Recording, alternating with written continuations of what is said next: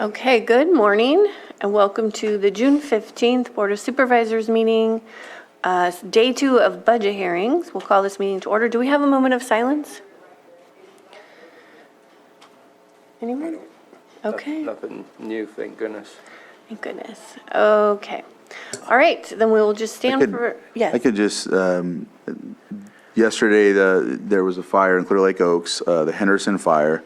From what I see I haven't really seen the number of containment, but I know on the watch, it says that it's 20%. But I was there last night. They did a wonderful job, a lot of resources. And I just wanted to highlight that it is starting to become, that's the first one from what they're saying. Let's start making sure our risk is lower. We know there's a hazard out there, so let's concentrate on preparing ourselves, go bags, vegetation, all of that stuff. So yeah, just wanted to give that, but. Thank you.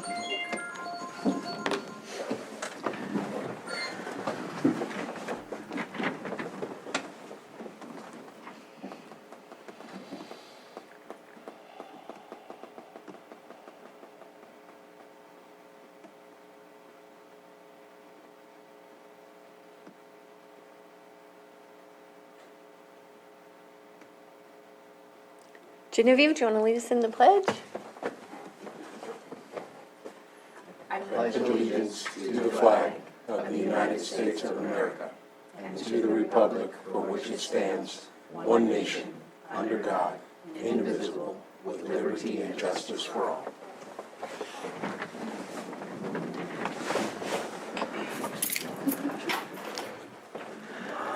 Okay, our 4.19 a.m. item, public hearing, consideration of recommended budget for fiscal year 2022-23 for the County of Lake and Special Districts, governed by the Board of Supervisors, and I'm just going to pass this off to Stephen Carter. Okay, first up today is Social Services Department, and I will turn it over to Department Head Marketan. Board, Crystal Marketan, Director for Lake County Department of Social Services, and Executive Director for Section 8 Housing, Area Agency on Aging, and Public Guardian, Public Administrator, and Public Authority. Okay, and this morning I have with me our new Administrative Deputy, Kelly Page, and Kelly will take us through the budget to start.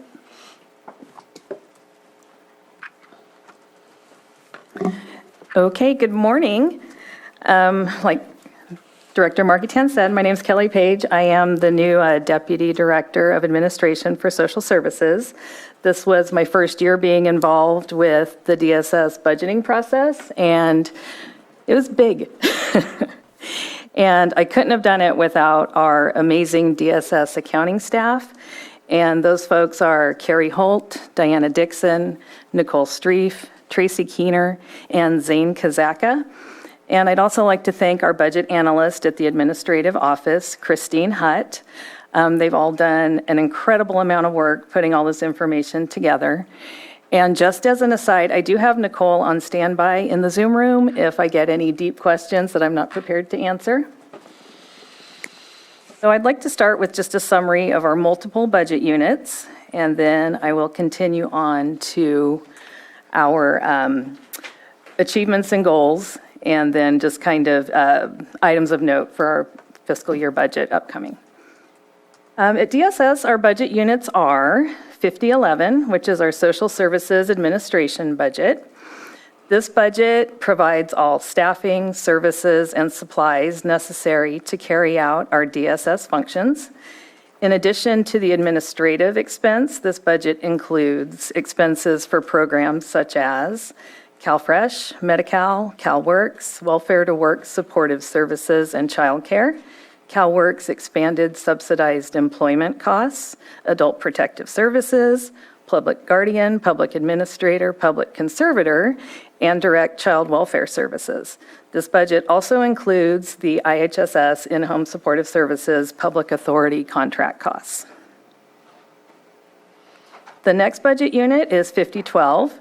This is Social Services Special Programs, and this budget unit is comprised of our staff assigned to our public authority and to the Area Agency on Aging, otherwise known as the AAA, not the insurance provider.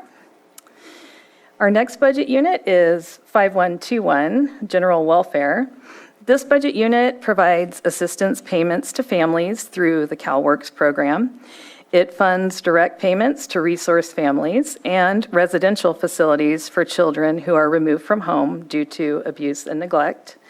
It also funds adoption assistance payments, and it funds the county share of payroll costs for IHSS providers who assist the elderly and disabled so they may remain safely in their homes. The next budget unit we have is 5125, Wraparound Services.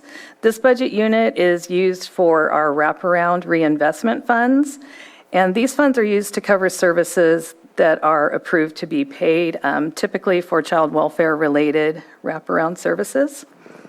Our next budget unit is 5164, Housing Administration. This budget unit includes operation of the Housing Choice Voucher, commonly known as Section 8, rental subsidy program, and it also includes staffing and support for other housing budget units, 5165 and 5169. Budget Unit 5165 is our Home PI, Program Income Housing Services budget unit. This budget unit consists of loan payment proceeds from previous first-time homebuyer and owner-occupied rehabilitation loans from previous years. And if we were to continue the program, those funds would continue in this budget unit. Our next budget unit, 5168, is our Senior Citizen Program. This budget unit assists in supporting local senior centers, and it provides Lake County's matching funds for the Area Agency on Aging of Lake and Mendocino counties. And our next budget unit, 5169, this one is only in use when we have a grant that we are working on for the year. This fiscal year, we do not have any funds for this. It's the Home New Grant budget unit. And this budget unit, when funded, provides loans for first-time homebuyer and owner-occupied rehabilitation loans to low-income households in the unincorporated areas of the county. The next budget unit, 5281, General Welfare, is comprised of our General Relief Program and the assistance payments made for that program. And then finally, we have 5282, the IHSS Public Authority Administration Budget Unit. The IHSS Public Authority maintains a registry of screened providers and offers training to providers and recipients. The Public Authority contracts with Social Services Budget Unit 5012 for staffing and Budget Unit 5011 for operations. And that's all of them. Moving into some of the highlights from the last fiscal year, some of the things that DSS achieved, we issued $47 million in CalFresh benefits to more than 15,000 residents, which is nearly a quarter of Lake County's population. We maintain Medi-Cal coverage for over 30,000 individuals, and that is nearly half of Lake County's population. We permanently housed 28 families under the CalWORKS Housing Support Program, otherwise known as HSP. We supported 2,300 in-home supportive service recipients with 2,000 providers. We successfully implemented the HomeSafe program for enhanced case management of particularly vulnerable APS clients. And using the provided adult protective services expansion funding, we added staff to more adequately serve the individuals in Lake County. And the very last one, which is somewhat near and dear to my heart, our Public Housing Authority successfully opened our Housing Choice Voucher waitlist for the first time since 2016. So that was a big deal for us. Goals for the upcoming year are in line with several of the Lake County Vision 2028 priorities, and just a few of those are DSS will continue to lead the mass care and shelter effort during disaster preparation and response in partnership with local, state, and federal sheltering organizations. We plan to transition all applicable programs back to normal operation with the end of the public health emergency. We are going to expand outreach for Medi-Cal and CalFresh programs to help serve as many eligible individuals as possible. We are going to continue to pursue creative ways to recruit and retain staff to reduce our vacancies in order to deliver the vital services needed for the residents of Lake County. We are also in the midst of creating a plan to consolidate building space more appropriate to serve our staff in the hybrid work environment. And a goal that we pursue every year, we are going to continue to research and pursue technologies that will strengthen our abilities to meet our reporting requirements, reduce inefficiencies, support staff, and provide excellent service to our customers.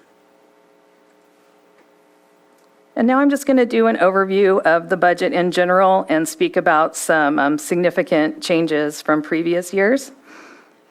As your board is aware, the DSS budget is primarily comprised of state and federal dollars. The total recommended budget amount for this fiscal year is $66 million for all combined budget units.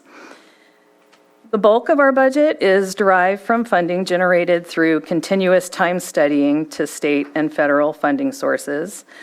As with many other departments, our department has struggled a bit with filling all of our vacancies. At the present time, and this is as of yesterday, our overall vacancy rate is 18%. This is a bit of an improvement over last year when we were at 21% at this time. And we do continue to dedicate 3 full-time staff to recruitment, retention, and supporting our existing staff. We also fund a full-time position at County HR.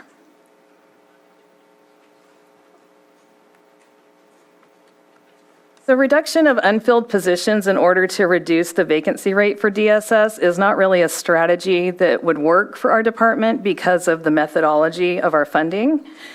Over the years, we've developed program staffing numbers based on mandated and required tasks. Our funding is based on time studies completed by staff. Every person at DSS has to assign their time to an appropriate time study code in order to draw down the appropriate task-related funding. Eligibility specialist and social worker time studies are used to allocate costs across the department. These 2 positions have the highest vacancy rates right now. So reducing these positions would affect the cost distribution and the fiscal health of our department. For the upcoming fiscal year, we do have a few position changes. One of the things that we have added to Budget Unit 5011 is 1 social worker and 1 social services aide for the public administrator, public guardian, public conservator program. We are requesting County General Fund to help us fund these 2 staff positions. We've also added 4 FTEs for 8 part-time janitors in place of the current extra help positions. And then we're also taking our extra help lead janitor part-time position and making that a permanent part-time position. So it will no longer be extra help. For Budget Unit 5012, we added 1 position, a long-term care ombudsman coordinator, and I'll speak a little bit more about that position. This we're also requesting some County General Fund to help pay for. And in that same Budget Unit 5012, we did remove 1 staff services analyst senior that was not being used. Our capital asset request for this year is $100,000 for financial management software. This was something that was in our budget last year. We were delayed due to some compatibility issues that needed to be resolved with our current Access database. It is definitely not able to keep up with our needs, so we need to look at something a little more robust, and we do plan on pursuing that this fiscal year. I spoke a little bit about our general fund requests. We do have 3. We have our continuing amount of $75,426 for 1 staff position in the Housing Administration Budget Unit 5164. This is an ongoing amount that has been paid, I believe, since last fiscal year. The programs delivered through this budget unit are funded by the Department of Housing and Urban Development, otherwise known as HUD. The programs include the Housing Choice Voucher Program, the Emergency Voucher Program, and these programs are not funded very well by HUD and the administrative side. Typically, a housing authority would be part of a larger diversified agency where income is derived from several different sources to help pay for the staff positions. And our housing authority is quite small. Our second request is both a continuing amount and a new request, $103,153 for budget unit 5168, senior programs. The additional $32,505 we are requesting this fiscal year is reflective of the portion of Lake County's share of costs to add a staff person per the corrective action plan we received from the California Department of Aging, Office of the State Long-Term Care Ombudsman, and our AAA staff did do a presentation to your board on April 11th, 2023 to discuss this request. This addition of staff by the California Department of Aging is an unfunded mandate. They basically told us you have to do it, but we're not going to pay for it. And it has to be approved by both Lake and Mendocino County to implement the change. We do have the approval from Mendocino County recently, and now once approved by Lake County, we will be able to implement this new position into our AAA. The third request is a significant change. It's a new request. We are requesting $125,189.94 to cover the two staff positions for the public guardian, public conservator, public administrator programs. And we do have a presentation to explain this request, which I will be passing to Director Marketan. And just to sum it up, the total request for the year from general fund is $303,769. And that is the end of my overview, and I would be happy to take any questions. Unless we want to go right to the PowerPoint. Are there questions? I'll listen till the end before I Okay. ask questions. Okay. So we'll go ahead and do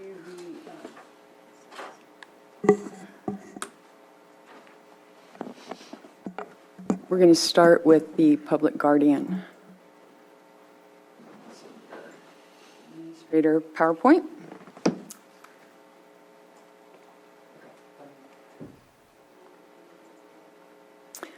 Okay, so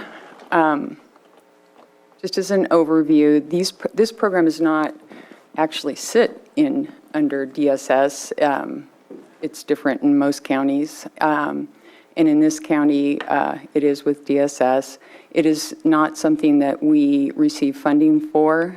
The public administrator, public guardian, and public conservator, we do get, we have a contract with Lake County Behavioral Health for a portion of the salary and overhead for the public conservator, which are people, by definition, who have been conserved as a result of a mental illness.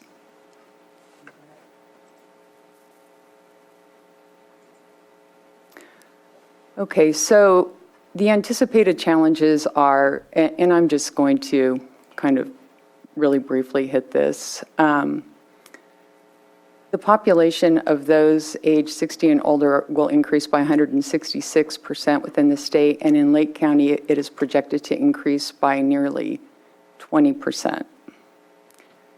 We already have a disproportionately high senior and disabled population, and so we anticipate that this will appreciably drive up our caseload. And right now, I think we have a later slide here that describes who we have doing this. Go ahead. Okay, here we go. So we have 2 social workers, 1 social services aide, and 1 social worker supervisor covering this caseload. And our caseload is comprised of 38 public guardian cases, 50 public conservatorship cases, and 4 of the public administrator cases. And those cases those are people who die without any kind of a plan in place, and so they come to us often where we have to marshal the funds for burial. And that, again, we don't make money in these programs. In some counties they do, because people will die with large estates, and then they get to, those offices get to actually get that money back once the estate is settled. But in Lake County, that's not really, in most small counties, I'm sure, I know it was true in Del Norte County, there really is no income like that. Go ahead.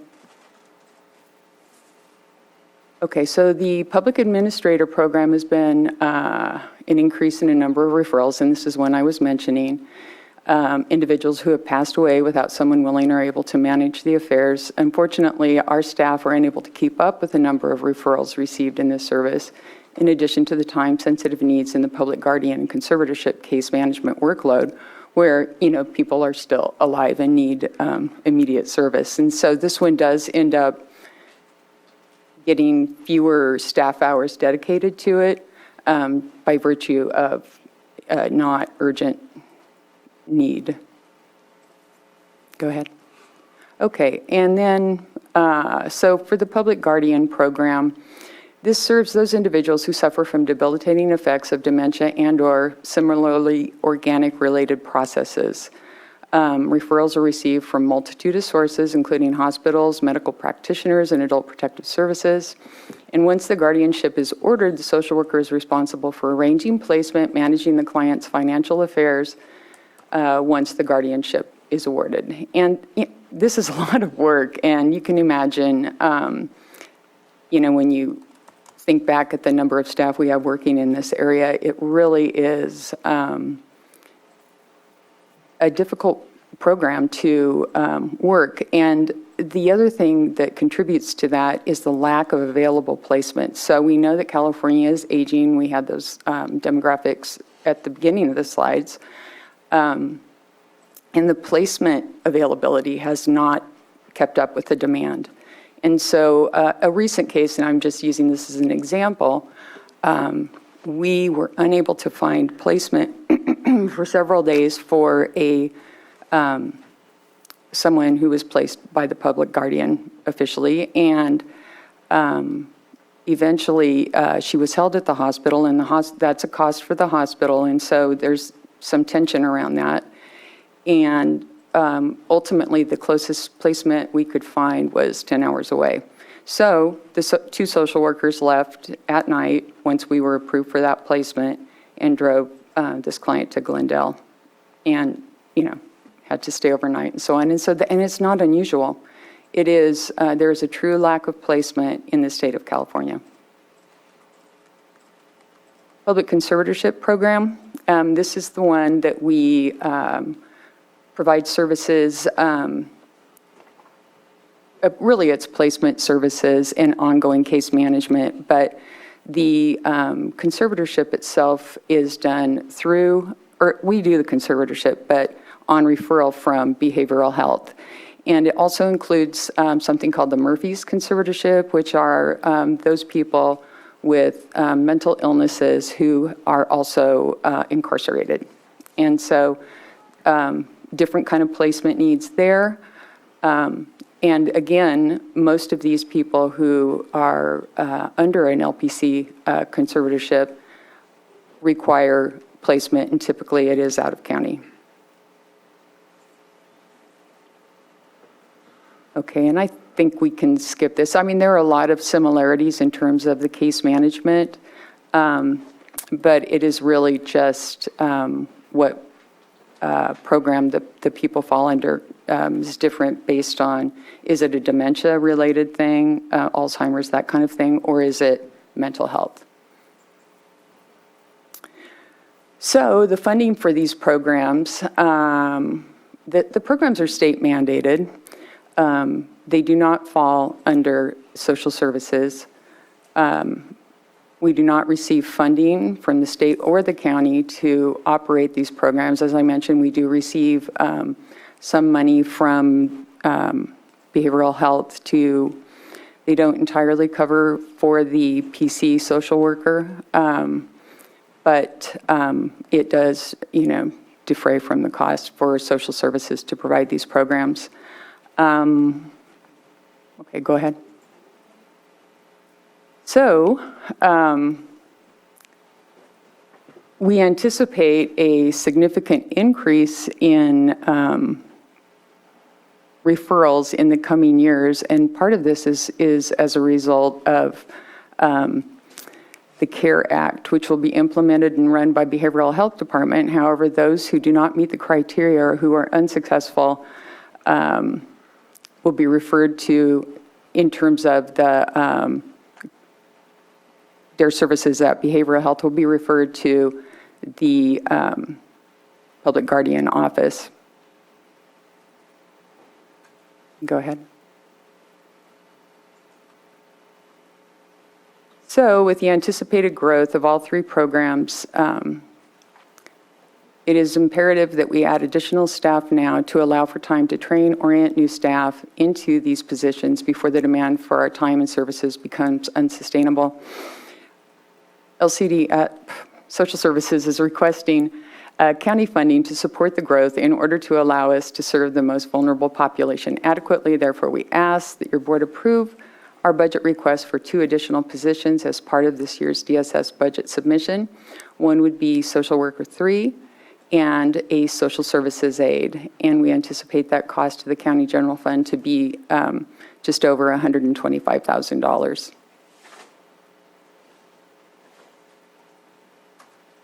That is it for that one.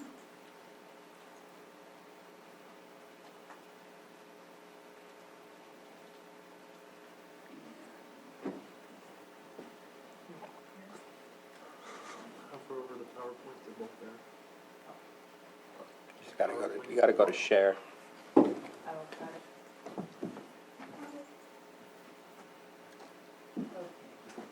And this one is really, it's a look at our vacancy, recruitment, and retention, in addition to the efforts that we have made on a, following the board's direction, we have invested considerable resources in time, employee staff time, and then also funding to bring our vacancy level down to below 15%.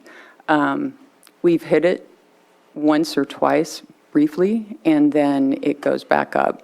And this is really analysis of what we've learned over the, a period of time, but especially over this last year. Go ahead. Okay, so I think, we all know that the pandemic promoted the remote working environment, and it was a great resolution during that time. But now, coming out of it, there are some jobs that clearly, do not lend themselves to remote work. But we, looking at the playing field out beyond social services, we notice that it is still a thing that people,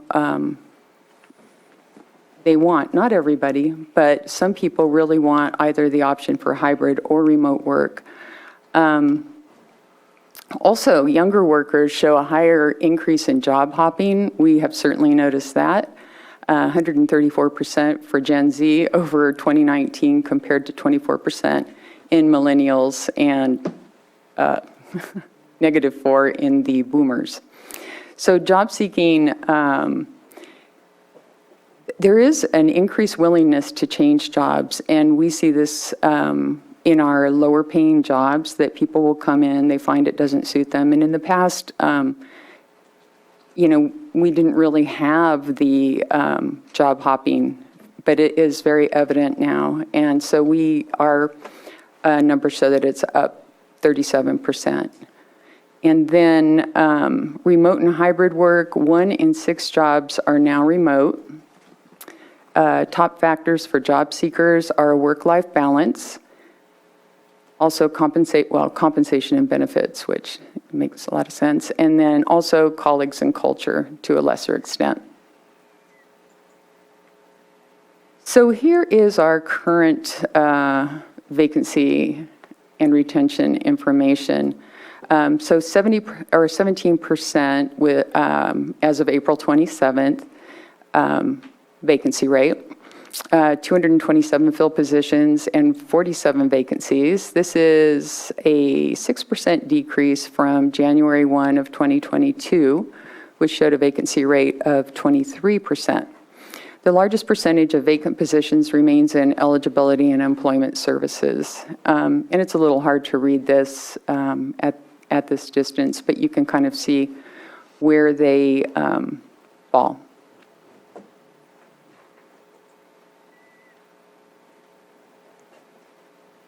Okay, hiring and separation. Our retention rates in 2022 dramatically improved compared to the previous 3 years. In 2023, however, we hired only 9 new staff as of the end of April. This is 25% less than the average new employees hired in January through April in the years 2019 through 2022, and 44% fewer than were hired in January through April of 2022. And there are some reasons for this that I think are on the next slide. Go ahead. So these are the strategies that we have employed. All divisions of LCDSS, including the management and non-management staff, devote a significant amount of time to the resources toward initiating recruitments, reviewing applications, conducting interviews, and new employee orientation. So we do continue with having a full-time 3 staff for staff services and support. These positions are assigned specifically to recruit and onboard, in addition to ongoing staff support. We pay for a full-time analyst in Human Resources Department, whose duties include assisting with recruitments, onboarding, and personnel-related needs. And we spend about an annual amount of $171,000 exclusively on recruitment and onboarding. That one is. So it's really a list of the onboarding strategies that we have used, and none have really markedly changed anything. And so I would say, we continue to look for options, but I think what we're doing is significant, and I don't know how much more we can do. We have not had a lot of success with the hiring incentives. People are concerned that they're too difficult. So like if a staff person refers a friend to work at DSS, and I have personally talked to more than one person who has not successfully been able to get that hiring incentive for the referral, even when the person is hired, because there are a number of steps in order to make it work. So I think it's a good concept, but has not really, I don't hear about the ones that have worked out, though, so I will say that. Okay, go ahead. Okay, and then for our employees, looking at salaries versus inflation, in 2022, there was an 8% increase from previous years in California, and then again in 2024, or 2023, a 4% from the previous year. And at the same time, the salary schedule was a 2% increase on each year. And so it is, I think everyone's aware of this. Salaries are not keeping up with inflation.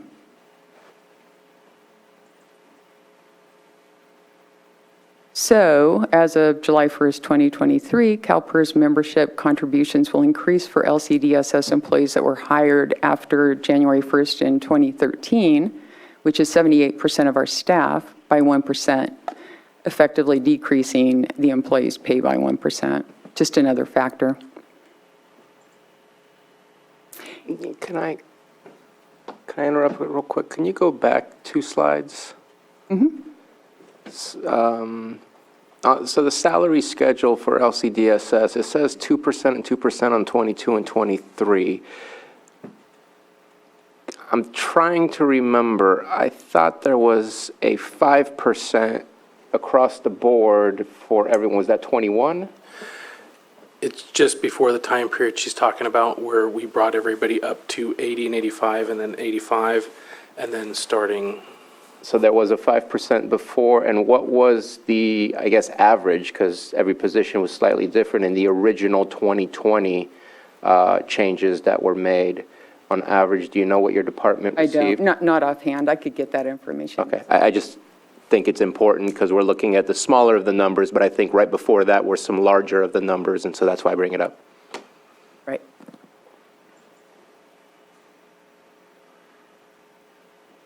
So, getting back here, 86 of the 274 full-time positions, or 31%, have an entry-level wage of less than $17.36 an hour. And 19 of those 86 allocations are currently unfilled, accounting for 46% of total unfilled positions. Go ahead. And then comparison to neighboring counties, and LCDSS jobs are in competition with other counties, more so now than ever before because of the ability to work at a hybrid or completely remote level.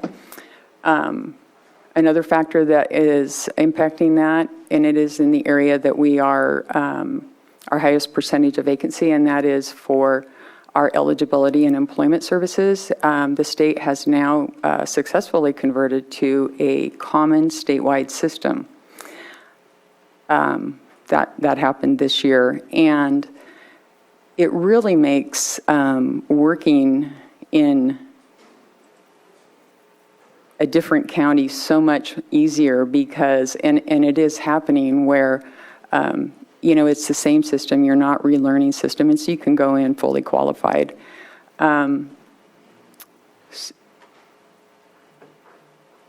And we do have, this is an area that we cannot get fully staffed, and I do think this is a huge factor. We do have employees who have left for Napa and Sonoma County and are working remotely. And so I feel that, I think later on here, we're going to get into how much money comes through that division of the department and into the local economy. It's a lot.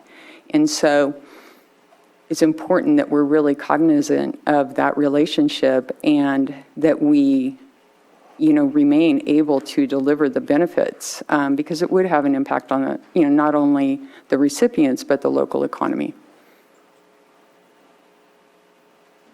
So this is some comparison to neighboring counties, remote hybrid work and benefits. The following neighboring counties all offer remote and/or hybrid remote work schedules.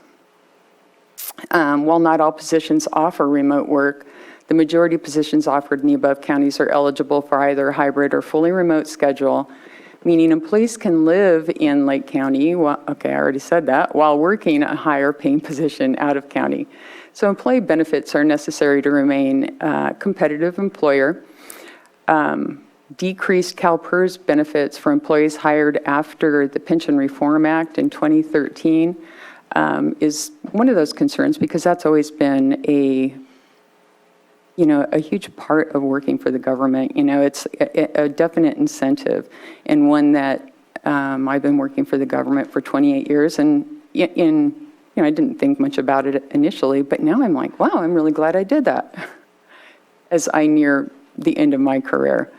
So health insurance benefits are less robust and too costly, and so many of our families do not enroll their family members. They are they're on Medi-Cal. So due to the number of variables amongst insurance plans, a direct one-to-one comparison between counties is not possible. So we did try, but that was not something we were able to really get. So there is a higher county contribution with our insurance and less Okay, so in general, what we noticed was that we have a higher contribution and that there's less out-of-pocket costs for the employee in other counties. And some of that is just access to different providers in those communities, and it makes it far more expensive in Lake County, yeah. So comparison to neighboring counties in compensation. And it's really hard to read this, but we did choose counties that are contiguous with us because we felt like those are who we are competing with, and we know we do lose staff to those counties. They're not all contiguous, but they're within driving distance. And if you were a hybrid or remote worker, it would be easy for you to be employed in those counties and still live in Lake County. And so we compared to Napa, Solano, Marin, Sonoma, Mendocino, and then us. And it's not surprising that we fall so far behind some of those counties, but we are in competition with them. And so it's just something that I keep in mind as we struggle to fill our positions, especially those ones where the entry-level wage is so low that they are actually eligible for, and many are on benefits themselves. Go ahead. So this is kind of what I talked about earlier. So at this time, the average amount of money that is through the issuances and then is spent in the local economy for CalWorks is $675 or $1,000 a month. For CalFresh, it's $4 million. And for IHSS provider payments, $4,385,000, yeah, each month. So we issue $9 million of benefits a month to Lake County residents who then in turn hopefully spend the majority of that here in Lake County. So the way I look at it is has a very large impact on the local economy. And then in conclusion, we have made extensive progress with hiring, our hiring practice, but we have some real barriers that are preventing us from filling all of our positions. And some of that is related to pay, to insurance, and competing with markets to the south. But also, it's just the overall cost to people, and also that increased job hopping is what we're seeing, and then the other thing that came about this year that really created just another barrier for us was the change with CalHR, who is our HR department, and then we link up with county HR. But they are requiring testing for all recruitments, which had been waived in the past. And with the tests, we have to recreate tests. And so we're finding that the average recruitment is taking up to 60 days longer. Well, I think it's an average of 60 days longer than it had prior to that. And so it really, the 3 people we have working in that area, it is keeping them very, very busy, just trying to keep up with getting all the things in place that CalHR is now requiring. And so it's just one more, barrier to helping us move forward. And that is the overview.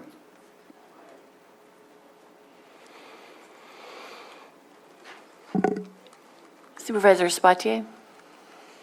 Thank you for the presentation. I guess I have a multitude of questions, so I'll just ask a couple and then let it go for the rest of my colleagues to comment as well and then come back to it. I see in your positions that you have allocated for you that you have office assistant 3, and it was one of those that you were saying was paid low. But I don't see office assistant 2. Do we not have an office assistant 2? There was a 1-2 series, and the 1 was below. So it's just office assistant is office assistant 2, and it's the lowest. Okay, I just Correct. wanted to make sure that there wasn't something missing there. I think that, and we kind of had a similar conversation with behavioral health. If it's a position that's unique to your department, such as social worker or things like that, which I'm going to guess is probably unique, and that there's not a whole bunch of others outside of your department in other departments, and the fact that we could tell the state this is what it costs to run DSS, I believe there's the possibility of increased revenues for you to be able to take care of that. I'm wide open for listening to what changes we can make to that, go through the class and comp, and come back to the Board of Supervisors. If that's something that doesn't come out of our general funds and that's able to be paid for through DSS, yes, let's take a look at that. I know that it's embarrassing that people work, and it's not your department, it's just in general, that people can work 40 hours a week and still have to rely on a social welfare safety net to be able to afford to live and have the hierarchy of needs met. I wish we could change that, but that's as a county, we can advocate for those changes, but we're not going to be able to make those changes necessarily. So anything we can do to make the increases that are within our abilities to afford that, I have no problem. I do want to. So you have a lot of positions open. You have, from what I see, and I could be wrong, I got this on the 9th, I think, or I don't know, so, recently within the week for positions filled. You have 211 out of 258 total in your social services admin. Really happy to see your increase in the housing area. I believe it used to be 3, now it's 5 out of the 6, so that complements that team. But is it possible to take away some of the 46 or 47 positions that are vacant and exchange those for the ones you're asking for general fund dollars for? Is that not possible? Because I see a lot of rollover as well in your fund balance summary. Social services admin had a rollover of $3.5 million that was unspent last year. General welfare, 7.8. Are there funds within that from those savings that can be transitioned into those positions you're requesting for general fund dollars? Because if we can, that makes me a whole lot more comfortable in moving in that direction. Then if we can't, then let's continue the conversation and figure out what's possible, what's not. But I just kind of wanted to highlight, there's a lot of vacancies. We obviously highlighted the vacancies, but you're also asking for new positions, and that includes the 6.5 new positions that are being requested in this budget. So again, that's the conversation I'd like to hear and figure out what's the best way to move forward. If we can stay away from touching general funds, just because you're not the only department that has that same issue, but you also have access to funds in different ways that other people do. And I just want to make sure we can work those things out. So for us, cutting positions, there is no net gain there. We are funded through state and federal dollars, no county dollars, this is for DSS, but it's all based on time study. And so in order to have any reserves, we need to continue to have the highest number of staff that we can, not anything over. Like right now, we're really stretched to meet needs because of our vacancies. The positions that we're asking for, we don't presently have and are not part of the vacancy. Those are different positions, and we still need to fill those. And as I mentioned, $9 million going into the local community each month is huge, and those are the vacant positions. And so I don't know how we're continuing to do it right now, but I do know that in talking with the deputy director over eligibility programs, we need those positions filled. And having them on the books is not, they're just there, and we continue to want to fill those. So if we decrease time studies, which is happening now because we have fewer people time studying, our income is less. And when we keep money in reserve, it is for things that, things that come up. And so part of, it's about, we need to have that money there. And I wasn't speaking about reserves, I was speaking about rollover.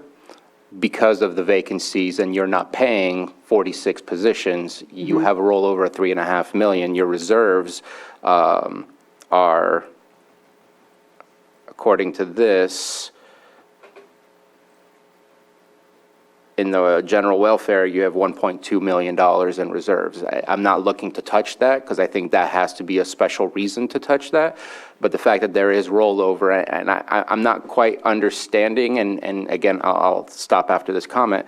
If you have vacancies, those vacancies aren't doing time studies. And if you exchange those for positions you can fill, then those positions can now do time studies. And I'm not saying necessarily eliminate, maybe we can go with the unfunded way, but holding on to 46 when you were at 20%, or let's say 25% 5 years ago, and this year you're at 20%. And I bet if you go to the highest level of pay and go to that county and ask them what their percentage of vacancy is, they're not going to say 0. And so there's always going to remain a certain amount. And I'm not saying eliminate 46, but if you're adding 7 positions, can we transition 7 from those vacant positions into 7 positions that you feel is a much more attractive ability to fill those positions? Then you could do the time studies, and then you can add to the, maybe I don't understand, and I'll show. No, I think you do. We can, but the ideal solution would be able to fill those positions and add the ones that we want, because they're all paid for through time studying, right? And so whether they sit there on our books is not really, it doesn't hurt anything. And we would continue our effort to, want to fill those positions. And one of the things that is unique to this department, and it would also apply to behavioral health or health services, is that because we receive state and federal funds, we're not dependent on county funds, and we're reimbursed through time studies, we could theoretically raise across the board all of our salaries. And, I would propose 10%. So we would raise and then for those that we share with the county, we would have to add some designation afterwards, like say for an OA or an analyst, it would have to have a DSS after it, but they time study as well. And while we don't get directly reimbursed for them for their time studies, pulling down the additional funds for those that we're directly funded for would pay for them to also receive the same percentage of increase. And so essentially, we, social services, would take money for the first year. We would be paying the additional, in my suggestion, 10% for all staff to receive that 10%, but then they would be time studying, and the next year, we would be reimbursed at that rate from state and federal sources. And so it's really a situation where we could be paying our staff significantly more, but we are somewhat hobbled by being within the county structure. And the same, as I mentioned, the same would apply for behavioral health or health services. I would love to see that. I would love to be able to do it. It was suggested to me that I pursue that last year when I was at a CWDA conference, and I know some counties have done that. We could bring forward more analysis on what that would actually look like if your board is interested in looking at that. I do think it is something that could really change the landscape here in Lake County in terms of for those 3 program areas. It would put us in a position to be more competitive.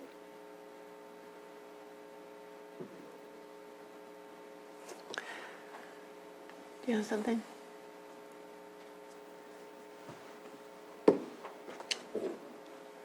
Well, the last comment, oh yeah, sorry, I haven't turned it on yet.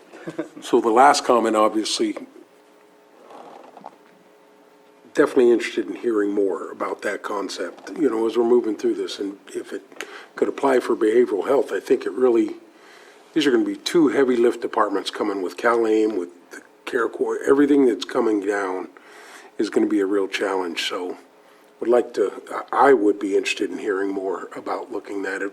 Two departments that deal with the most vulnerable people that we have in our county. And if there are opportunities where the state can do that and we can help to make some changes there, I would definitely like to have a longer conversation about that. That's me. Ultimately, when we talk about it being competitive, you said it numerous times here, at this hearing today. So I would be interested in at least looking at the concept. Not saying we're going to move forward with anything, but, if there's an opportunity where the state is funding that and there are ways to do it, then we should have that conversation. I think Supervisor Sabatier, though, is right on with the conversation. I know that our departments are all, when they have those positions on there, they want to keep them on there. But I really think there is an opportunity for us to look at the exact way you're saying, moving the funds around. Maybe we are taking, and I know we're adding 7, but, maybe we take 10 positions off of the 46, get it down. I'm just throwing it out here to look at that. To move funds around, I think would be the appropriate way to do it. Because I know ultimately you want to fill all those positions, but we know realistically that's not going to happen. And if we could move those funds around in the budget, I think is the best way to go forward. I know that's a challenge, but I think we need to continue that conversation. And maybe today we can make some decisions and kind of move in that direction. But I appreciate all the information that we're given today. And yeah, the $9 million is very important. That's going into our community. And the reason is because we know that it's going to the most vulnerable folks that usually can't travel out of the county, that usually are spending those funds here. But I think Supervisor Sabatier is spot on with the conversation we're having right now, or at least that you've started. So I hope you guys will understand we're working together to try and improve it. I think Supervisor Sabatier has a great suggestion, but I think the suggestion about changing that time log and how we're paid, or, time tracking on how we're paid for the employees gives us that opportunity to make a change. Because these two departments, Department of Social Services and Behavioral Health, are going to, over the next decade, encounter some real challenges, just as you're presenting today. Hey, you got to do this, but we ain't going to fund you. So we've got to figure out a way around that. So I think you're on the right track, Supervisor. Supervisor Crandall? When you accept some of the funds from the state, or the funds from the state, in regards to some of these positions, are a lot of them like wrapped into accepting the funds, basically like mandated positions? Is that's why it's difficult to take them like we're talking about, and then try to put other positions in? Does that make sense? Yeah, go ahead. I'm not sure I clearly understand. I think the biggest issue with our ask, especially for PA, PG, PC, those positions for that program are not DSS funded. So their time study doesn't draw down funds. That's why they are unfunded positions. In a typical DSS department, you wouldn't see them folded in. They would be more of a county position. So having those positions under DSS is the way we're set up, but their time studies do not draw that state and federal funding. We have to find other ways to fund those positions. All right, thanks. Just to clarify, you had kind of 2 asks for general fund. That was one of the asks. And then the other ask was for DSS to basically have general fund front you for the first year, which then would get paid back through the time studies in the following years? Because I think you asked for up to $300,000, and the PA, PCPG Yeah, was like PAPG. 135 or 150, like half of it basically, right? So Right. there was kind of 2 general fund requests. Right. The other one was our long-term care ombudsman coordinator. That amount that we had spoken about before when we brought the presentation to the board, that was a mandate from CDA where we have to add the position, but they're not going to supply the funding. So that was 30,000, right? Yeah, an additional 32,000. Yeah, that position is also not one that can time study to DSS funds because it's not a DSS program. So that one and the PA, PGPC, those are a bit of an outlier. They don't work the same way as our DSS-funded positions. So they're really a struggle for us as DSS to fund and have robust services when we really receive no funding for them. I'm going to ask another question real quick. You have 3 requests? Because again, I'm trying to figure out where the 300,000, because I only have 150 and 30 now, so I'm up to 170. There's All another right. missing pot here that you're asking for. Okay, so the next amount is for our housing authority. That's an ongoing funded position that we have had approval for general fund use, I think for about 3 years. We just filled the position this year in February, so it didn't really hit until that point when we are actually using general fund to pay that position. Our HUD administrative funding is just not enough to have sufficient staff for our voucher programs and the other programs we administer through the Housing Authority. That too is not DSS funded. So another outlier that's difficult to fund. But aren't we trying to develop another housing program outside of DSS once we have our position allocated, filled and consolidated? So those are positions that we would have to Eventually, eventually. depending on, what type of comprehensive housing strategy the board, accepts and adopts. But right now, it's my future vision on it is I don't know exactly. It's the thought. That's my thought process. But I don't have a work plan to show you or a work plan or a person to implement it. But it is going to be in the future part of that strategy if we can develop this program. I would also like to add to that. So Kelly is correct. I think it was in 2018 maybe that we had a conversation with Mendocino County that has it's a more diverse housing authority there where or it's a housing commission that has multiple programs, not all under HUD, but all housing related. And what that allows for is to diversification. So they can actually do construction, they can own facilities and then get the rent on that to help develop other programs and services. And this is how most housing authorities actually operate. And in Lake County, because it's not actually what we are, our primary duty is. It just happens to sit there.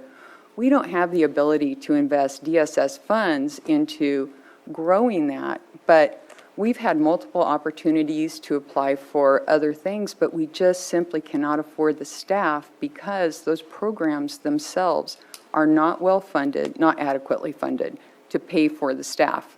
And so, it really requires having people who are knowledgeable in development and in looking at the ways other housing authorities create wealth, really, and then they take that and then put it back into the community. And I am familiar with, my sister actually works for a housing authority in Olympia, Washington, and they are very diverse. They do not have the financial problems that we do because they are not 100% reliant on the funding that we're getting through HUD. So it's, it would be possible, but it would not something that is in the bailiwick of DSS. I don't have that kind of knowledge, and it would really need to be paired with, the whole development piece. Okay. And she is correct. That is the thought process, that you have affordable housing, help Right. workforce housing, help invest in affordable housing. So you have a portfolio of housing assets that you can reinvest in. So it sounds like we need to keep this program going at any rate until we figure out what our strategy is. Okay, and then for the public guardian and public conservator programs, I think that's all going to change with care court as well. The only one that would be involved in care court are the LPS cases. Those are the ones that have a mental health component. And so right now, we do have an MOU with behavioral health. It's not fully paying for that position, and I absolutely believe that it will increase, the caseload will increase substantially. And so we'll have to revisit that. But it doesn't apply then to public guardian or to the administrator position. And those are, just, there is no funding for those, other than what we're using is essentially DSS realignment. Just to follow up on the housing conversation, and, ultimately out of our Economic Development Committee, we've had these many conversations as a board, as committees. So yeah, the long-term vision, I really do see pulling that out of DSS, creating the housing authority of some sort, and really moving on. When we talk about retention of employees and other things, we really got to do that for recruiting, employees, getting our young folks, as you were saying, the job hoppers, an opportunity to purchase housing here in Lake County to build their roots. We're looking, that's the long-term retention conversation with the housing opportunities I think we have. So I do agree we need to keep it going in DSS at this point. It's great to hear that the voucher program opened up too. I know it's very limited on the housing that we have and opportunities, because we probably all had calls as supervisors, about that program and trying to refer folks. So I'm glad that we have someone in there now, a person to speak with, because I know that was a challenge before. But I think that long-term conversation just needs to continue to grow each budget. By next year, we should be having a different conversation with this one. Clearly understand the unfunded positions, but hopefully, in hearing this conversation with the MOU with behavioral health, we can start to have those conversations. If they're across MOUs, that we really look to fully fund something if the opportunity is there through one division or another. So, all right, those are my comments. But the housing, this really is the beginning of the long-term vision for that, once we get the individual hired in that position. Just to kind of respond to that, Supervisor Simon, when we opened our wait list for the Housing Choice Voucher Program, it had to close within 1 day. Wow. We got a full list within 24 hours, so it was intense, and it's so needed here. Well, and, the other thing too, there were people lined up down the block from 5 a.m. on the day that it opened. Oh my gosh. Yes. Okay. Okay. So I want to kind of circle back and ask, is the board okay with further exploration of raising our salaries by a percentage across the board in order to maintain integrity of the class and comp, so within our structure, so it would be across the board, and it would not cost the county anything, but it would appreciably affect our ability to hire and keep. Yeah. Yes, but, that does create inequities across the workforce, and so that is equally difficult. So I think it's something that we could, we definitely want to explore, make sure that we're not leaving something on the table. I'm speaking for myself, but, I do want to recognize that is difficult for the rest of the workforce. And I understand that and have compassion for that also, but at the same time, it's a tool that we have available to us, and Yeah. Would that include IHSS workers too? yes. Okay. Oh, not, No, No. no. not the No, the would providers, not. the social The workers. staff who run the program Yes, is what she meant. Yes, right. staff for the program. Supervisor Spatier. I'm going to try to break it down. The one for the AAA, I feel like we already said move forward with that. So to me, Don't have a choice. the answer is yes. I support that, and I think we should support that. So to me, that one's off the table. We're done. And it sounds like there's consensus because of the prior conversations we've had about that. For the consensus to look at raises, I think we need to be open just as much as you need to be open, that maybe across the board may not be the best solution. And I think the class and comp group, committee, with your proposal and their review, with HR's work with you as well, I think is the approach that I would prefer to have, to make sure we come back with the best thing, because maybe across the board is not the best way to approach it. I'm just saying, let's be open to whatever is best that comes out of that conversation. But yes to the conversation, and yes to bringing back something to the board for review. What's the first one again, you said? The AAA. AAA, yes. And then for the, I'm going to say PAPCPG. Okay. You got it, yeah. That one, and I think you're asking for about 135, or let's just say 150 per year to support that. And you've also made the statement that it's not always necessarily in DSS.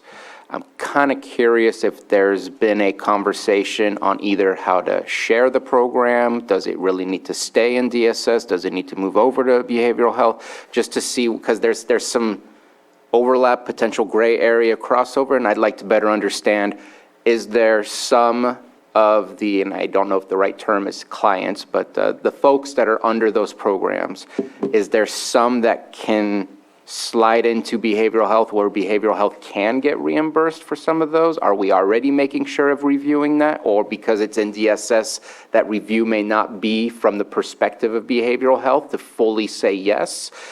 I'd like to approach that in more of a, yes, we need to do something because it's going to increase and our staffing is not capable to handle that increase.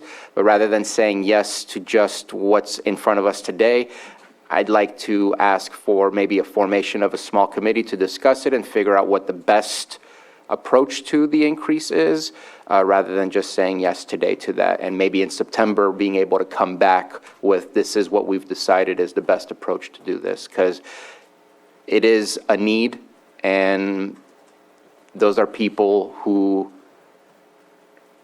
most likely don't have family around to help them, hence why they're in the program, and don't have the mental capacity or faculties to be able to make decisions or help themselves. And so we just spoke about vulnerable populations.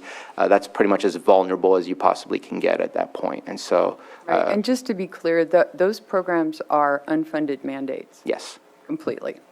So but we are bearing all the costs with the exception of what we receive from behavioral health. So that's my perspective on how to approach that last one, and the other two I've given my. The housing? Oh, and the housing, fourth one. What's the timeline on our housing? Because I know we have hired Ben Rickelman for economic development. I am going to make an assumption that we were waiting for Ben Rickelman to be hired in order to help. We have the other position. Say what? The other There's position. a housing position. The housing No, deputy. but in order to help build the rest of that division, or be a part of the building of that housing division, am I incorrect in assuming that Mr. Rickelman would be helpful in the hiring of those folks and the organizing of that division? I think it would be a combination of both the housing DCAO and the economic development. Okay, I guess my DCAO. question is, how come that hasn't been built parallel to economic development? Were we waiting for Ben Rickelman to be hired? Can't hire someone. I'm trying. The Okay, okay. recruitment's been open. It's been open. In fact, I have an interview on Friday. One Okay. interview. I've had 2 interviews. We've had 2 interviews. One was a good perspective, but we lost both of them to other counties.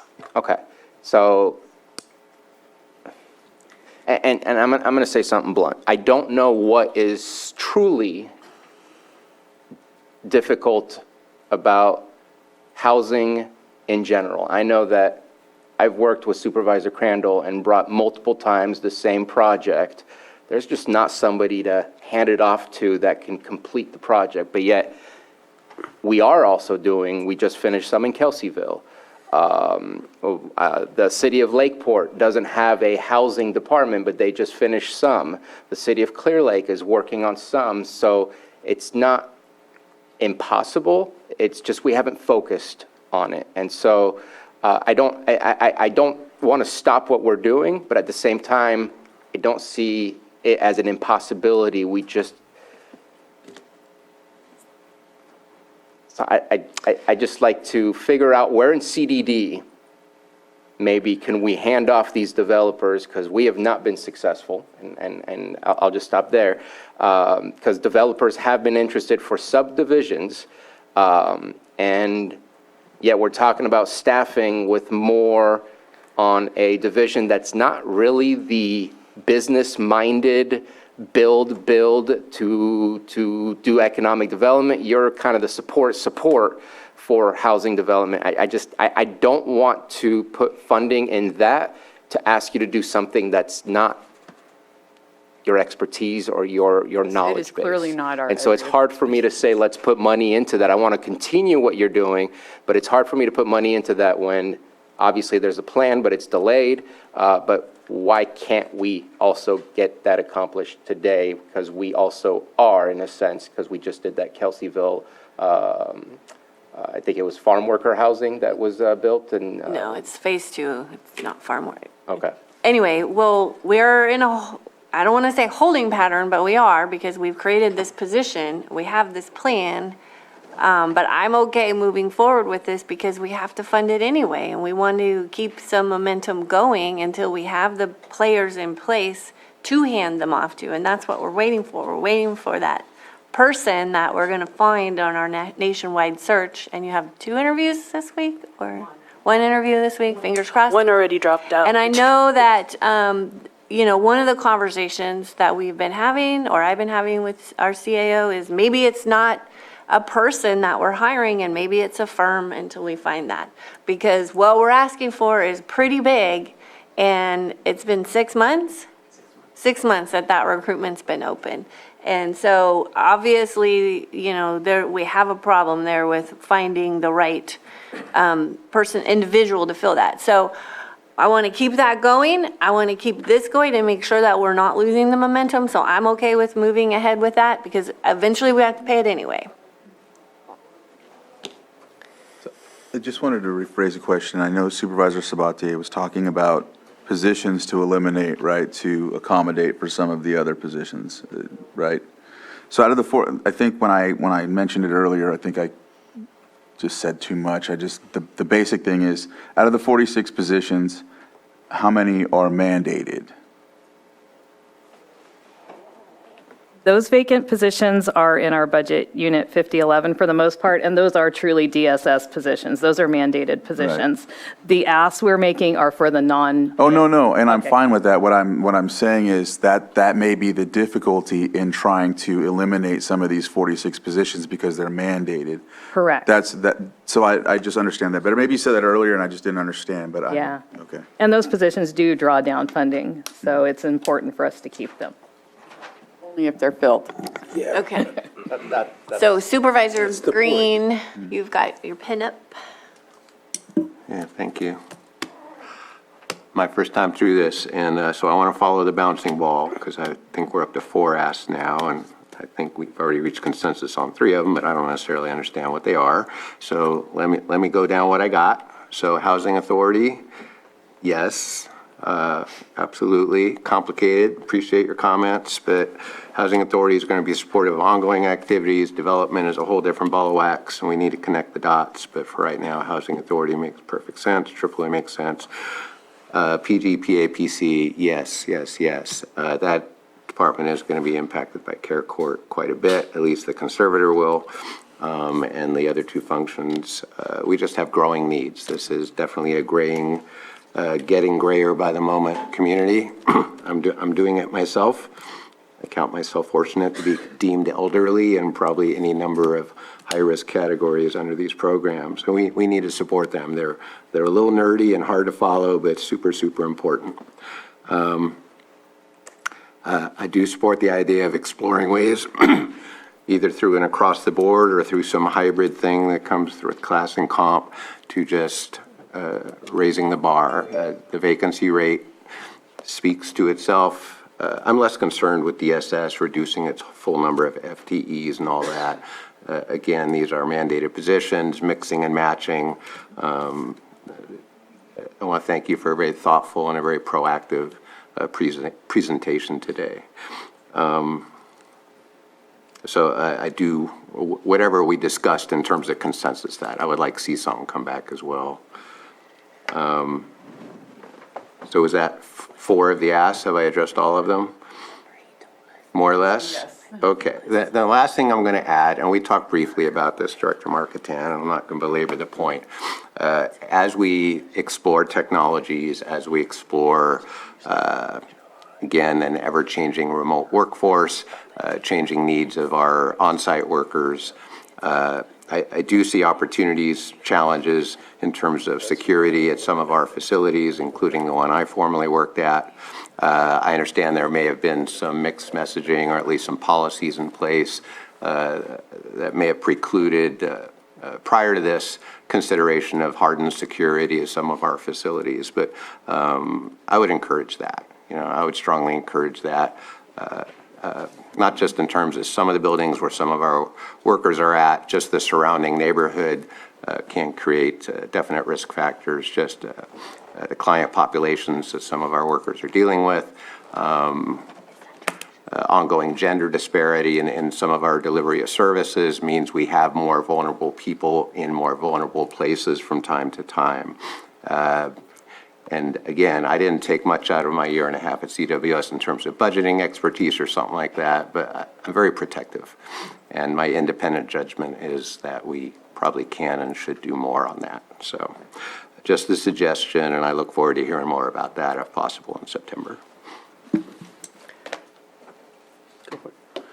I just want to follow up on a conversation, obviously, as we're looking at the long-term changes that are coming with care court, some of the mandates that are coming down from the state. We have already engaged with conversations with Senator McGuire, some other things. I know this later on this summer in July, there's going to be some stuff going on. So I appreciate the information as we move through this process because, as always in Lake County, it's our job to advocate for being mandated for these positions and having them unfunded, the effects that it has on a rural community like ours.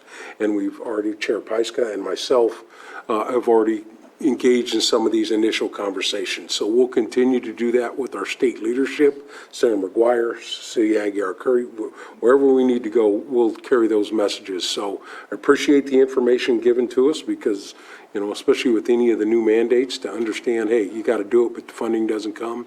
We'll continue those conversations. We'll work with admin, we'll work with social services, behavioral health, all our divisions that are going to be affected, including the sheriff, everyone's going to be affected. But to have those conversations, to have our needs that are unmet here, being able to really lay that out for our state representatives is very important. So I know we'll continue to do that. We've already started those conversations with an initial high-level conversation of how it's going to impact Lake County, especially with our vulnerable population the way it is and the way it's growing, and we'll continue those conversations. So my thought on it, the ultimate thing is we've got to add the positions to be prepared to take on these new tasks, but also we're going to have to kind of fund it maybe for this year, and then as the state's still working these things out, I think those conversations are going to happen. So those are the thoughts behind it, and I just, I want to put it out there that supporting you to get them in place. I know it's a hard challenge, but I do appreciate Supervisor Sabatier's spot where he's already looking, all right, the request was 330, maybe we meet in the middle, we go with 170 or 150, somewhere in that area. I'm doing quick math. And I shouldn't be doing that at all. I'll look to Stephen to do that. I think those are conversations we have. Get them there, but maybe we move, kind of say, meeting in the middle of maybe eliminating some positions to take care of the other positions that are or could be time tracked to get back from DSS or the state funding. So those are some of the thoughts. Sorry to be a long talker today.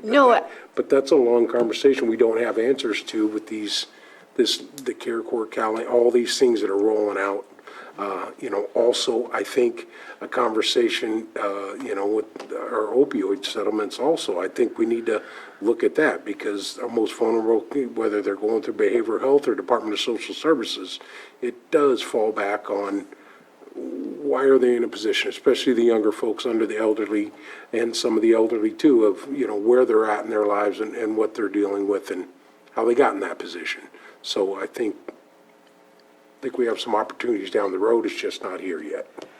Yeah, and I think it's important that we're proactively tracking these unfunded mandates and changes that we are preparing for on the horizon, so that when these conversations do come up with our representatives, even though we've been promised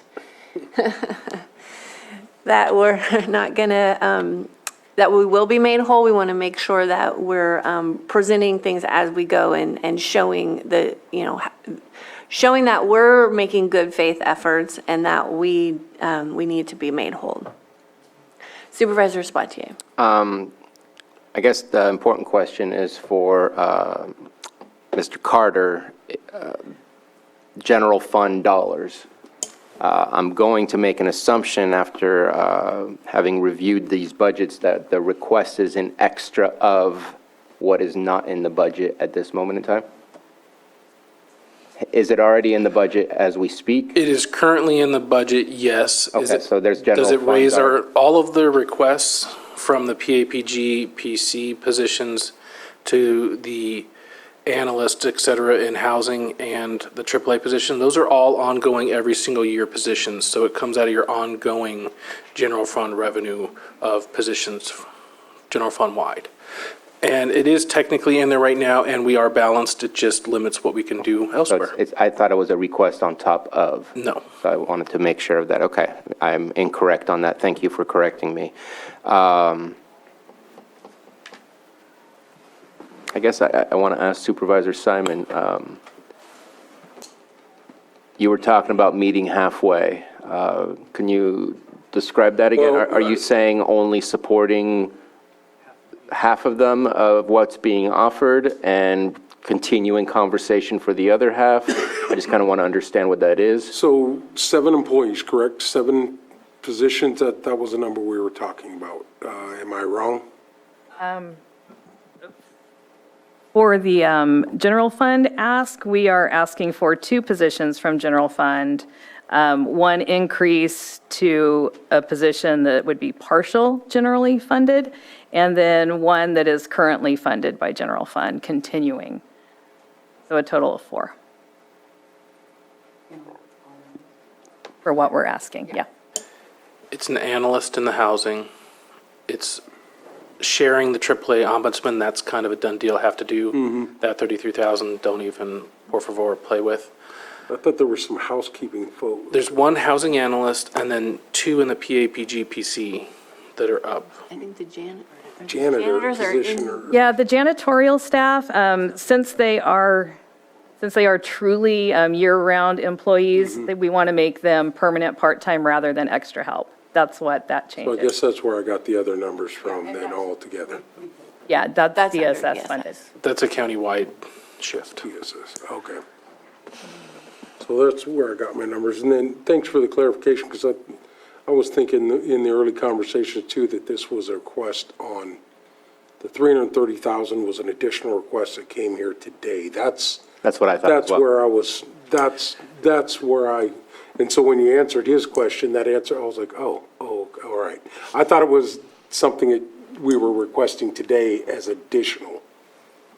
It was an It is explanation. additional over last year. It is just, I asked department heads to tell the board if there was any general fund, if you're non-general fund department, to explain to the board what the general fund you already have and/or what you're requesting new. So the 2 PAPG positions and PC are new, but they are currently in the budget.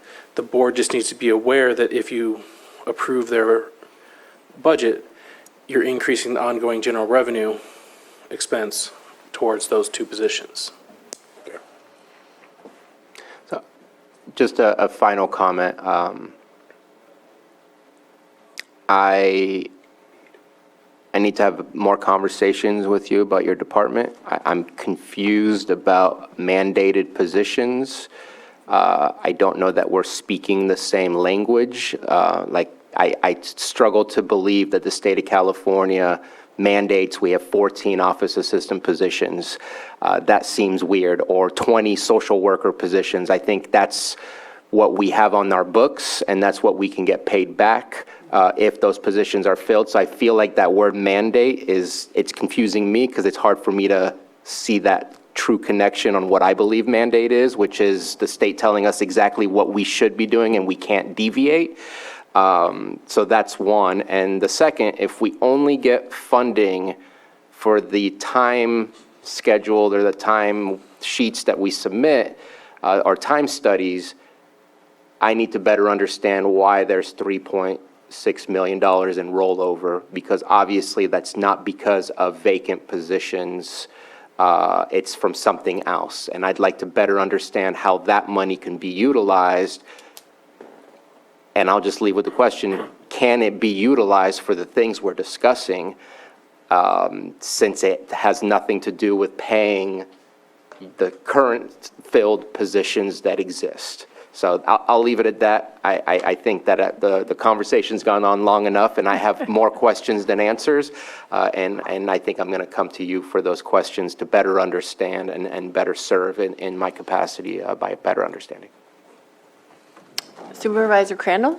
Yes, each year you draw down from the Department of Social Services in the state. Is that how that works, or are you the drawdown? Who draws down the funds from the state? You do, right? It's a claim directly. There's multiple claims that DSS submits themselves. Okay, and then in that, are you providing like a report or something along those lines? And when you do, are you giving them what you're designating your expenditures on, or are they giving you something that you're supposed to abide by with, if that makes sense? So the way that it works is our funding is directly tied to the number of staff we have, because the staff time study, and, counties have rates all over the place, right? So, but the state is going to reimburse at the rate the county pays their staff, which is why we could raise ours we would just have to carry that cost for a year. And then the following year, the time studies would be brought up to the level of the new funding. Okay. And so, for us, those programs that are mandated through the Department of Social Services that we operate, all of those staff, we would be able to pay after 1 year for the raise. And we could, it's just these programs that are actually not through the Department of Social Services that we do not receive that kind of funding for. However, we could potentially apply realignment to make it available to those staff as well. Okay, that's kind of what I was wondering. Thank you. Supervisor Green? Yeah, I just want to share. I worked a year and a half there. I should know some of this stuff, and I'm in recovery from time study, buddy. But it is complicated stuff, and you can take those conversations, but it'll literally take you a year and a half, and I don't know you'd be any better off. Maybe the suggestion would be, when we're all done with budget and stuff like that, DSS is just this mystery, this island unto itself, reimbursable mandates, different HR rules. I mean, it's fascinating in one sense. On the other hand, incessantly confusing, even of those inside the building, and then once you leave, you go, what's going on? So I encourage ongoing dialogue, maybe ongoing presentations after budget, just so we can all, including the new kid on this block and also a time study buddy survivor, what you guys do and how you do it. And I think that'd be a fascinating discussion. Okay. If there's consensus for that. Okay, so let's open it up to the public. Oh, I keep doing that. Do we have anybody in Zoom? Any hands up? Nope, okay. Then I'll close public comment and bring it back to the board for action.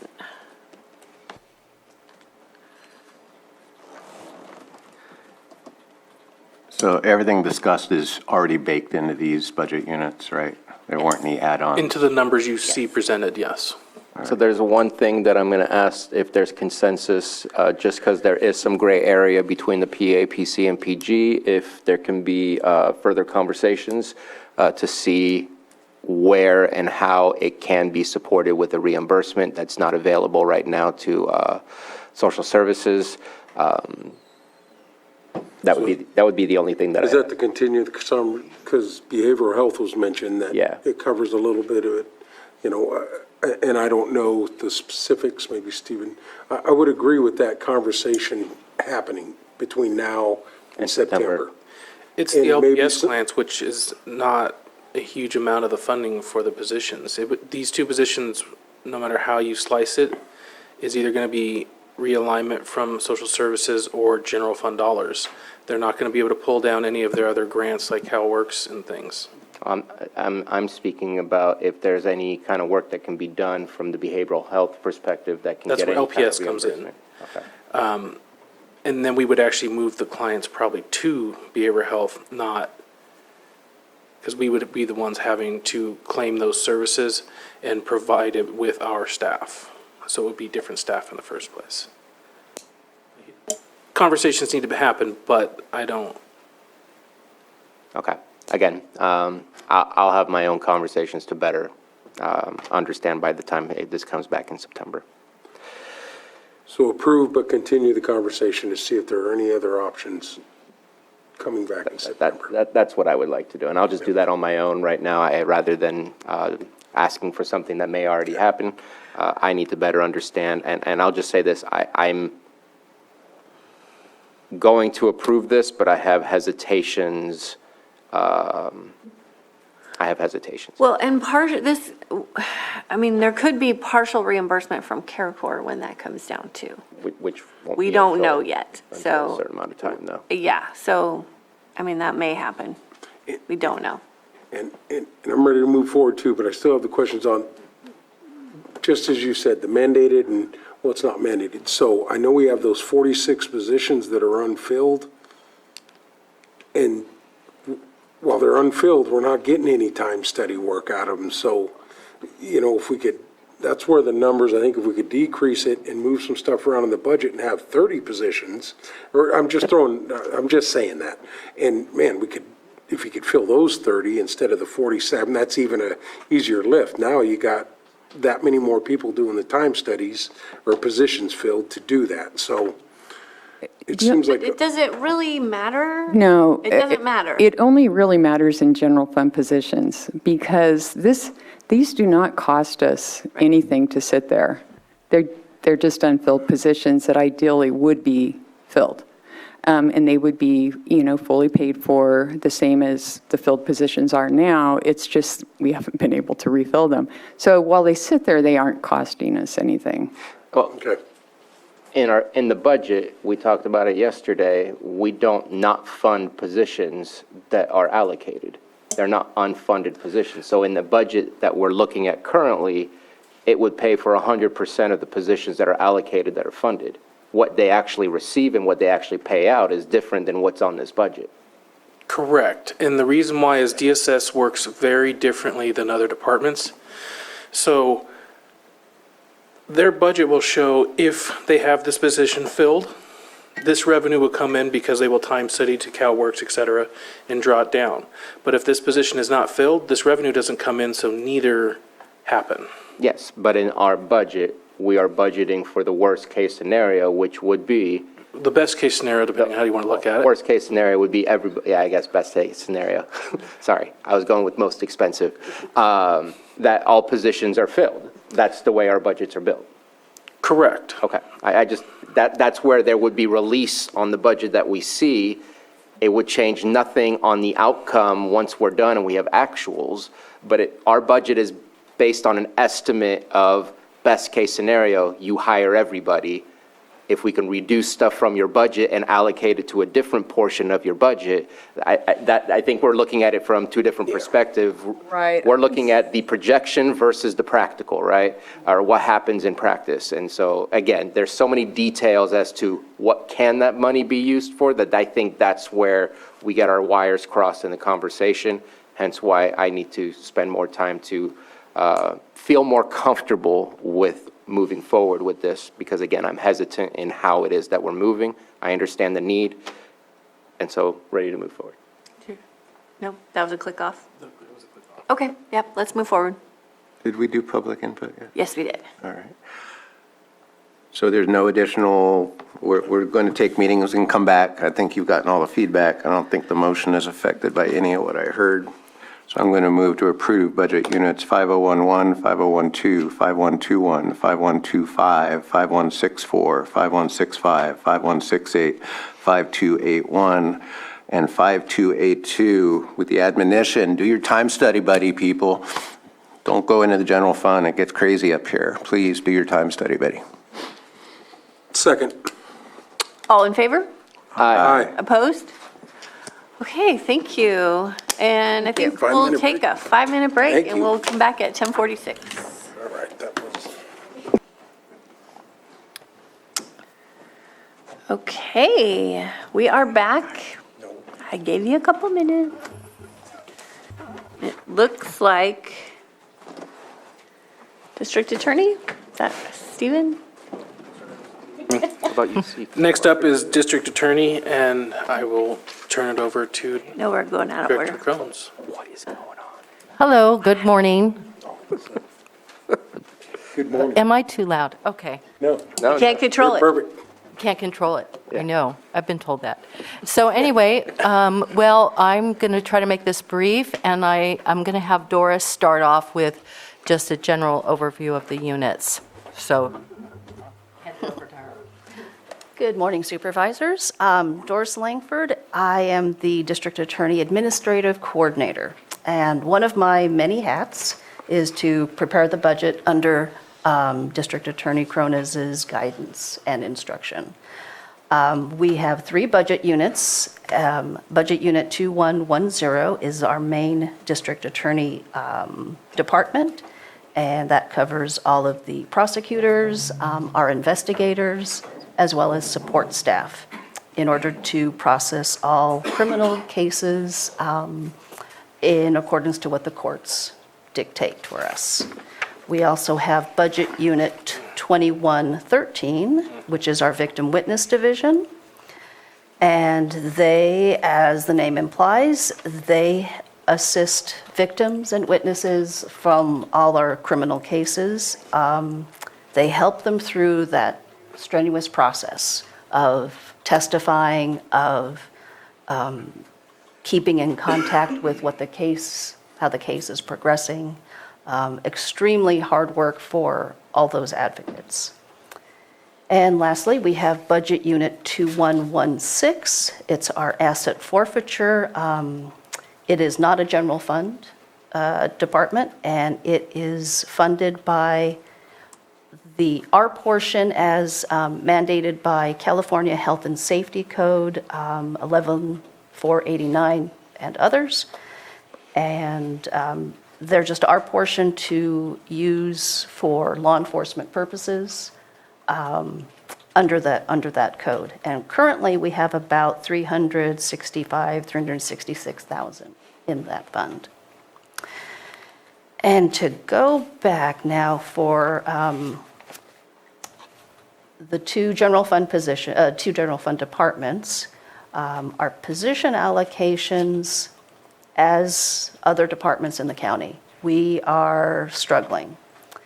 Our current vacancy rate in the main 2110 District Attorney Department is at 20% vacancies. And for only under 36 positions, that's a lot. And it's mostly, it's in our Deputy District Attorney category. So out of our 12 funded Deputy District Attorneys, we have 4 vacancies. And Susan will touch on the ramifications that's had on our department. And in victim witness, we are actually doing pretty good. We are in the process of deciding on a new program administrator because Crystal Martin has, after very many years of hard work and dedication, she's taking a vacation with her husband. So we have that to fill, and then all the other positions should be fairly fully funded. That's pretty much. Okay. So just to follow up on, I'm sure every department is talking about the struggles that they have with filling positions. It's been very difficult to fill the positions of deputy district attorney. I do everything that I can. I have, I meet with the individuals. We do interviews by Zoom to make it easier to meet for the first time interview, and then I have them come up, I meet with them, take them to lunch. If they stay overnight, I take them to dinner, breakfast in the morning. So, and I think I've gotten a lot of positive responses, but there are always, these individuals are applying other places that are going to pay more. So, but I keep at it, and one of the programs that we're closer to developing is the internship, a law clerk internship with the office. We want that to be paid, so we're going to have to go through class and comp on that, correct?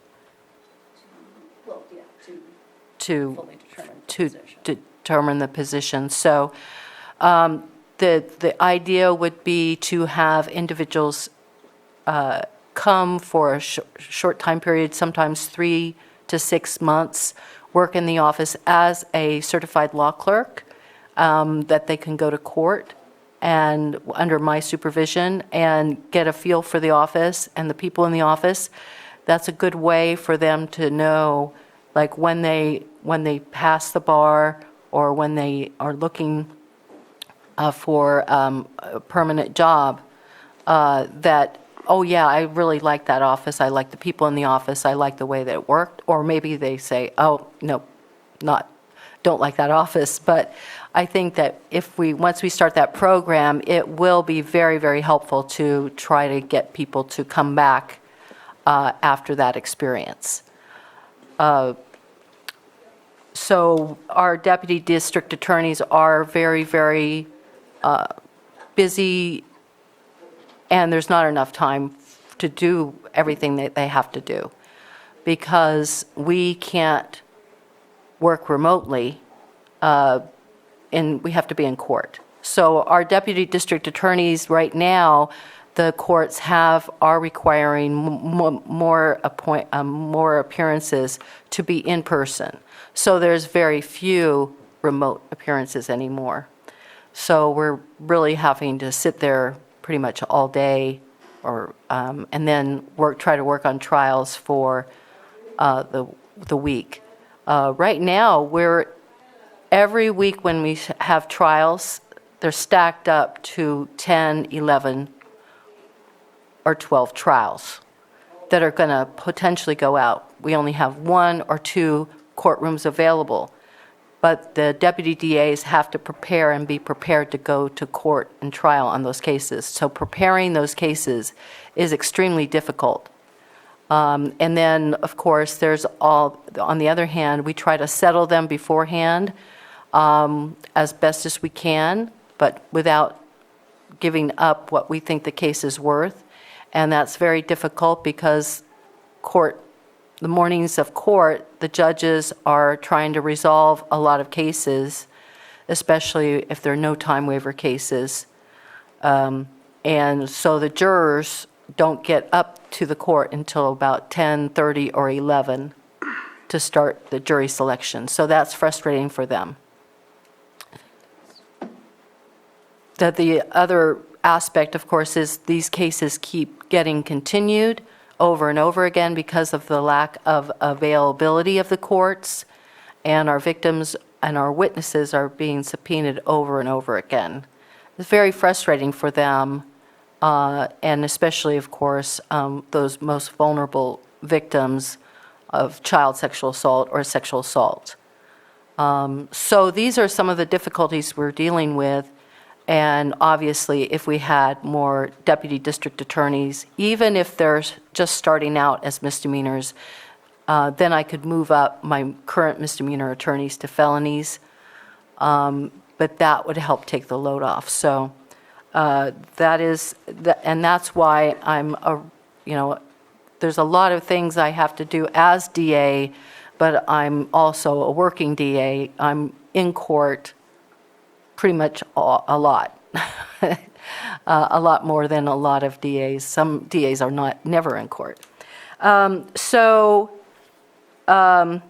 In terms of a victim witness, I also want to point out that we also have the Hope House, and that's where we do our multidisciplinary interviews of children who have been sexually assaulted or abused.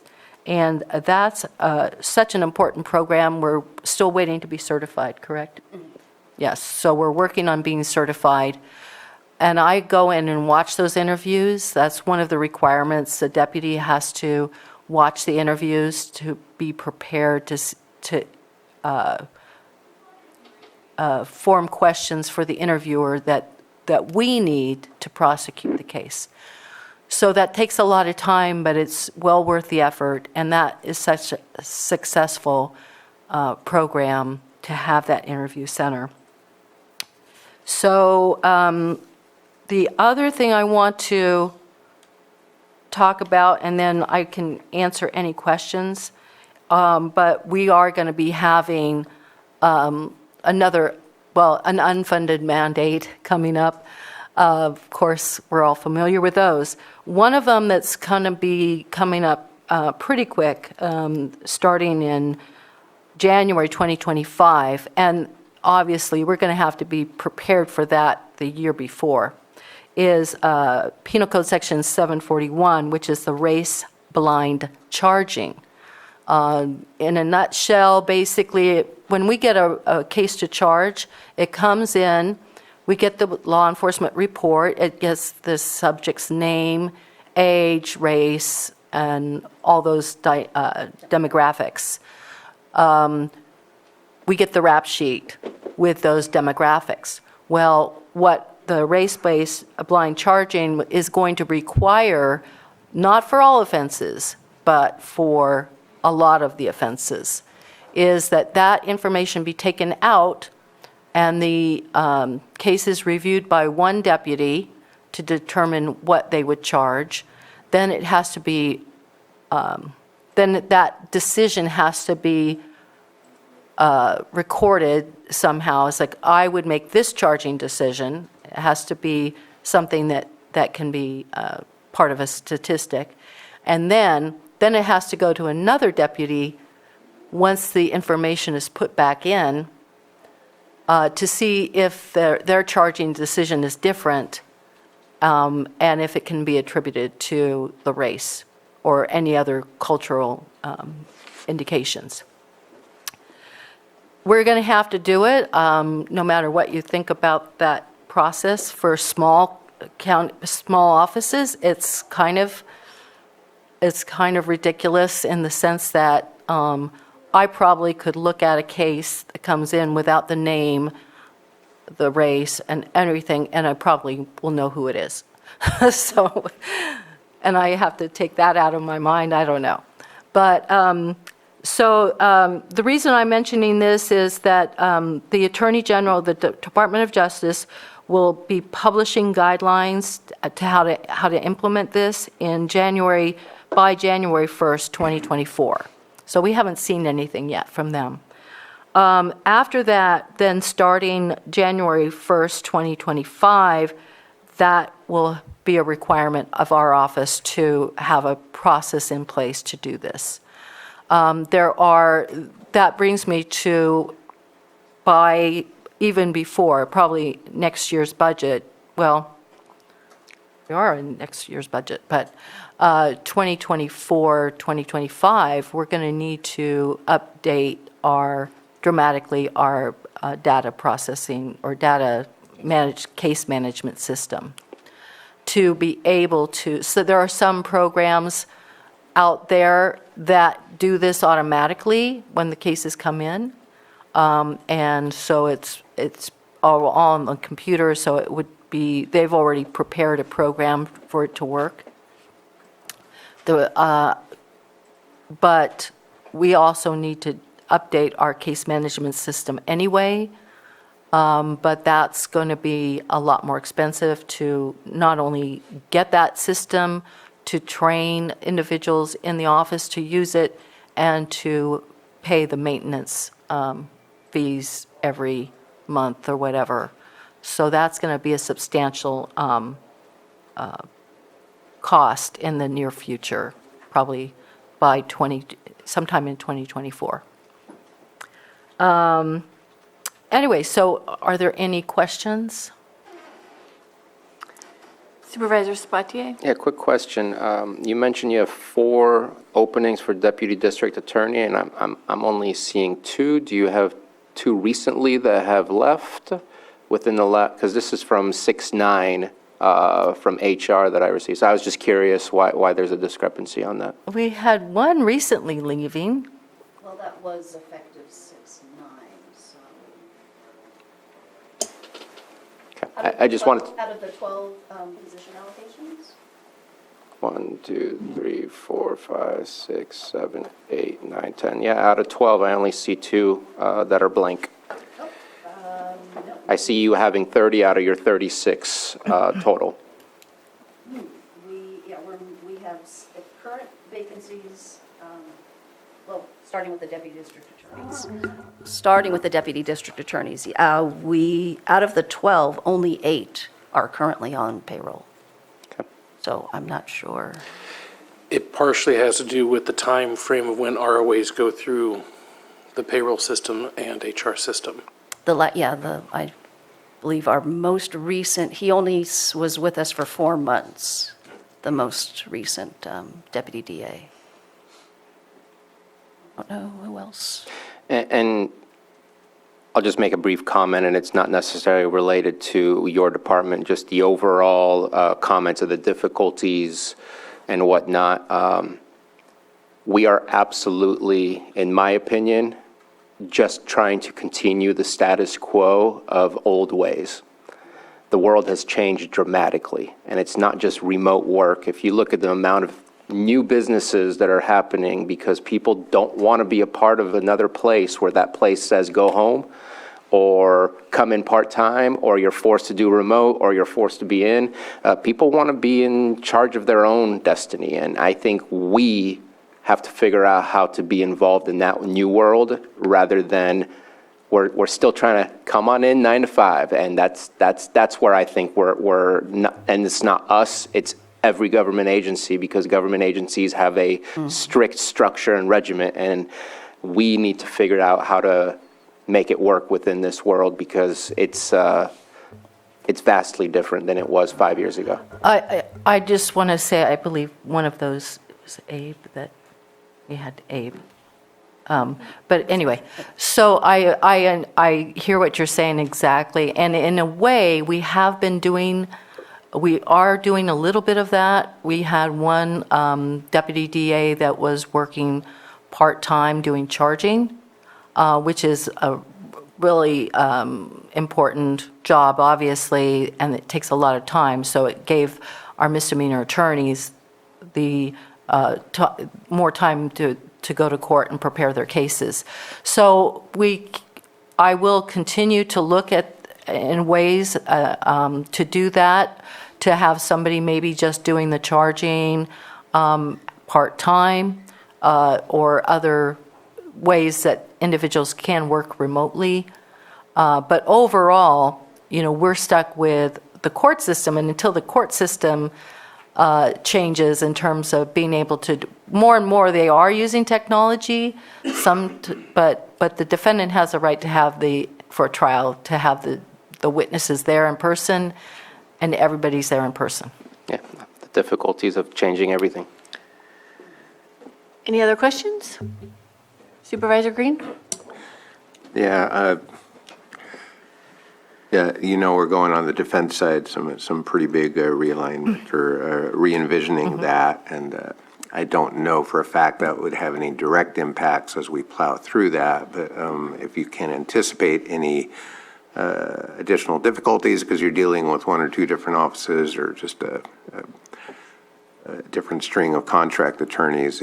So are there any budget concerns raised by, as we transition into either statutory office or a hybrid office on the defense side? Does that impact your office at all in terms of budget or how you would approach your workflows? It's interesting. I have attended a meeting in regards to the public defender office, establishing a public defender office, and talked to the consultant. And so I would like to continue to be part of that process with other individuals. But so it's hard to say at this point what the impact would be financially. I think overall it's going to help reduce costs for us, that we have a central, instead of dealing with individual contract attorneys, then we are able to give all the discovery in cases to a central location, the public defender's office, and then they can distribute it to the attorneys who are assigned to it. That's just one big thing, because we spend a lot of time giving the contract public defenders, sending them discovery, and then we have issues about them saying they didn't get it and things like that. So that would save time. Just dealing with the chief public defender, who would have some control over the contract public defenders, would be helpful as well. And I think it would save time and money, especially in court too. Also for victim witness services, number one, personal appreciation to that division who's assisting someone I'm acquainted with, victim of domestic violence, and it's been very encouraging to hear feedback indirectly about the services being provided, and very critical need for that. For both those units and your unit, don't see a lot of state aid in there, and so I don't know the availability of grants, but for example, Prop 64 grants, we just did a big one that's coming through community development. So, and I'm sure you don't have a full-time grant writer on staff, but what's the ability, what's the bandwidth right now of your current staff to explore the waters of grant funding such as it is? Because obviously you're not going to get direct funding from the state, but there's probably any number of grants that may be of some assistance, provided you can lasso them in and manage them. I'll let Doris answer that. So the Victim Witness Division is funded about 85% through state funds, and the general fund carries them for about 15%. That is, over the last 15 years, we've lost a number of grants specific to elder abuse and vertical prosecution of elder abuse, and I think domestic violence. And driving under the influence. Driving under the influence grants. It's harder and harder, more competitive to get those grants, and like you said, we don't have a full, that's one of my other hats. Okay, I'm sorry I asked. Yeah, and so, but we're very, glad that the Victim Witness Division is able to, we can fund about 100% of their salaries. So, other than that. And back to Supervisor Sabatier's comment about how we have to change, and I find that the people who need to work in departments like ours or other maybe first responder departments, I don't think changing technology, I don't think changing, how we do things might change who we get, because it has to be in their heart to come in here and to do this kind of work, to face those victims and to be compassionate. It's very, trying to find those people is maybe the goal that we need to get. Benefits help, though, for sure. And last thing would just be a comment. You were here when I was speaking with Director Marketan. I think there are some facilities that probably need some improvement security-wise. You have some of the most vulnerable populations, and of course, DAs and investigators, are at risk as well. Not asking for a budget breakdown, but if you think there's a need for improvement, I would certainly join that just without even knowing any specifics. I think all of our facilities deserve a long, hard look, yours probably most of all. And if there are any past practices or something that have prevented such examination, please let us know so that we can come back and address that as the board. Thank you. Thank you, appreciate that. Okay, did you have something? Yes.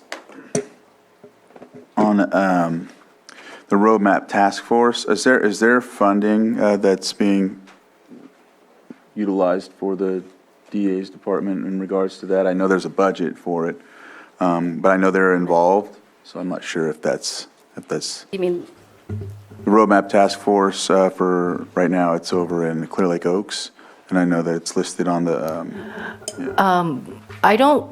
We're not getting funding on that, but I know I have been getting numerous cases from that task force, deputies, sheriffs, and, I'm more and more, I'm trying to charge, when we get cases in, we're trying to charge the environmental crimes.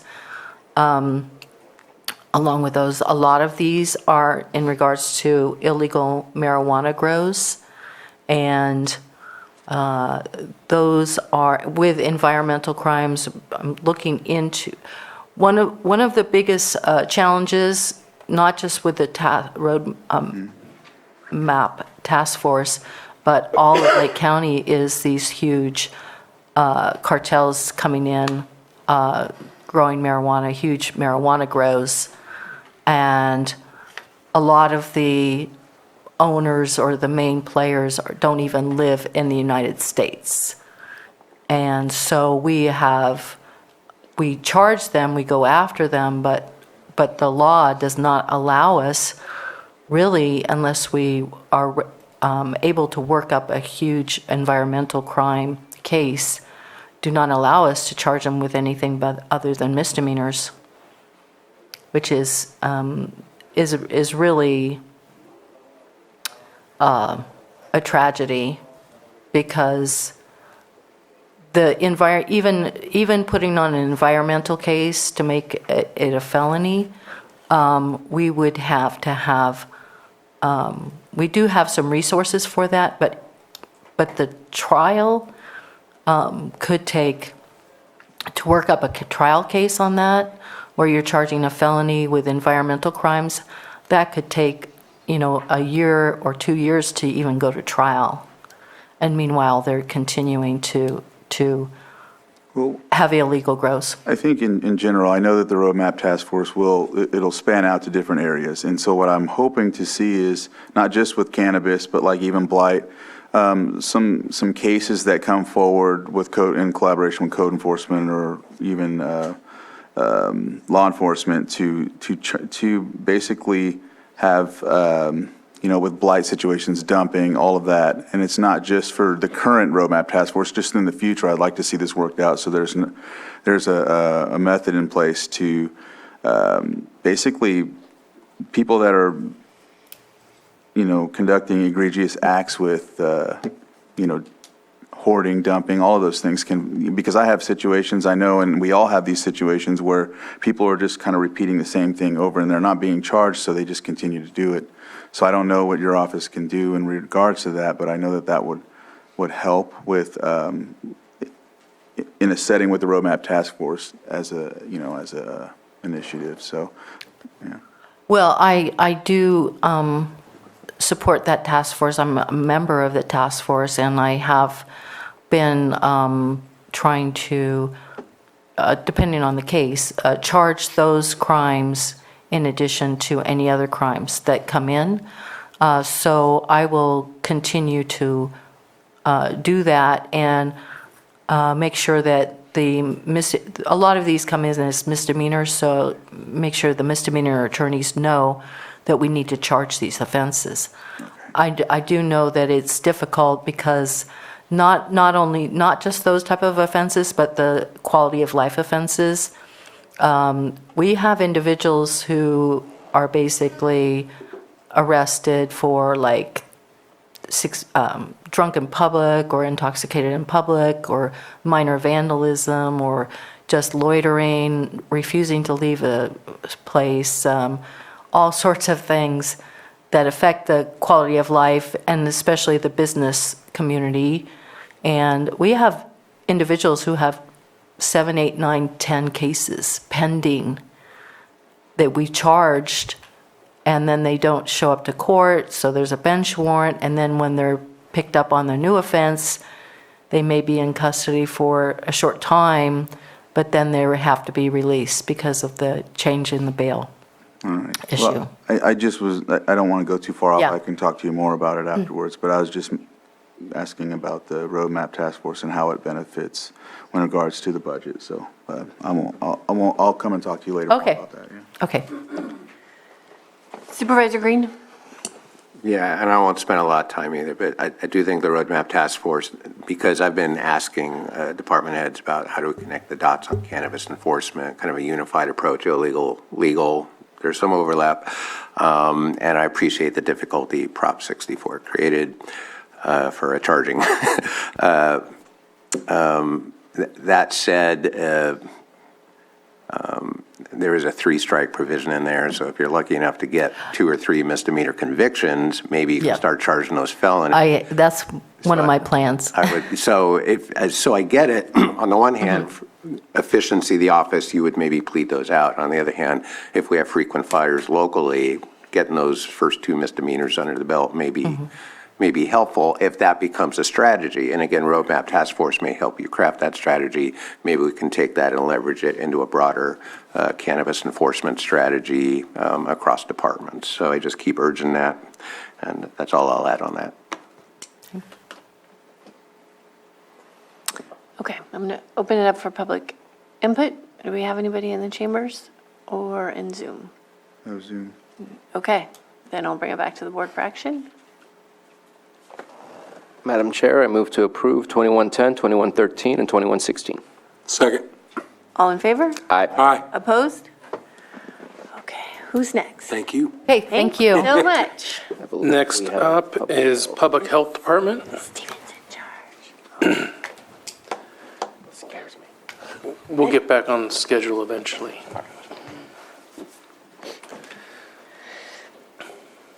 Come on up.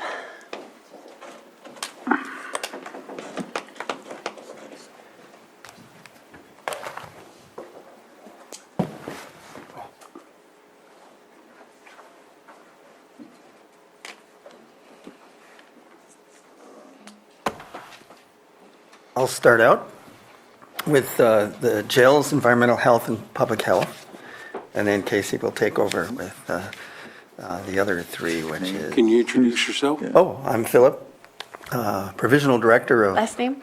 Wagner? For the records. Okay. Provisional Director of Nursing, Lake County Public Health. I'm Casey Moreno. I am the Health Services Administrative Manager. Great. So for 2304 Jail Medical Services, we are 6 months into a 3-year contract. And that's about all we can say. I mean, things are going really well, and medical, dental, and behavioral health for inmates. Environmental health, some studies were done on fee-for-services. Of course, they do permits, inspections, and businesses, land development. Right now, they are very busy with all the inspections and things that they are doing. They have created an environmental health technician position at mid-year that was filled internally and allows staff to kind of move their way up. We will be funding an environmental health specialist supervisor, making all positions funded. And currently, we have 11 of 14 filled positions for environmental health. They did the fee study on land and food this year. and are planning on doing a Coupa fee study in the coming year, as well as a new RFP for new software to be implemented in spring 2024. For public health, we have basically 18 programs going on. Some of those are child CCS, California Children's Services, foster care, communicable disease, although we don't get much funding for that, emergency preparedness, HIV, surveillance, immunization. We were able to immunize about 2,000 people this last year. In terms of communicable diseases, we have over 200 a year sexually transmitted infections, which is pretty high for our county, and loads of enteric and other. And there are 84 reportable diseases for the state, and I think we're underreporting a lot of them and haven't even looked, in my opinion. Maternal child health program, Medi-Cal administration, oral health, public health accreditation, SNAP Ed, tobacco control, vital statistics. The Safe RX program was able to distribute 442 Narcan kits and 201 trainings in 2023. CCS has a medical therapy unit that has really grown. We are now fully staffed for that with an occupational therapist, a physical therapist, and have seen about 40 children that are disabled that get this PT and OT service. They went from 6 clinical sessions a year to 8. So there are now 8 clinical sessions every year for this. COVID outreach continues, and as you know, COVID has ended officially in the federal government and the state. Money will still go through 5/31/24 for some of the work, and our immunization program has expanded to include other children and school-age immunizations, which is really a needed thing here and neglected over the COVID period. Communicable disease reporting has been strengthened, but I think we still need some more funds for that. The state really doesn't fund it very well, but requires us to report. It's like 500 people telling 5 people what to do. We have limited staff and time in order to do all this reporting, and we need to do some outreach. We have a capital asset request for a medical van that was, I believe, under COVID funding, and that could help us quite a bit with immunization and other things. Currently, we only have 21 of 40.5 positions filled, which is 52%. But we are reallocating and looking at these vacancies and trying to get a realistic picture of what we will need. Some of the COVID grants and new grants include California Home Visitation Program for Maternal Child and Adolescent Health, and that will be starting on July 1st, and that's $470,000 a year, and we're really gearing up for that. We expect about up to 50 children a year, and we'll slowly build that up as referrals come in and as our capacity and training is undergone. And strengthening public health initiative is another, CASP, and CalAIM is one we just applied for the second round of funding, but haven't heard back yet, and I think that will be a really big one for us to give us some more infrastructure and positions. We have some, positions that aren't filled. One is an epidemiologist, and there's a load of epidemiologists out there because COVID's over, and a lot of COVID surveillance was done with epidemiologists. So we have a large number of people that do apply, but our processes take a long time. And so we've had 2 applicants that dropped out because things were a bit slow. One was financial, but the other is basically they just found another job, which is unfortunate. But there's a huge pool of epidemiologists out there, and we hope we can get one because it'll really help us. So I think that's about it for me.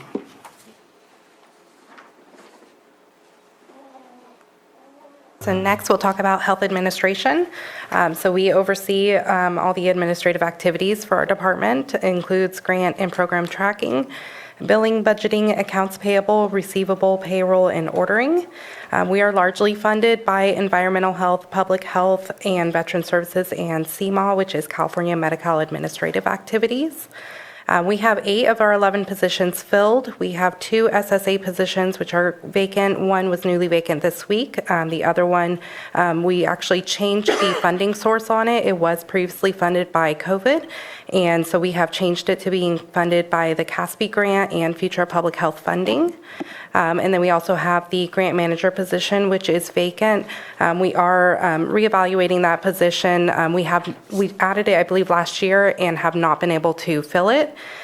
So we're looking at maybe changing that one. Overall, in Fund 170, we are looking at decreasing our allocations, mostly in public health, but also in health admin by 15% in the upcoming September budget revision.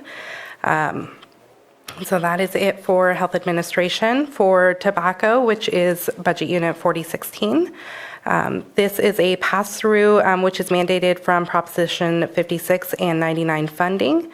The program provides outreach to several events in schools, includes the Reestablished Youth Coalition and new vape education and cessation program.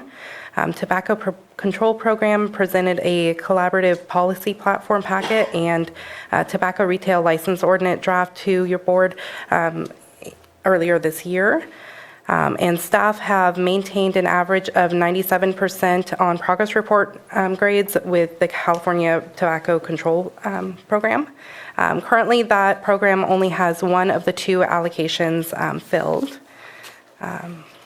Our last budget unit is 5321, Veteran Services. That is fully staffed at 3 staff members. They estimate they have paid out approximately $50 million in new benefits to Lake County veterans and their dependents during the last federal fiscal year. They currently provide services to nearly 12,000 local clients. They have processed well over 1,575 new claims and other benefit applications. They have exceeded their goal of enrollment of over 1,100 additional veterans, family members into the VA healthcare system and CHAMP VA program in 22-23. They have continued their collaboration with the regional offices and California Department of Veterans Affairs. And some of the services that they provide include, but are not limited to, comprehensive benefit counseling, accurate preparation and submission of claims, follow-up on claims to assure final and fair decisions are reached, initiation and development of appeals, network with federal, state, and local agencies to maximize benefits for clients, and outreach to recently discharged veterans and their dependents. Supervisor Sabatier? Yeah, quick question. It appears that there's a request for additional position allocations, or was this already approved over the course of the year? Because I see we have authorized, as of my June 9th, 40 positions, and what I see for 22-23 was 39.3, so it makes sense that that's 40, but it looks like we're boosting up the public health to 40.5, so adding 1.2. Am I correct that we're adding that in the new budget and that it hasn't been added yet? So at mid-year, we asked to increase the physical therapist position from 0.8 to 1, and I think something went wrong with that, so I'm not sure that actually got on at mid-year, so we are still asking for that, which having that as a permanent county employee is 100% funded through the California Children's Services instead of a 50-50 match. The new position is a community health worker, which we are asking for, which will be 100% paid through the California Home Visitation Program. Okay. So all of those things are what you're asking to add are reimbursable type of stuff? Yes. Whether it's upfront or reimbursable. And the only reason I ask is because of that 53% vacancy rate. I'm just looking to see if there's any savings that we can see and just support you in what you need rather than keep adding and making that percentage more difficult to look at. And just a quick question. I know there's we just signed an extension, I think, to a lease to the building.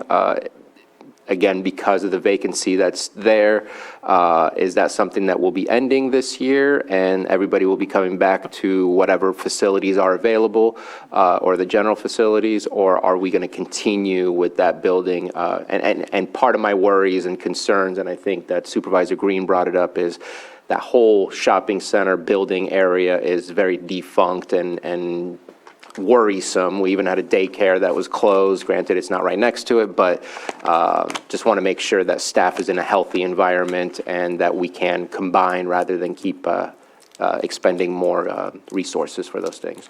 Yes, we did get CDC approval to redo our file room. So we have submitted a ticket with Buildings and Grounds, so they are going to be redoing the ventilation system, and then we're going to be contacting a company, I believe out of Sacramento, to do some furniture setup in there. So we will be creating, I believe, 5 or 6 desks in there. Okay. Any other questions? Anybody from the public?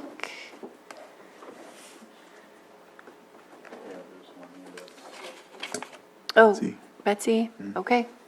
Betsy, you can unmute and state your name, and you'll have 3 minutes.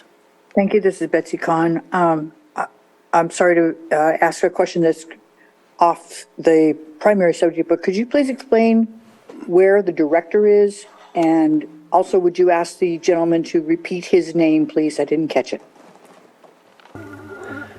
Sure, you repeat your name, and then we'll have a CAO Parker. My name is Philip Wagner. Thank you.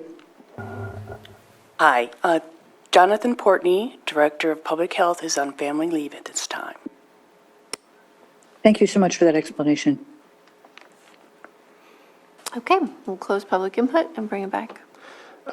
I'll just add one last comment. I want to make sure and acknowledge what you stated, that there are certain things that we should be reporting on or paying attention to that maybe we're under-reporting or we're not able to get to. Those are very important things. I also want to be realistic in expectations and seeing the number of staff and vacancies that you have.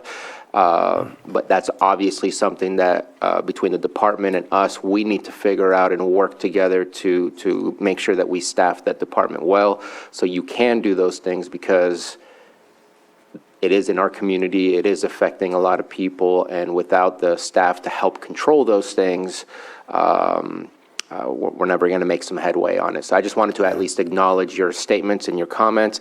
The medical van, I hope that we can get that. I think it's the second year in a row that it's been on the capital asset. One of the things that you mentioned, which is an unfortunate issue I hit, which was the vaccination for 7th grade or other grades. If it's possible to work with the schools to try and time certain areas, because having to find, because you have a lot of parents, I was one of those parents, oops. It's in 2 weeks, my appointment at the, over at the clinic to get the shots, and can't come in today. If you have the ability to get it right there and then, it would definitely simplify a lot of people's lives, because I'm sure I'm not the only one who hit that wall. So I love the idea, and I'd love to see it in practice, so looking forward to that happening. And if there's nothing further. Supervisor Green? Just a quick thank you to staff for the presentation today. Lots of balls in the air, lots of buildings, lots of people. I just want to signal my thanks to the department. You do a lot across a wide variety of subjects, requiring a lot of expertise and a lot of community engagement. So I appreciate the hard work. You can't really see it in a budget. It doesn't really speak to that, but I just want to, as long as you're here, offer my thanks on behalf of myself and probably the board, and just wish your department well as we move forward. I look forward to getting this passed today.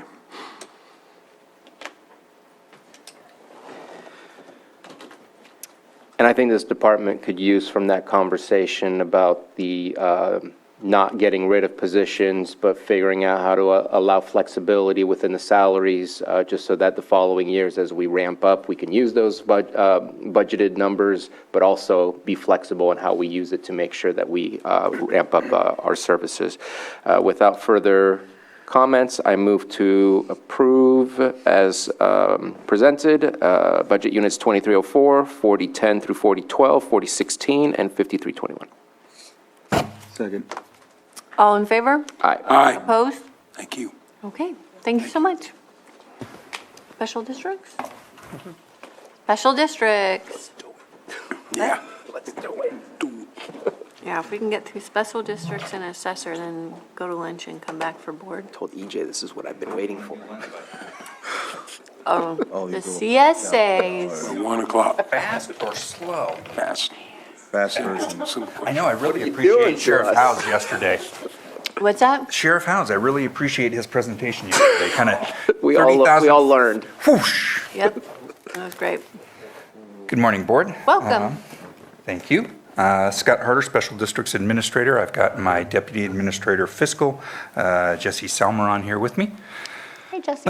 Thank you for entertaining our presentation today. Thank you to admin staff for the work that you guys helped us with getting through, and thank you to Jesse and his staff. So, taking a cue from the sheriff, we'll dive right into it.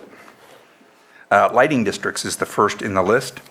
Our lighting districts are pretty straightforward, very routine. For the most part, we simply collect the revenue and pay the bills. Most of them are PG&E maintained lights.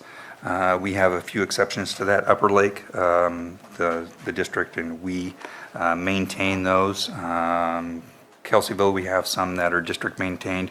Middletown are decorative lights, but those, interestingly enough, are maintained by PG&E. Highlights in our lighting districts. We are looking at moving forward. We've been working on it for a bit. We're still working on it, but we're further down the road. The consolidation annexation process for the Clear Lake Oaks and Clear Lake Keys lighting districts out there. So we've been working with John Benoit at LAFCO. I've got the survey done. We're wrapping up our application packet. Hope to get that in here pretty soon and then be moving that process further forward. The streets out there, 1st through 6th streets out in the Clear Lake Oaks area, those are a real good candidate, and we've been looking into solar lighting. So I know Moak's really been pushing for opportunities for that, and so we are searching for financing to fund that. That will keep that area lit without having to tie into PG&E. So that's kind of a win-win as far as I'm concerned. Any questions on the lighting districts? I do have a question about the Lower Lake lighting, the Lower Lake lights. Is that part of our? We do have a lighting district in Lower Lake, yeah. All right. I think there are some issue not coming on at the right time. The eye. Okay. There may be some eye. What am I calling it here? I'm calling Yeah, it the daylight sensors. Yeah, Yeah. the light sensors. It looks like an It is an eye. It is, yeah. You know. And And I'll get that's, some more specifics from the folks down there. Obviously, we have some great community action groups Yep. down there, and it is something I think I will follow up on, but I need to let you know that today. okay, no, that's good. And that's really the only way that we get input on our lighting districts. I know Upper Lake, the Western Region Town Hall Chair is very active on that and provides updates to us. And we really appreciate that, because for the most part, unless we're on an after-hours call, our staff is not out there when it's dark and to determine whether the lights are working or not. So our primary means of understanding when they need serviced is from community input. So appreciate that. And I do want to thank you for working with us before. Your microphone's not on. Sam's yelling in the back. All right, sorry, Sam. Yeah, I want to thank you also on the lighting district. And, in Middletown, there was some heavy lifting done right before Christmas in Middletown. I think we had 13 lights out, and, they were able to get the majority of them up in town. So I'll continue to follow up with that. But I will have other conversations with the Lower Lake folks, Russ Kramer and some others there, to make sure that we continue along those, make sure the lights are up. Yep, nope, that's great, appreciate it. I have a quick question. If something is added to the lights, like let's say banners, because there's banners in Middletown, there's banners everywhere. I love it. It's beautiful. Does that have to go through you? Does that go through PG&E if it's PG&E's, jurisdiction? Just a quick question. It for would that. depend on who's responsible for the pole.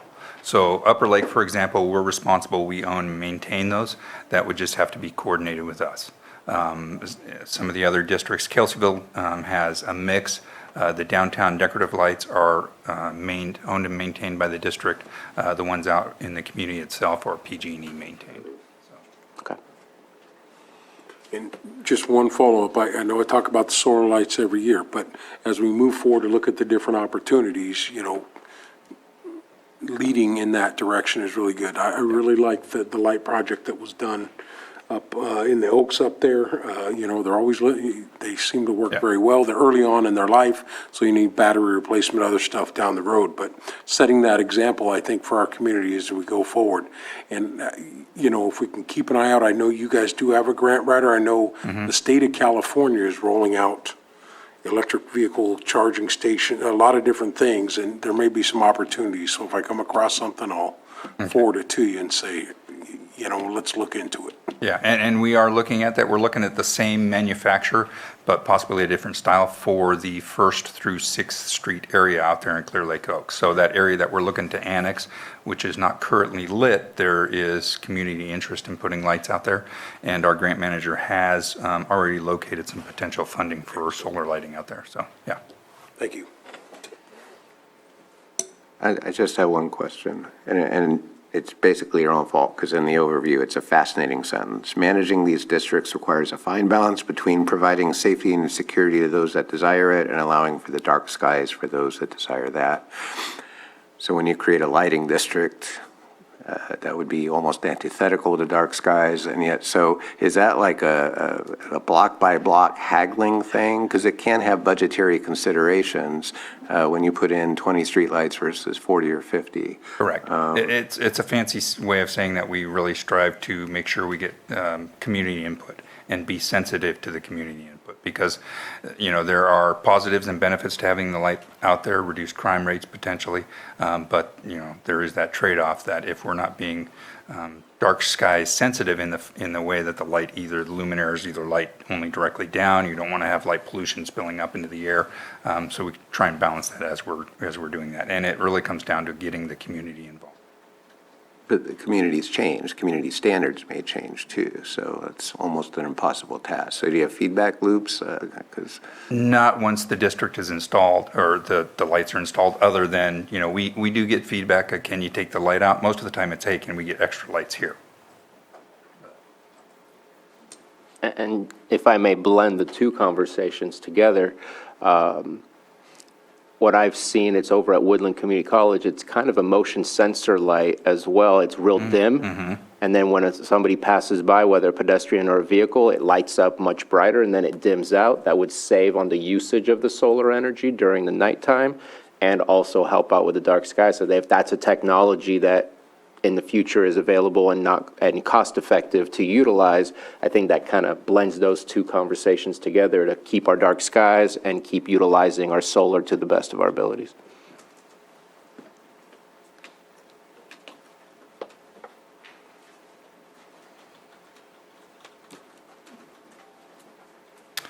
All right, next in the list is Budget Unit 8351. That's our Lands End Sewer Collection area. This is essentially a satellite sewer collection area. We collected, it's down at the south end of the Lakeport and around the corner there. We collect that and it's pumped up towards the city of Lakeport for treatment and disposal at their City of Lakeport Municipal Sewer District Treatment Plant. During the annexation process, we were working with them. There's an agreement for this exchange of it, this shipping of the sewer to them. And then on the north end of the city of Lakeport, we collect and have the ability to collect and treat some of their sewage. So there's an agreement that's been in place since the mid-'70s for that. It expires in 2026. When annexation was running strong, I was having discussion with their staff about the possibility of them taking over this sewer collection system. Not a whole lot of connections out there. but there's a lot of overhead. Most of our budget in this budget unit goes to paying the treatment fees that are charged to us from the City of Lakeport. So annexation is kind of off the table. It was voted down by the residents out there. However, divesting ourselves of this collection area is still kind of a goal of mine. So we'll be working through those negotiations over the next couple of years with the City of Lakeport, but nothing spectacular really in this district. Budget Unit 8352, Corinthian Bay, it's kind of another satellite collection area down by the state park, and then collects some of the residential areas down there. Collection happens down there in those areas. There's 3 pump stations in that district, and it's pumped to the Kelseyville treatment plant where it is treated and disposed of.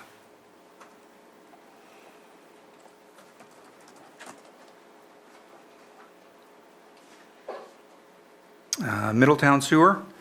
Middletown Sewer, one of our accomplishments last year with the help of the board, was instituting the rate adjustment. And so now rates are sustainable out there. We have finally, with the completion of that, we were able to close out the grant funding that was for the study and design side of things. So we're moving into the construction. Moving forward, working with the state on funding the construction of treatment plant improvements out there.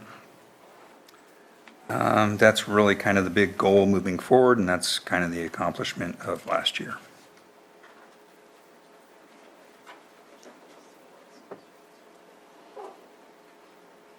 Southeast Regional. Southeast Regional Budget Unit 8354 serves the communities of Clear Lake and Lower Lake. One of our largest budget units. Lots of stuff going on in there. We've got some large projects in the works coming up in this year. We are instituting a lift station technology where it's pitless. So that will hopefully reduce some of the odor concerns that we have with some of our sewer lift stations. So we're doing it on one of our smaller lift stations. I expect that's going to be successful. We're going to run it for 6-9 months and see what the pros and cons are, and if it's an effective way to mitigate those odors and there's no significant issues with surging flows and what have you, we can implement that at some of our larger stations which are near the commercial areas downtown. That would really help with odor control there. We're still working through the IRWM-funded I&I reduction projects. That's been really successful. We were able to reduce our inflow, I think, about 80%, and our infiltration by about 40% over 3 years ago through some very vigorous efforts down there. We're doing upgrades to our SCADA system, monitoring, making it more modern. We're looking at wireless technology. We've been fighting AT&T. We have some old lease lines which communicate from our remote stations back to the treatment plant where everything can kind of be viewed and controlled. That technology is not really supported by AT&T anymore. A lot of the times the newer technicians don't even know how it exists and that it's a thing. It's like, what? That's a what? No, I didn't do a lease line? So we're moving to modernize and using wireless technology, and we'll be implementing that this coming year in Southeast. So. Question? Quick question on Southeast, the pit technology. I know you and I had that conversation that if it works, there would be more. We would probably find out how it's worked sometimes around January or March, April, depending on this. I know it's a 6-month process, I believe is what you had said. Just checking in, I don't see it in the capital assets for more, or is it part of the infiltration inflow reduction? That doesn't sound like that's part of that. No, that would probably end up in next year's budget for the more. We're just now working with the manufacturer. They're making the unit currently. They're wiring in the SCADA controls. It doesn't talk with our current alarming system, so it has its own kind of standalone, but it's not as robust as we'd like. It's different technology, but when we get it in the ground, we're going to have a SCADA guy come in and see if we can make it interface so that it also dials our current alarm company and we get call-outs in the way that our staff is used to. So once that's installed this summer and fall, then there's going to be about 6 months of operation for us to kind of evaluate it. So next March, April, in preparation for next fiscal year's budget is where we'll be making that call of are we looking to implement it at the bigger stations. Okay. And then I believe I saw there was work happening to do the final fix on the pump station 1? Yes, correct. Okay, They were awesome. working on that end of last week, I believe. Yeah, it was recently that I saw them moving some stuff. I gave them a thumbs up as I drove by. Yep. And then, so the infiltration and inflow reduction is also a part of the village area, Highlands Harbor area type? Yeah, Okay. yeah. Thank you. Yep. Oh, also, a quick note on here. Our current rate ordinances allow for automatic increases based on consumer price indexes, but we evaluated because of our reserve balance and the cost of operating versus the cost of revenue or the revenue that we were receiving, not to increase rates in our Southeast District this current year, so. You have one client already pleased. Yep. Budget Unit 8355 is our Northwest Regional System. So this serves the communities of North Lakeport, Upper Lake, Nice, Lucerne, Conotay, and Paradise Valley. Collects sewage from all those regions. So we've got some ARPA funding in here for a septic hauler dump station, so we'll be working on getting that designed and hopefully installed this coming year. We're further along the process in our southeast. We've got the equipment already. We're working with a contractor to get that into place and really hope to have that done this year. That would be really good. I think that's going to increase and stabilize the revenue that we're getting from our septic haulers, so that'll be good. But in Northwest, that's one of our projects that's ARPA funded and ARPA related. We've got some SCADA system improvements that we're working on there as well. Both of the systems are, rather old, so it's time for some modernization before things start falling apart, and that's what we're looking at doing. Generators, we have generators scattered throughout many of our districts. Those are all funded through a hazard mitigation program grant. So where you see those expenses, those will be 100% offset by the Cal OES grant. Finally starting to hear some motion back from Cal OES that FEMA, who's been reviewing it probably for the last 9 to 10 months, is potentially ready to make some decisions and move forward with a funding agreement. So we're excited about that. Northwest, we are looking at doing a rate study in Northwest and adjust our rates if needed. So we're not in dire shape like we were in Middletown, but it is time to evaluate where those rates are at and adjust if we need to.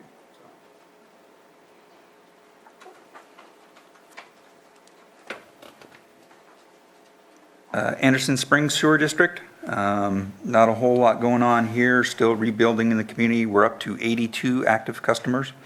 A little bit slower than we had expected. I think the big surge has happened and now it's just kind of trickling in down there. So COVID probably had a lot to do with that. That really cramped the reliability of getting materials and continuing to build. So hopefully we'll start seeing some more rebuilding down in the Anderson Springs community. Not a whole lot to report in there, though. The sewer system that we have down there consists of on-site grinder pumps. It's a low-pressure force main system, which then pushes the wastewater down to Middletown for treatment and disposal into the geysers pipeline. So.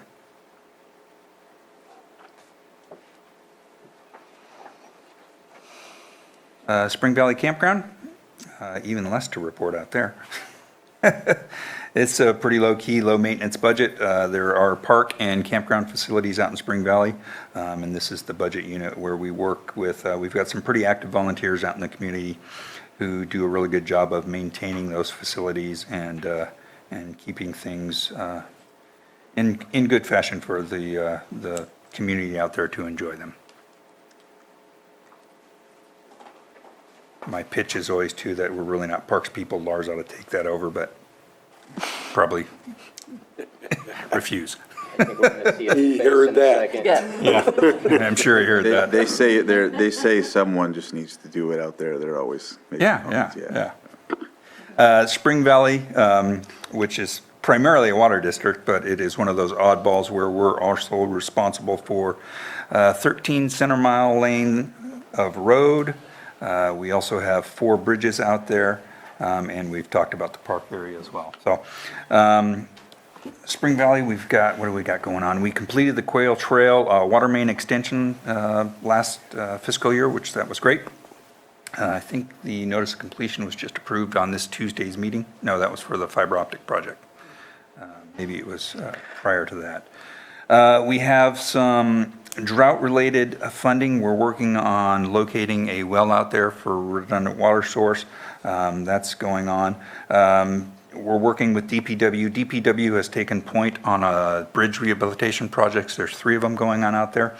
They have familiarity with the highway bridge replacement program and that funding source, so we've been working with them on that. Good news on that, the Cache Creek Bridge went out to bid for that project Friday before last, I believe, and the Upper Wolf Creek Bridge is almost completely designed. On a side note, there's a lot of work going on with PG&E. PG&E is very aggressive in their undergrounding. They're trying to get a lot of work done in the community. So we are working with them to ensure that our standards are maintained, that the community's roads are not destroyed, that the water lane is not impacted by their proposed undergrounding. So there's been good dialogue back and forth. But yeah, they've got a lot of undergrounding coming forward in that community in the next fiscal year and the year after. So I think those are the high points. Oh yeah, we did finally receive our funding agreement from the state, so we're moving forward on our distribution pressure zone study. So Spring Valley is an interesting community that's only got 1 tank and 1 pressure zone, yet there's a lot of topography change, high points and low points.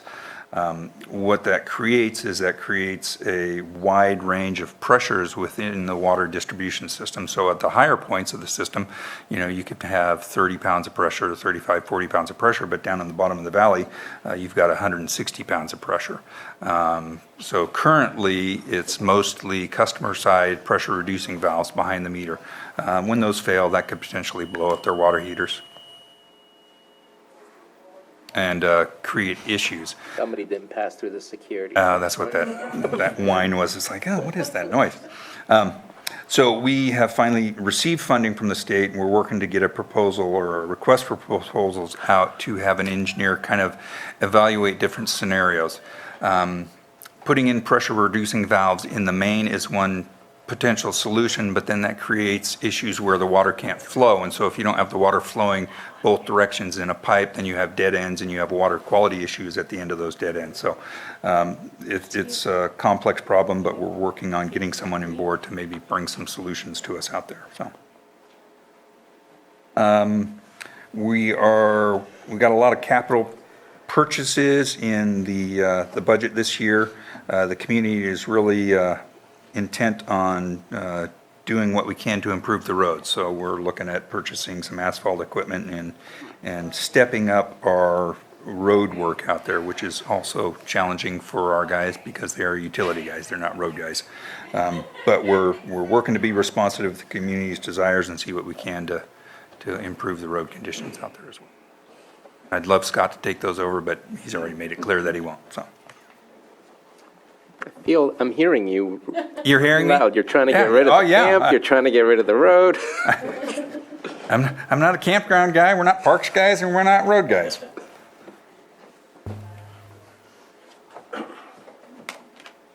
Budget unit, the next one of ours is 8466. That's page D375. That is CSA 6 Finley. Finley is actually part of the Kelseyville water system in the eyes of the state. That water district was consolidated, but we still have a separate budget unit for that.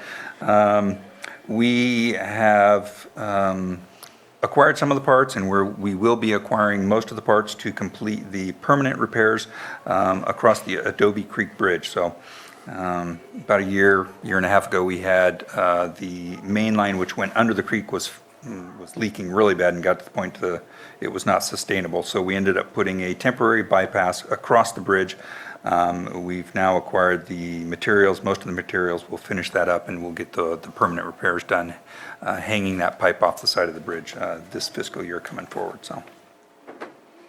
A quick question about that. The capital project for the South Main project, is that just, are there any conversations that are continuing between yourself and the city of Lakeport, or is it a waiting game to see what future annexation possibilities might come up? There haven't been any current discussions. There was discussions when annexation was a possibility. Since that was voted down, I haven't had any further discussions with the City of Lakeport staff. At any given time, if the board wants me to initiate that, I'm happy to initiate those discussions again. We've had studies done in the past. Those studies, evaluated the different options for serving that area with water. Frankly, from a unbiased, non-political perspective, serving it with city water makes the most sense, in my professional opinion. The city water main is right there at the end of the city limits. It's also down at Parallel Drive and Highway 175. It's the cheapest option to run it and loop it and tie it in together for water quality purposes. But that's not necessarily always the easiest from a political point of view. The option that was recommended by our independent consultant was to bring water over from Finley, Kelseyville, Finley area and serve that. It's about double the cost of the city looping that area, but that was one of the options, and that was the most recommended option. And again, the reason I ask is because in our capital projects, there's $2.7 million that has been allocated for that for quite some time. Obviously, more conversations need to be had, but that's the reason I asked, to see if that can be allocated in a different place at one point or another once we do have the final response of this is what's going to happen. Yeah, and that budget unit 1778 is not under our control. That's, I believe, an admin budget unit, so the guy that can answer those questions is sitting over there. But you're the water guy. I am the water. And I know that our previous I didn't put that funding in that budget unit. Yeah, but our previous, and it needs to be there in case that we do something. Yeah, and there was momentum, and there was, when annexation was a possibility, there was a lot of collaboration going on, and that's what that was there for initially, so. Supervisor Green? Yeah, thank you, Supervisor Sabatier, for bringing that up. If only because I was flattened, well, we'll come back at it in another couple years. The needs out there ain't going to wait for a couple years. No. And I believe if there would be board consensus, there may be some half measures that may be taken. I know the city is eager to close the loop on its water. I know from fire protection standpoint only, I'm very eager to get water mains out there. Even if I can't get sewer, even if I can't serve potable water to customers that don't want it, I need to get fire hydrants down there. Yeah. And there is sewer out there currently, so the area is currently served by sewer, so it's just lacking that municipal water service. Yeah, so whether by an MOU, whether we ask the fire district to be a lead on it or something like that, I think there is opportunity to close the loop on the city. I think there may be opportunity to do something with an MOU to create some short-term solutions out there for fire safety. And it is unfortunate because we have Soda Bay Road project out there just waiting to get done, but if they ain't ready to go, they ain't ready to go. But in the meantime, I would like to see something move on fire safety, and I'd appreciate if there is board consensus to initiate at least some minor dialogue with the city and the fire district on that. Yeah. And I've already, the chief actually came and introduced himself to me a week and a half ago, so we've already had that discussion as recognizing that area needs some attention as well, so, yeah. Yeah, as long as I got the pen up. My second comment is, I get it, you're not parks guys, but nobody's a parks guy, so it's like, but you have lands held in public trust, and then when I went out and toured Northwest, it's like, that's underutilized land that could be potentially used. I am interested in a couple of potential campground projects, so I know it can be a heavy lift, whether it's you or Lars or whoever. But when we talk about tourism, when we talk about recreation, when we talk about making this a place that people want to come and stay a night or two, campgrounds are central to that strategy. And so I hope at some future time we can have a little more discussion offline about where campgrounds come from and how they get funded and how we can not just support the ones we have, but think about new ones.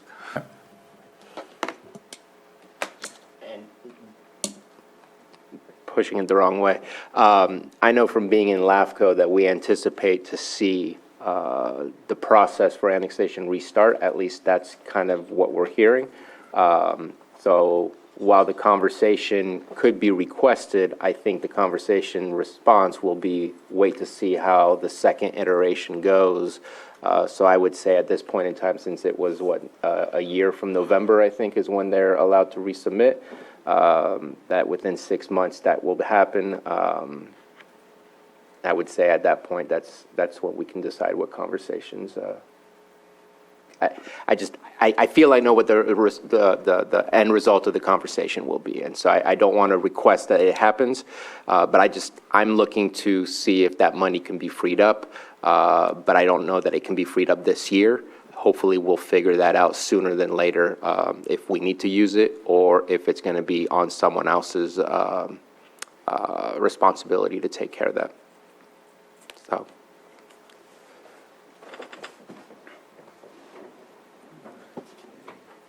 Nothing further. Bonanza Springs, that's just kind of a placeholder. That was consolidated into Cobb, but we're in the midst of working with Genevieve's department to close that fund out. Conotate, Water District over on the North Shore, pretty low maintenance. Not a whole lot going on there. We've got a really good customer base over there. They don't complain. They don't make our life hard. Water's groundwater. It's easy to treat. And like I said, not a whole lot going on. We've got a tank, one of the tank sites that we're monitoring for potential movement. It hasn't moved in the last 5 years, but that's one of the items in there that you may have noticed.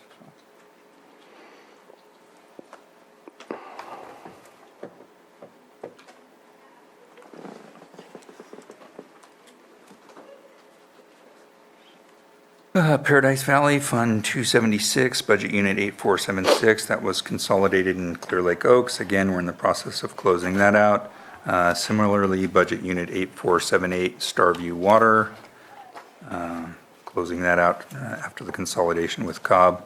Budget Unit 8480, CSA 20, Soda Bay Water. That's one where we've got CalOES and HMGP funding for the replacement of the 2 remaining tanks. We're hearing good things that finally FEMA may be moving forward on that, so we're excited to get that project moving forward. The plans are already done for it. They were done when we attempted to replace all 4 tanks, but we're unable to fund them. So this is essentially the second round of funding that we've applied for from the same source to get those 2 remaining tanks. Once we get a green light and a funding agreement, we can get that project out on the street and hopefully get those last 2 tanks replaced. That'd be really good. We're also hearing good things on the potential funding from the State Water Resources Control Board for the treatment plant upgrades. That's seeming like we're finally seeing some movement on that. That's been a long time ongoing. That's been 7 going on 8 years now that we've been working to try and get funding for that plant improvement out there. Goals, continue to perform annual maintenance. We've got a very robust maintenance and inspection of the fire hydrants out there. The community is very alert and aware of their fire risk and fire hazard. We've been very responsive, and we've worked to ensure that we're out there inspecting, maintaining, and repairing as needed the fire hydrants on an annual basis. So that's been good, and we will continue that. We're doing some SCADA improvements. We've got some SCADA improvements planned this year. The state has made some requirements on our permit. The plant dates back to the early 90s. It wasn't sent up with digital recording. We've got circle charts that record, pen charts that record tank levels and flows and what have you. Meets the requirements of the condition at the permit at the time, but the state would like to see us have some digital recording which automatically reports those values to the state. So we're making some SCADA and equipment upgrades to comply with those requests and requirements.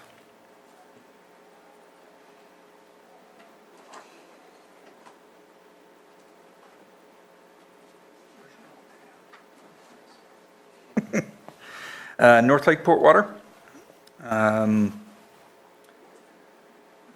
Made it through the drought last year. That was good. We did some improvements to the intake structure, and we were able to get through that. We were sucking in sludge off the bottom of the lake when the lake was really low. That was really challenging.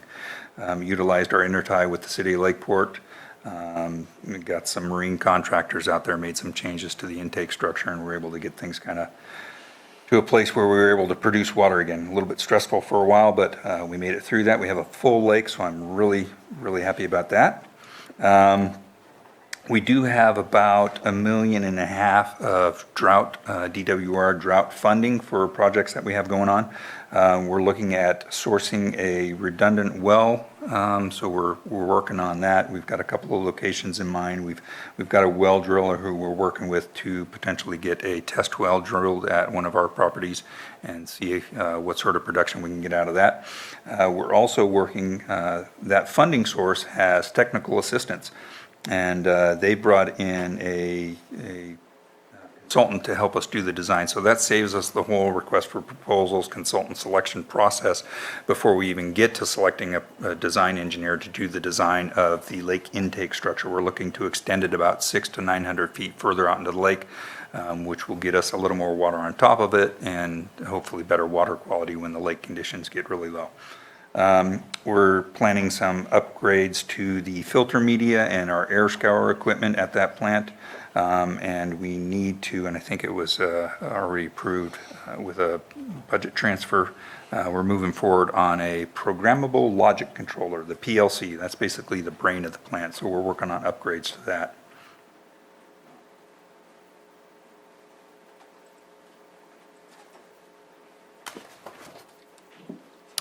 Budget Unit 8482, CSA 22, that's Mountain Hannah Water. That was the last of our three that were consolidated into Cobb.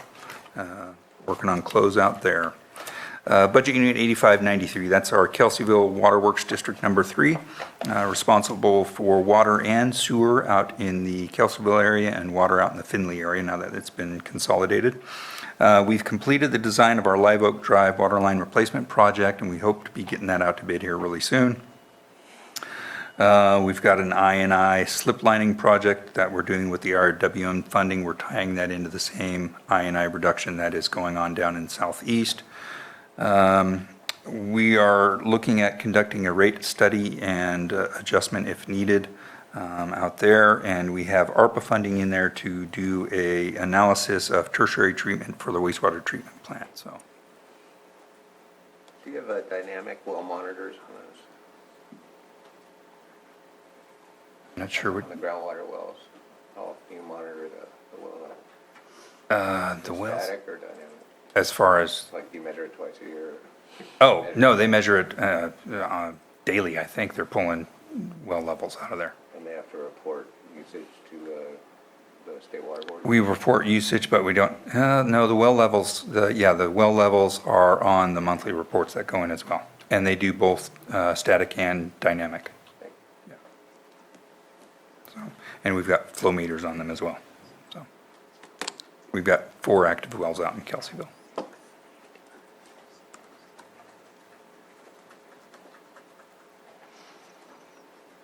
And then Budget Unit 8695, close that out with the administration budget. That's basically the budget that funds all our employees, a lot of our vehicles, but this covers our staff, and not only our office staff, but our field staff as well. Accomplishments, we've got 50 essential employees and managed our water districts and sewer areas through the drought. Got about 35,000 customers in the county spread over our 5 wastewater areas. We've only got 5 water districts. I wonder why that says 6. Findlay, I'll bet, that's why. We've got the congressional funding for the Full Circle project in our 295 budget. We're waiting for the funding agreement from EPA.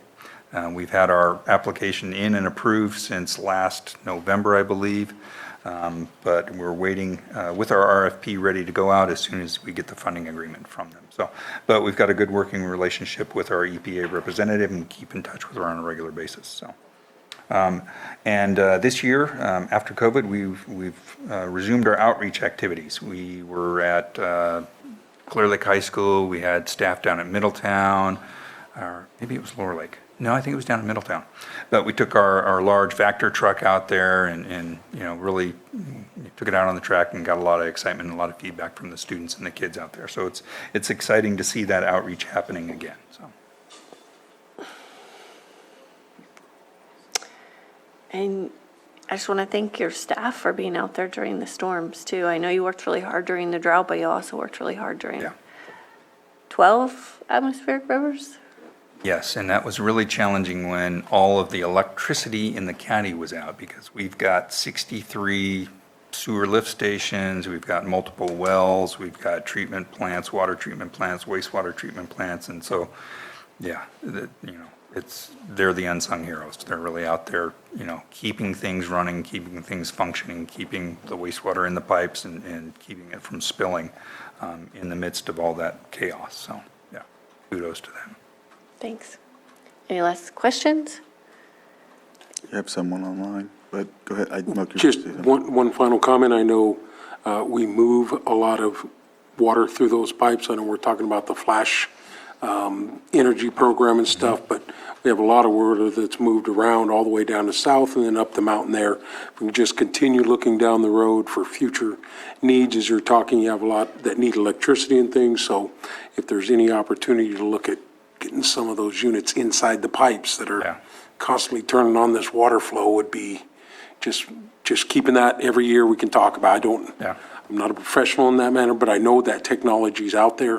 If we could look at those things with the water we're moving around the county every day, every second, that's just something that maybe we could capitalize on. Maybe it being its own resilient, power goes out everywhere else, but we got the battery backup and we're charging it so anyway, I'll bring it up every year. The long-term wise, we need to be looking at that here locally, so just want to bring it up. We've looked at that. Most of our water systems don't have enough elevation change to make it profitable on the amount of energy that you get in and the amount of energy that you get out of it.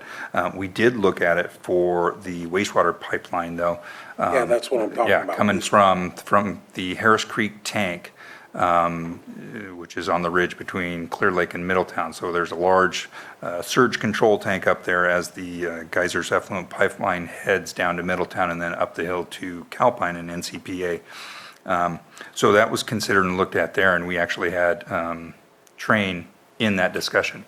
So they were looking at that as a possibility there, but I guess it didn't make sense for it there either, for the amount of energy that would be taken out and then having to pump it, because then we've got to pump it back up the hill to Calpine, whereas if we weren't sucking that energy out, then that kinetic energy remains and the potential energy is there as it's going down the hill, then you don't have to add that pump force to get it back up to NCPA and Calpine. But it is something that is always in the back of my mind, and we have actively looked at it even in the Geysers pipeline, so. Yeah, well, that's the flash concept. I'm just talking about, we got Yeah, water the going through turbines. those Yeah, sewer yeah. pipes all the time. So, it's just like, I don't know why we don't capture energy off through the AC units too, because they're always pumping air out. Yeah. But anyway, just the technology's got to be there. I think I'm only bringing it up because it was brought up too by Jan Coppinger. Look at this. I think the city of Portland has a lot of this technology. They do, From what I understand, they run a lot of that stuff. So just continue the conversation and look at long-term resiliency. Yeah, and as technologies change and it becomes more efficient, we're always looking at that and revisiting it if it makes sense, yeah. Okay. And in the full circle.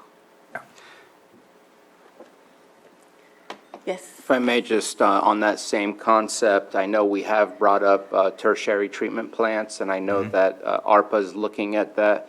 What is the status of looking into the feasibility of a tertiary plant? Well, we've got the ARPA funding in Kelseyville for doing that, so we're going to be getting the RFP out and evaluating tertiary at Kelseyville.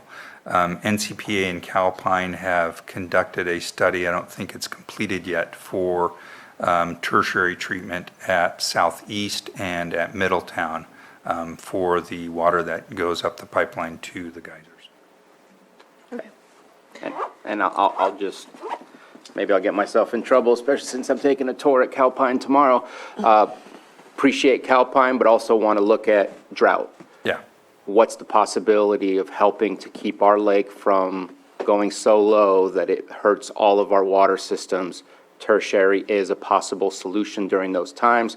Obviously, there's a partnership we have to remember and we have to work on, but to me, tertiary has much more than just a continued purpose, just like we have now. There's other purposes that could come with it, so. Correct, yeah. Okay, I'll open up for public comment. Who do we have in the Zoom room? Betsy. All right, Betsy, if you want to unmute, state your name, and you'll have 3 minutes. Betsy Kahn, thank you, Madam Chair. Thank you, Board. Scott, I have one question for you, but I have a comment I'd like to add first. And the comment is that I appreciate Mr. Green's suggestion that something needs to be done to dislodge that blockage in getting the water service into South Main. I don't know if this has been, I don't think it's been done yet. Many years ago, we received $12 million, $11 million from STIP funds to do the road widening project. And the holdup on that was to dig the trench. And maybe since the sewer system is there, maybe there's something related to the sewer system. But all of that is hung up in this extremely expensive LAFCO process. And so if you can find some way, whether it's through the state revolving fund, I don't know, but some way that the Board of Supervisors can leapfrog that problem and get the water services out there, especially for fire protection. Everybody knows that this is a major hazard. So my question for Mr. Harder is, could you please tell us how many hydrant systems, fire hydrant systems are maintained by the Special Districts Administration? And thank you for your report. We have 5 water districts, and so we would maintain the hydrants in those 5 water districts. And for reference, those are the communities of Conotee, Spring Valley, North Lakeport area, Kelseyville, and Soda Bay. All right, so I'll bring it back to the board for action. Close public comment. Oh, you had one more. I'll make the action. Okay, go ahead. So, Madam Chair, I will motion to approve items 8210 through 8219, 8461, 8351 through 8356, 8460, 8462, 8466, 8467, 8473, 8476, 8478, 8480 through 8482, 8593, 8695. Second. All in favor? Aye. Opposed? Thank you very much. Thank you so much. Great seeing both of you. I think we could get through the assessor's items and then take lunch. Yeah, is UC Cooperative? They're online. Yeah, let's do that after lunch. Johanna's on it. You guys want us to take an hour and a half? He will take an hour and a half. How long you guys want, right? Yes. No problem. We'll take care of that for you. Yeah. So do we need an intro, or do you just go right into it? Okay, go right into it. So we're going to go kind of fast, as you can see from last year, comparing last year's budget for 1123, which is the assessor. I think the difference is $6,000, even with inflation and everything else. We've been able to find different savings and keep it relatively flat. So unless you guys have some questions on that, it's pretty much what we had last year. Sounds great. Okay, 2707, which is the recorder's budget. And as I finish both these, I'll talk about some of our accomplishments and highlights. But on 2707, you've heard me say in years past, the recording fee should cover basically the recorder's budget. That is basically how those recording fees are set up. Myself and Eric Olson are actually speaking at CRAC next year to actually try and get them statewide increased. They have not been increased in 12 years. They are set up as a range. The top of that range is $12. Ours is $14 because we have add-ons for special revenue funds. We are talking that discussion. But as you can see, we found different things when we looked at our fees, and we've been able to bring ourselves back pretty close to flat. We're taking our last year's budget was $116,000 or $117,000. Actuals to date was about 40.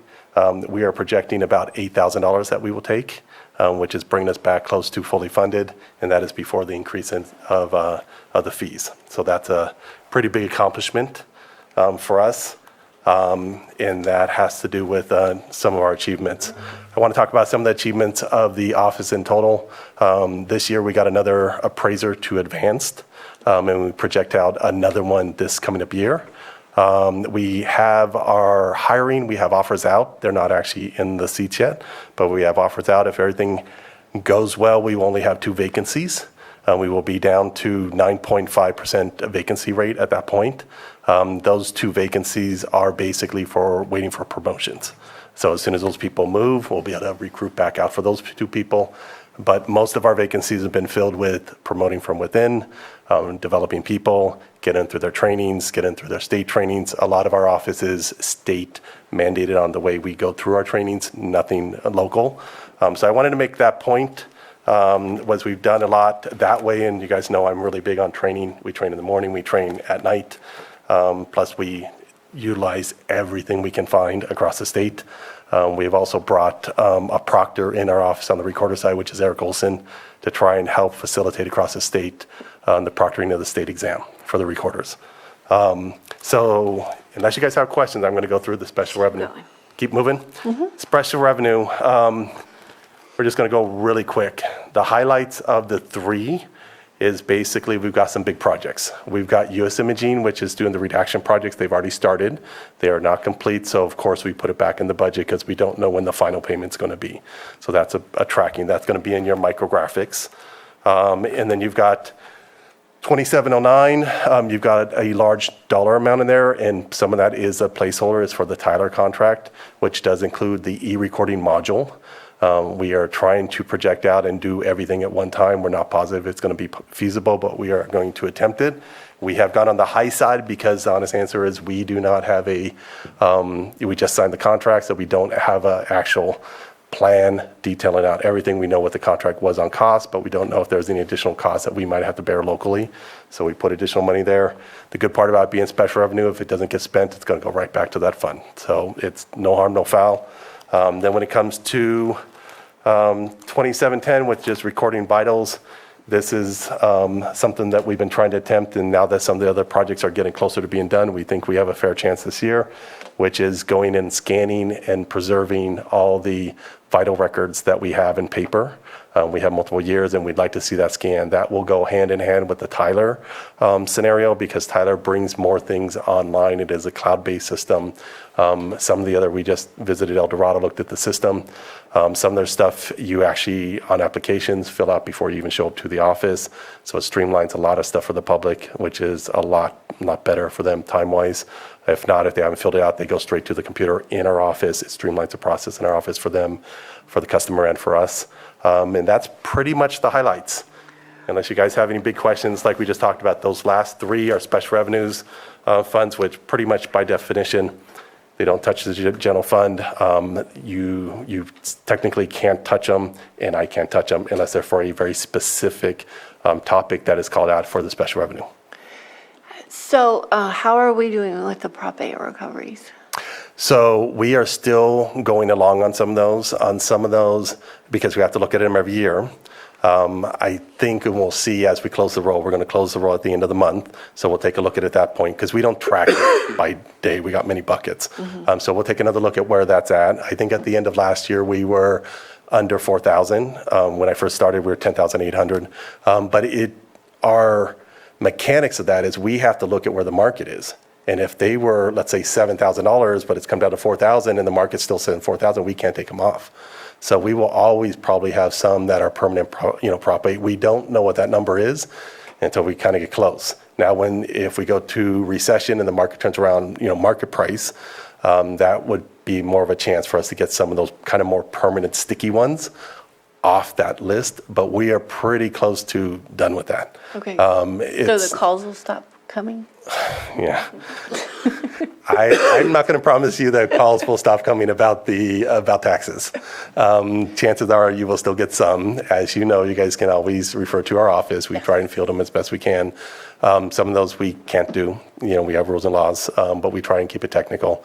But that's our problem with the Prop 8 is we're kind of at the bottom of the list now. When we're at the $4,000 amount level, we're at the sticky. That might not be easy for us to move them off, and they might just stay there till the market moves enough for them to drop past their level. Okay, and then what about the backlog of permits? So backlog of permits is the other one that's a little bit harder for us to do, and that has to do more with our staffing. And once we ramp up on these couple people that we have offers for, we're hoping to assign somebody just to permits. We pulled a list, and we didn't get as far along on it for the close as we wanted to, but we pulled a list to try to identify the the single-family homes, and do those first. A lot of the other ones that are on that permit list are smaller, like decks and a lot low-level solar that's really just put it on a note. It's not a dollar amount. When we pulled it, I think we were down to about 200 SFDs. Yeah, so we don't have a lot of big dollar amounts. We have a lot of permits, but a lot of them are decks and solar. Right. And when it comes to solar, that's not even a change. For property tax rules, you don't get charged property tax until the next sale. Right. So that's the benefit of trying California's rules with property tax to try and encourage people to get solar. When you first put it on, if you paid That was $50,000. 5 years. So you have 5 years where it's just you never. It's just the next sale. So if you Oh, put on okay. solar, you turn around, you put it on the next sale, we will then put it Gotcha. on as value, and we'll put market value. Because ideally, if you put a big solar system on, you sell your house, ideally your price is higher than somebody else who didn't have solar. The market should reflect that. As long as it's within comparables, it makes sense. That's pretty close to the number you're going to get. Okay, great. Supervisor Green. Yeah, just real quick, I've asked a couple other departments about Sure. all cloud all the time, so I'm excited to see the scanning and the archival and all that, and that's going to be important to create searchable data and stuff like that. Also all about redundancy and maintaining the security of our legacy data sets, because stuff happens in the cloud. So Yes, it does. I'm hoping between state regulations and your own wound-tight kind of approach to things, that's already handled, and I don't even need to ask about it. I can speak to as much as I know about our plan with Tyler. Like I said, you guys just approved the contract, so we don't have our game plan on that. We can only speak to what we've known through the kind of approval process or the RFP process, which they do call out security. And we will have security from the local level. So they have to, touch the IT department, make sure that firewall and that access back and forth is correct. They have to provide us with backup on their cloud scenario and prove that to us. That's what they call out in the proposal. Now, once we get further along, we can ask further questions, but we're just barely got the contract signed. So Above and beyond the terms of the contract, Yeah. then once the paper records are not disposable, but at least you have some options in terms of storage, have you already identified some thoughts on that? Now, what do you mean, like scan, like when we talk about the vitals? Once they're scanned, are the holy binders going to go away, or? We have never moved out binders. And the reason for that is because we feel they're historic, and because it's improving every single year with AI and some other variations on how they scan products. But to date, even with the products that are out there, when they scan historical documents, because they're written in script, and script has changed over years, and we have documents dating back to a long time ago, it's not always perfect. And so they do their best to scan it, but there's occasionally scanning 1,000 documents. One will be improper, then we pull the original document for them. So we at no point will we take out the redundancy, at least not during my term, take out the redundancy of books. Okay. We will always keep the original. Okay. Supervisor Spati. Yeah, real quick. I know you spoke about the movement and promoting within, and again, I'm only looking at a slice in time here, but the majority of your 30% vacancy that you have in the assessor's portion of your office are appraisers. Have you approached HR and Class and Comp Committee to take a look? That is a unique classification that only impacts your office, so looking at that won't have any ripple effects on others. I just curious, just because, again, there's something we might be able to do by shrinking one or two and expanding what it is that we're offering to make it easier to fill so that we don't have the continual backlogs and whatnot. Totally. And I really appreciate that comment. I've started a conversation with Pam already about that possibly being classified as hard to fill, because in my time frame, and I probably have interviewed at least over 100 people for that job. I've only hired one person with true experience, and that was David Schwinger. This particular one, we were able to get an aide, very low-level aide from somewhere in Southern California. That's the second person in all of those people that I've had with relevant experience. I don't get anybody with relevant experience in that position. So hard to fill would be very appropriate for that. Like I said, most of the way we've recreated the office or reinforced the office is all from within. We've taken the recorders, we've done training, and we've trained, but that's why it's taken so many years to finally get the assessor up to where it should be and should have been easier to do.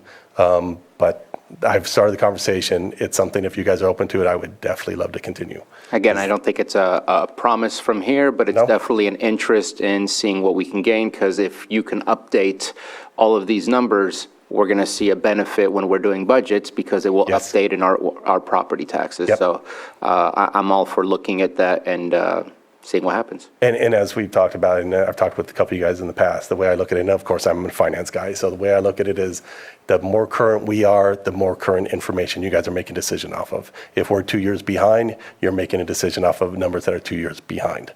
And that means that you guys could be making a decision when we're in a recession off of old numbers, and then when we finally catch up and you were out of a recession, you're making decisions with recessionary numbers. And that is no good decisions, by the way, financially.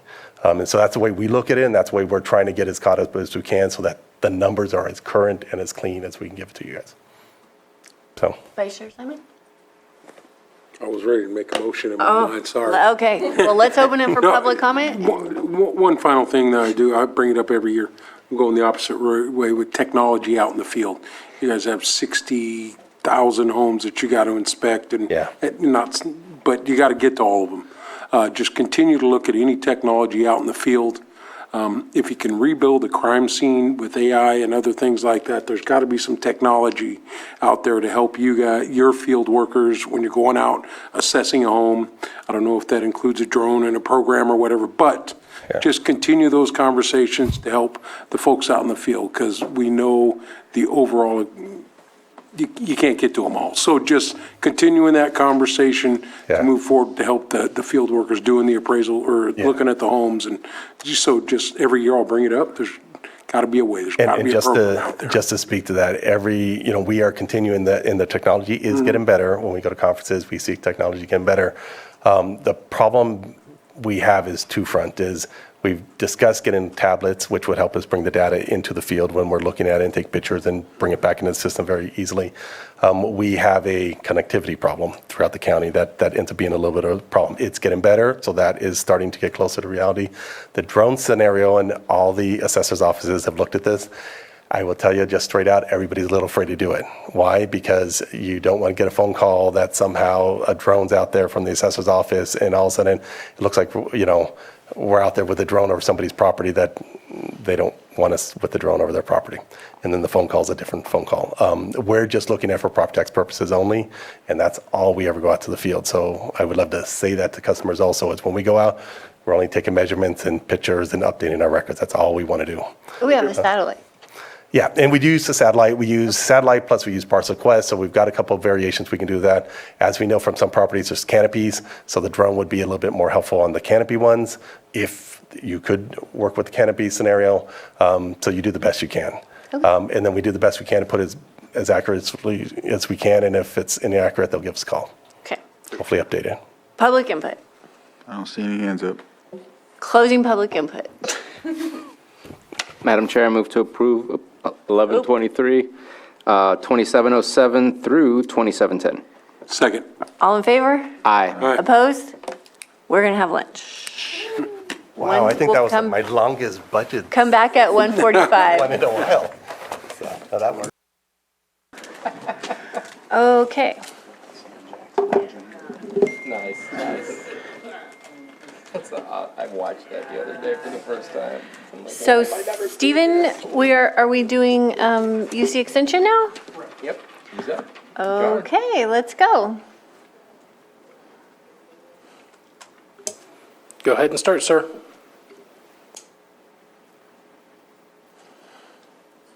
I'm getting this idea that he's not hearing us. Can you hear us?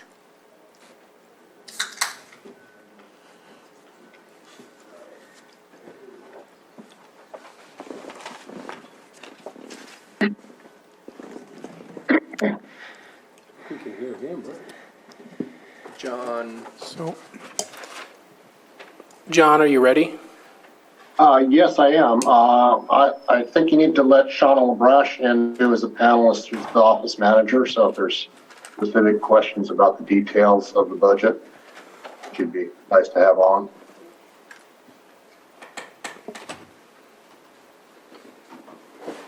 Johanna, is she in? Looks like she's in just now. So she's muted. Don't see her. She has her camera working. There she is. We're good. Okay, well, are you ready for us to start? Yes.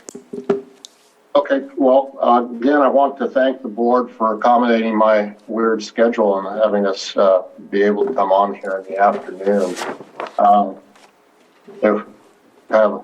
When you get to my age, there's certain things that you end up having to go to UCSF and for, and so it's kind of was something I couldn't postpone, so I apologize for the inconvenience that's caused. Basically, I'm not. I have some really excellent news about the Water Quality, Quantity, and Climate Change Advisor. Our committee has met and interviewed 3 candidates. We have 2 top candidates. First one, at some time here in the immediate future, will be in negotiations for an offer. And so hopefully depending on their availability, they'll be on board here maybe in July or August, not sure. So that's really good news, especially after having listened to the special districts budget hearing.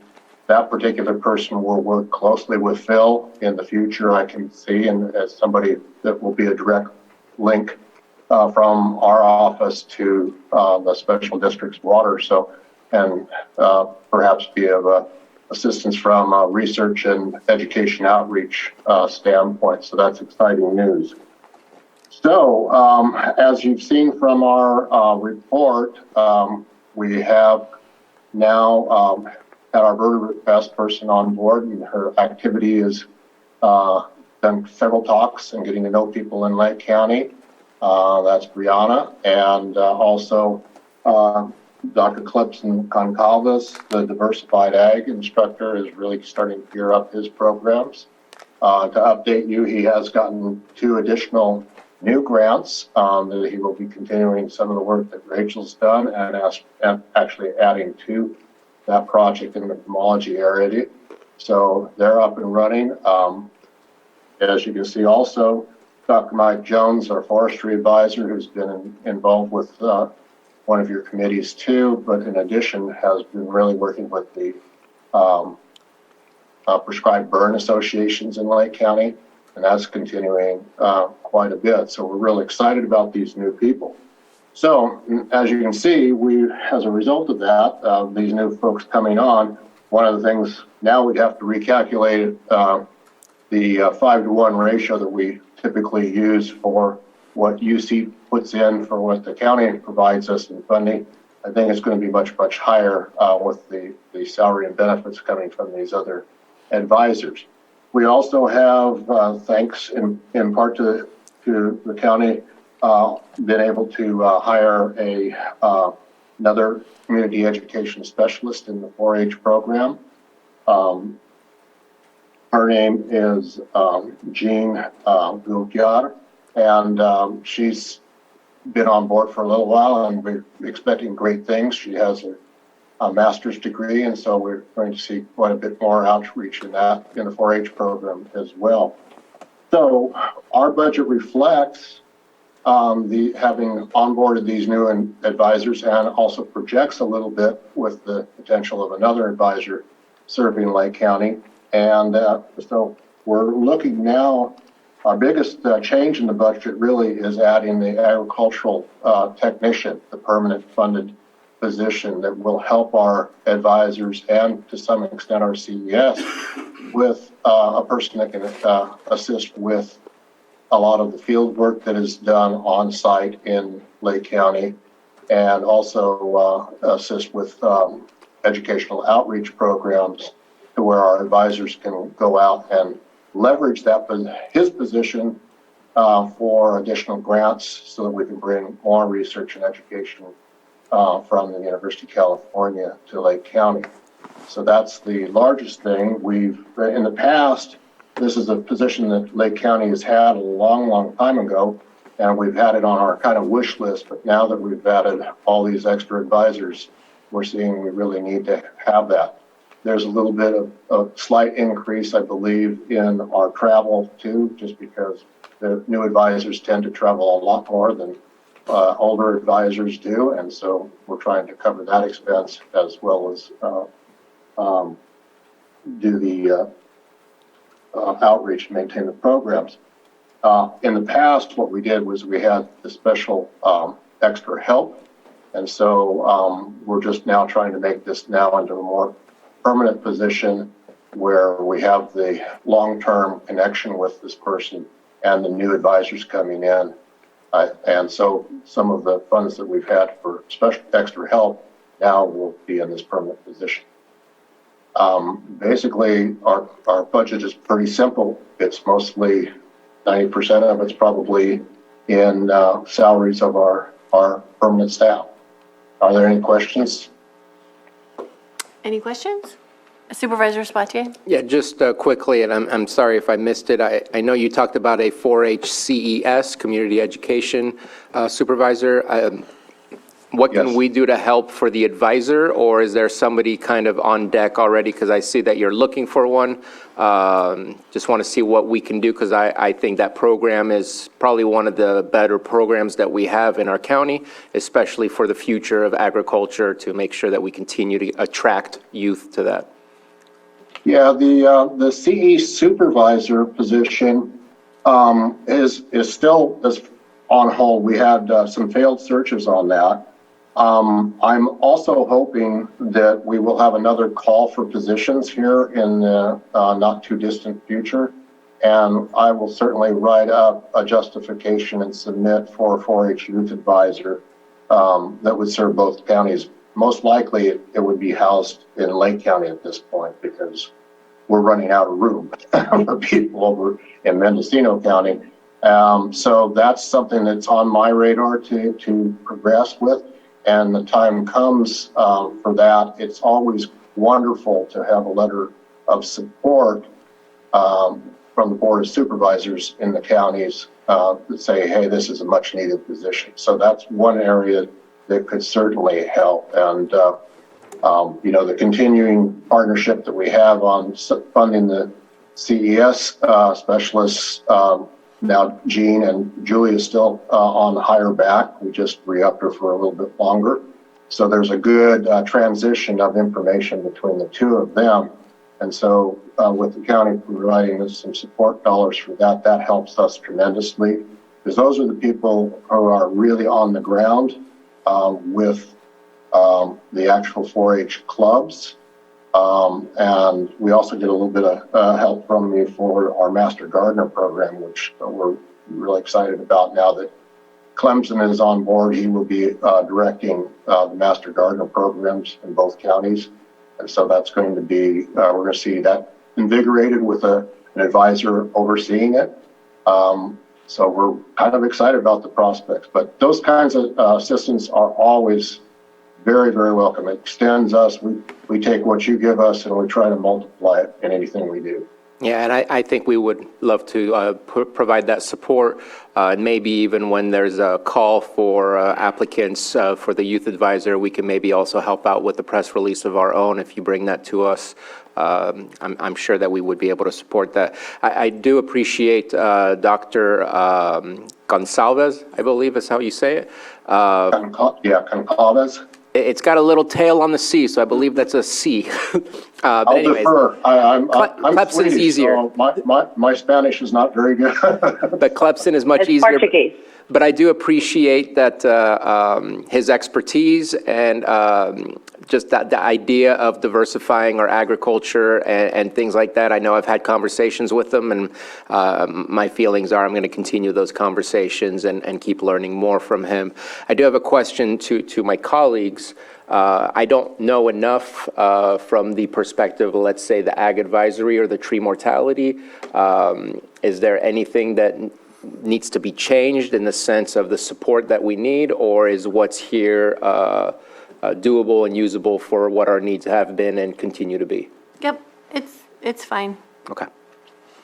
And Mike Jones is always available. Yep. A great resource, and I see in here too, they're recruiting a water quality climate. So I think it all ties into exactly what we're doing.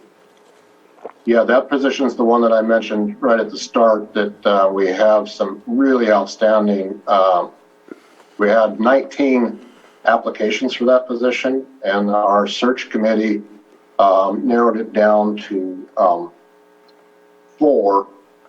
We had one drop out for personal reasons, but that was not, on paper, wasn't the absolutely top candidate. Our top candidate was in and interviewed very, very well. So my fingers are crossed that they're going to be in the offering stage, and the negotiations for that person to join us will be done quickly. All Appreciate right, we're the looking forward expertise. to that.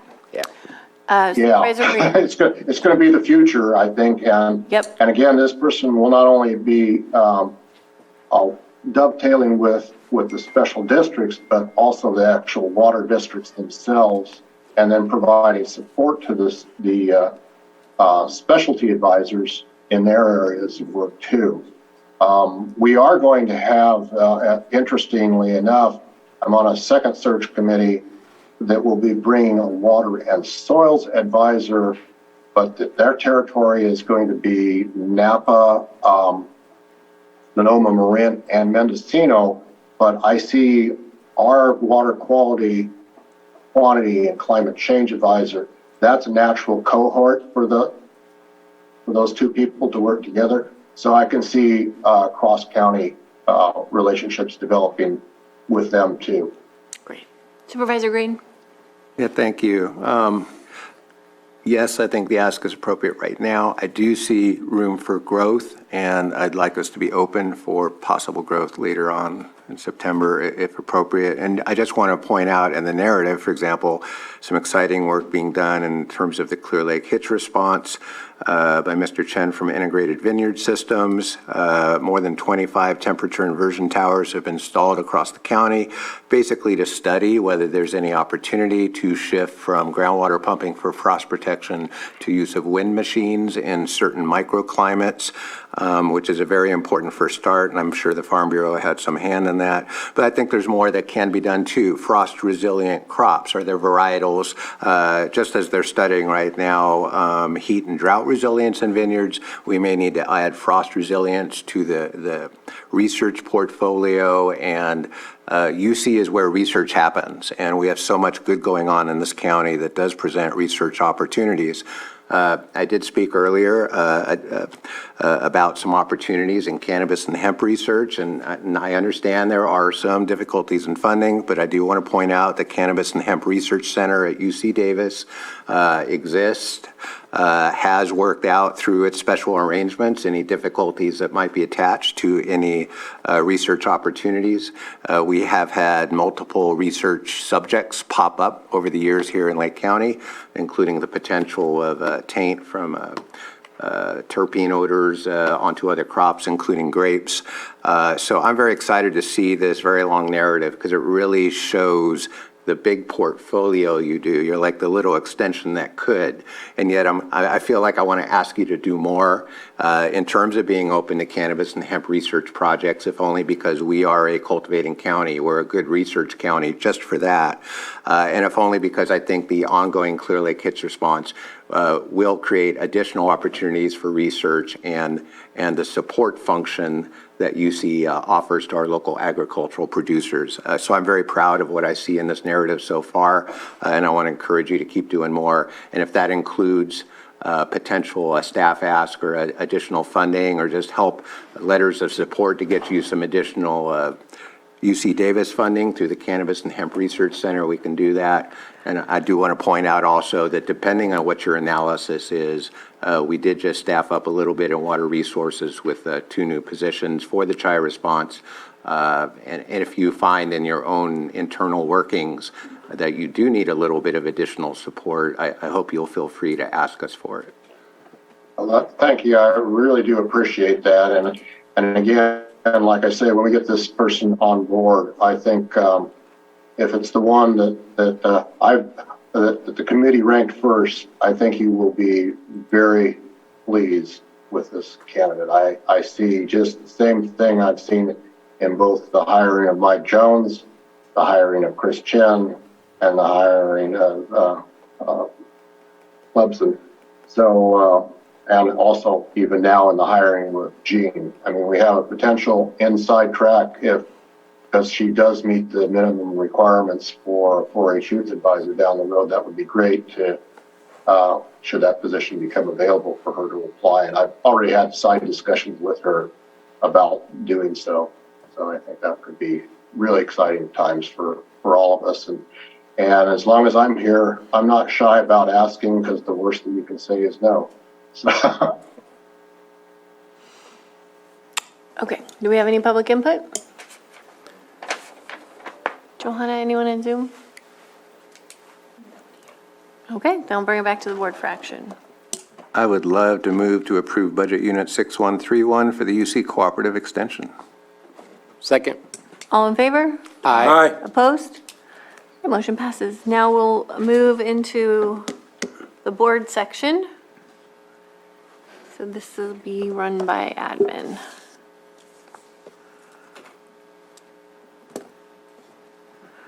I was waiting for you to introduce me.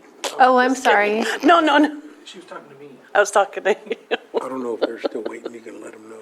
So are we excused? I'm sorry. Oh, I'm sorry. I'm Because so you- sorry. Yes, thank you so much for joining us today. Thank you. As always, it's a pleasure. Thank you. Bye-bye. Thank you. Oh, did you vote on that? Yeah.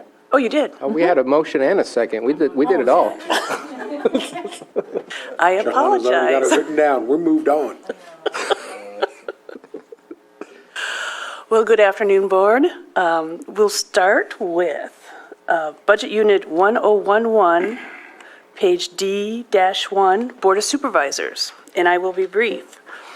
The Board of Supervisors is the appointing and legislative body that serves the County of Lake residents, businesses, and visitors. I'd like to include some highlights that the board has achieved this year. One is approving the climate resiliency position, the housing and economic positions, which will lay the groundwork for long-term planning efforts and resiliency efforts. The board also supported the countywide Honoring All Voices Community Vision Forum Series. The board proclaimed a state of an emergency to enhance action to protect the Chai Clear Lake Hitch. We also advanced efforts to secure funding to address Lake County's tree mortality emergency. And we also approved the creation of the public defender position. Let's see. Oh, and we also established Juneteenth as a County of Lake holiday. The work, I believe the board will continue is bringing and reimagining Vision 2028. And that will include economic development, housing, resiliency, just to name a few things. I'm open for any questions or comment from the board. Do we have a timeline on when we're going to start working on the Vision 2028 again? We can start this fall if the board would like. We haven't discussed it yet, but we can put that down on our calendar. Okay, I think as long as we start it before the end of the year, Yeah, don't have to finish it. but- right, but just because this is the mid-year mark. right. Okay. Yes? And what's the timing? I know that part of the economic development efforts in your department was to also eventually come to a strategic planning. Yeah. To me, that's kind of a mix of reviewing the vision goals and the objectives within that create the strategic planning.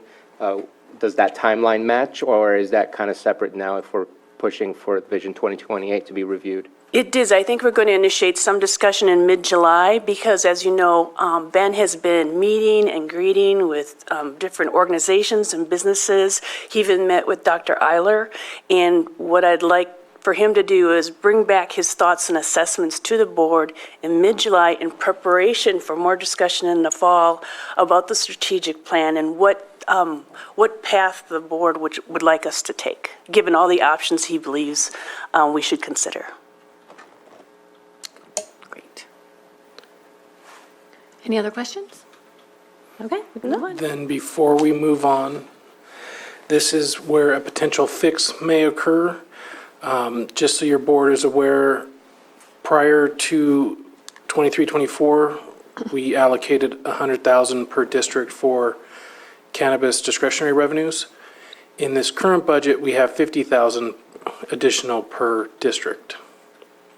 And we can talk more about that when we get to Budget Unit 1072 in cannabis, but wanted to bring that up since that's a change. Okay, I think we'll talk about it when we get to cannabis then. Right. Moving on? Yes? Yes, thank you very much. The next item is Administration, Budget Unit 1012, page D-6. The County Administrative Office provides administrative and management functional support for the Board of Supervisors, department heads, and this organization, and also provides assistance, walk-in assistance to those in our community that are in need or have questions. We have a lot of things that we did and accomplished this year, but I'm just going to highlight a few. I think, again, I already mentioned the public defender, the economic development, housing, but I also would like to mention that we assisted with many others in improving and updating our webpage, and also with we are targeting more of our public communications for telling our own story on behalf of the board and the community. Let's see, I think those are the major ones that we did. We're successful in getting 2 more projects funded by the community project funding from Congressman Thompson. I think those are the highest highlights that we have. The goals are, of course, to support the board in moving forward in completing those tasks or following those guidelines and principles within Vision 2028, and then anything else that should come before us, because as you know, our life isn't static, and as much as we plan, there's always something that comes up. So, and community resiliency, I forgot to mention Terry Logsden's hire as the Chief Climate Resiliency Officer, and she has done a lot in her short 6 months here. I have a 2-page outline, but I'm not going to read it to you, but I'll be more than happy to share it to you at a later date.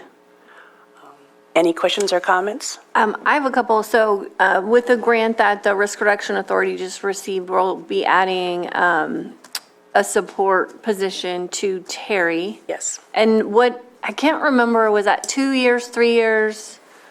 What's the grant funding for that, the timeline? I believe it's 3. 3, okay. So it doesn't quite cover her whole term, but it is significant. But again, with the award, and I think there's going to be more than one round of awards that we will watch for and reapply. Yep. As long as we can demonstrate effort and deliverables, I think we'll be successful. And that position will be added during the September hearings. It's not currently in our allocation. Right, because we just found out. Okay. And then going back to telling our story, one of the things that I've been thinking about and I discussed with Vice Chair Simon was a way that we could communicate by district what the goals are, what we're working on, a little less formal than our press releases, because our press releases kind of tell what we've accomplished and not kind of what's leading up to it and what's in progress. And what I was thinking is a monthly subscription email for each district where we could either write it ourselves, although staff would prefer that we submit bullet points of just a few things that have happened, highlights for the month, so that we have that ability to communicate with our constituents if they choose to sign up for a newsletter.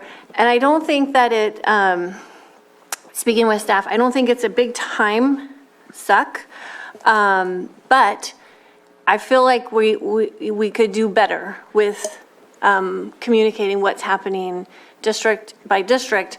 For me, my district is 3 very different sections, and I often find people have no idea what's going on because, you know, there may be a press release every couple of months about a big project, but just the continuity and I'll make an example, what's going on with tree mortality.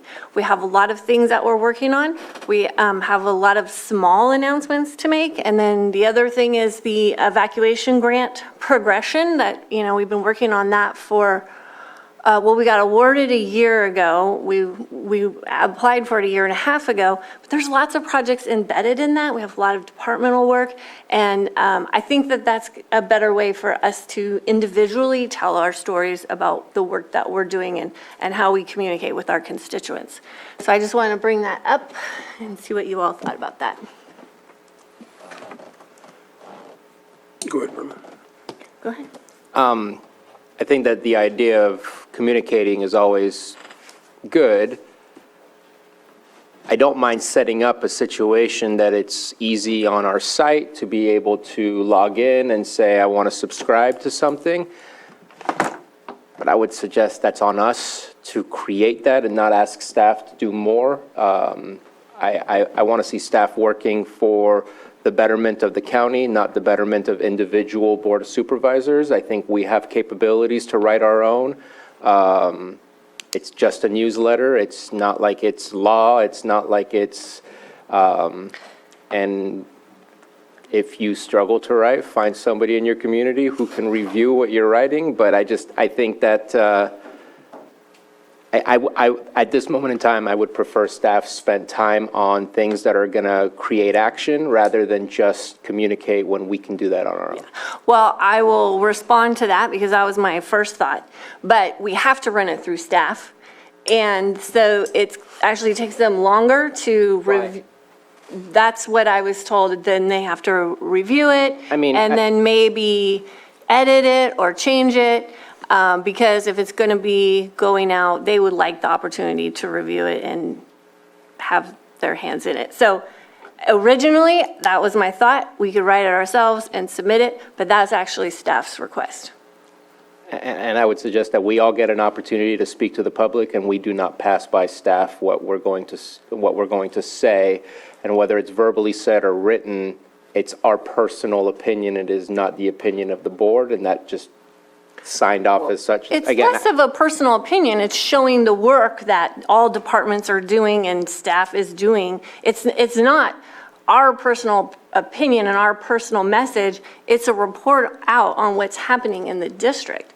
And so if you've got special districts project or a public works project, we want to be able to show the constituents in that district, these are the things that's happening. It's not a message from Jessica. Like, that's not what it is. In my mind, it's a way to show, more frequently what's happening and things what's in progress, rather than my opinions or any supervisor's opinions or thoughts. I'll weigh in and just let you know I'm not really taking a side on this. I'm just going to highlight both of your points and say how it will, how I see this as this will help for my town halls. I'll be ready for each town hall because this will be written down. But I do see, I kind of do this for the town halls already as it is. I think too, another thing that would help with this is that touching base with the directors, like you said. But I do understand the staff time, because I know sometimes I will email staff and directors. I try to go through the directors, and I know it's burdensome at times. So I hear that, but we have to weigh what do we gain from doing this, and how much does it help versus how much it drains, if that makes sense. So I don't mind looking further into it. Either way, I know I kind of do that at town halls anyhow. But I mean, if this would just be a good boilerplate for me to read at each meeting and answer questions. But, I just wanted to weigh in that way. Well, and that's how I came to it, actually, because I go to the collaborative council meetings and I give an update on everything that I'm working on. But that is 1/3 of my district. And the other 2 areas of my district do not have town halls. And so I don't have that way to sit down and give that report out. I think another challenge, or not hard thing, but the challenge is that many of the folks that really want to know don't have internet access or, have that type of availability.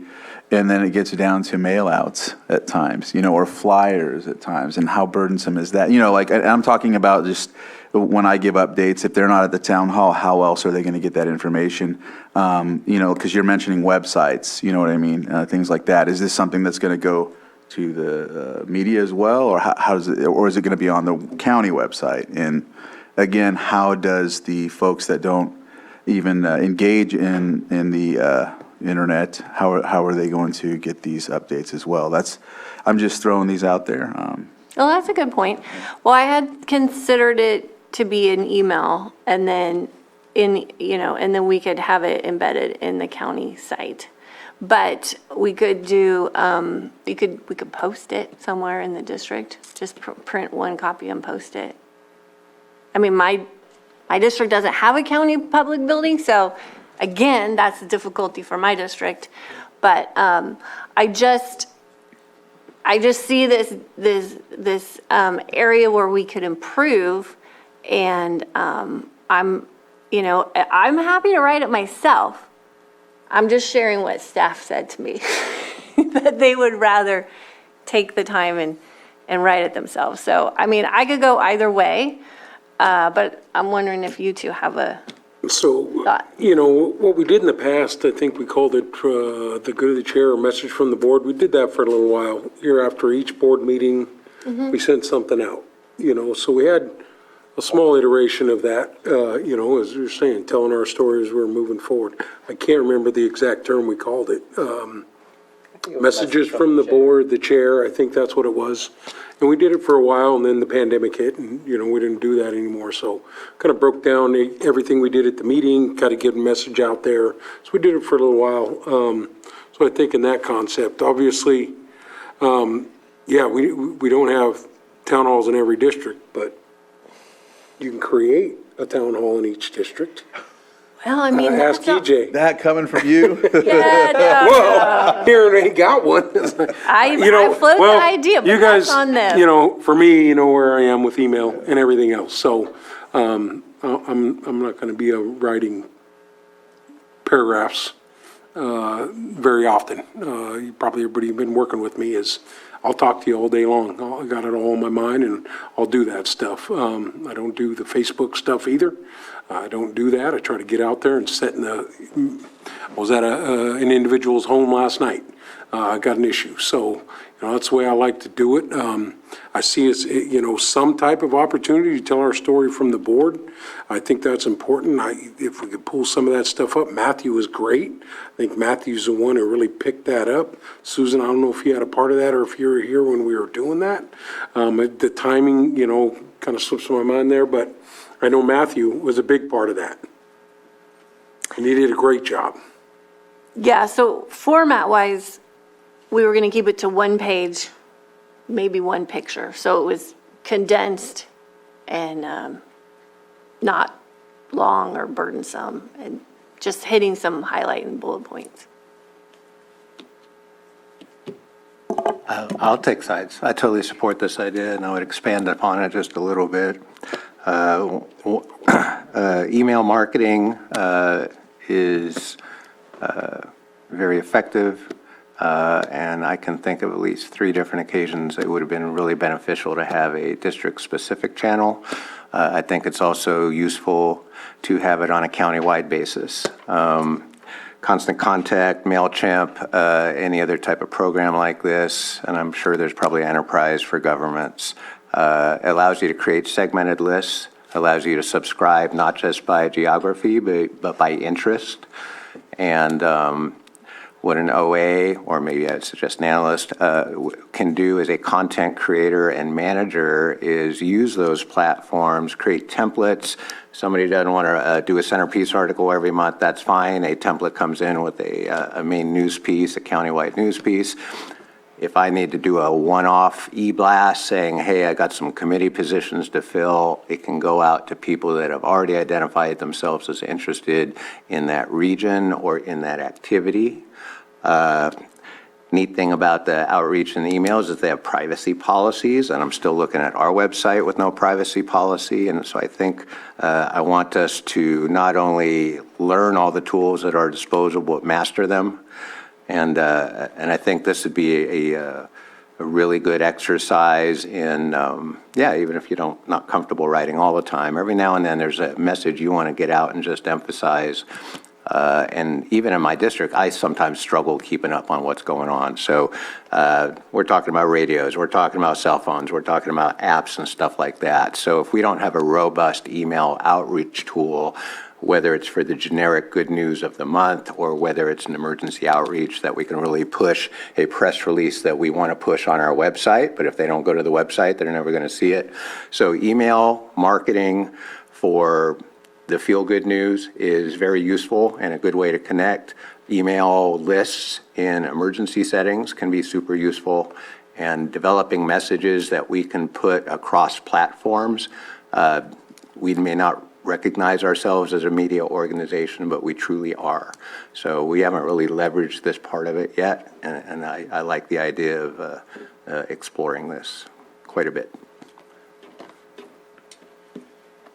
Yeah, just last thing, in thinking and hearing the discussion, I also go on the radio as well with KPFZ because at times some of the stuff that's written throughout the county, I don't have an opportunity to, answer specifically and right away.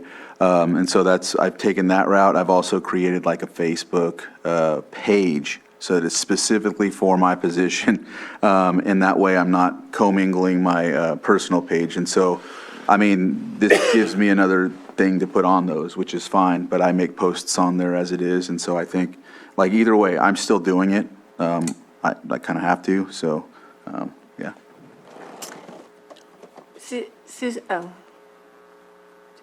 Was it me? Okay. May I make a suggestion? Yes. How about if we bring back a sample of this one page to the board back on the 27th, so you can get an idea and say yay or nay or add input, and we can also share with you the workload or the hours it takes to put it together, and the board can make a decision at that time. Just a suggestion. That works for me. Would you have another comment? Yeah, just my last comment. I think that's the primary job of ours is to interact with the community at all times, no matter how we do it, whether it's a phone call, whether it's an email chain, whether it's talking in person. And the way that I see it done by other people, and I'll call ourselves politicians, is through their private feed because it's used to continue to interact with voters. And I feel this is using staff to advertise us for the next potential election, and I'm very uncomfortable with using staff on a personal level to advertise what we're doing in our district. That's our job to do that. By being at Rotary meetings, by being at Chamber of Commerce meetings, by being in the community. If it's gonna be a board statement like we've done in the past, very comfortable with that. Individuals, and they're taking it on for us. We don't have our own staff, we have a board staff.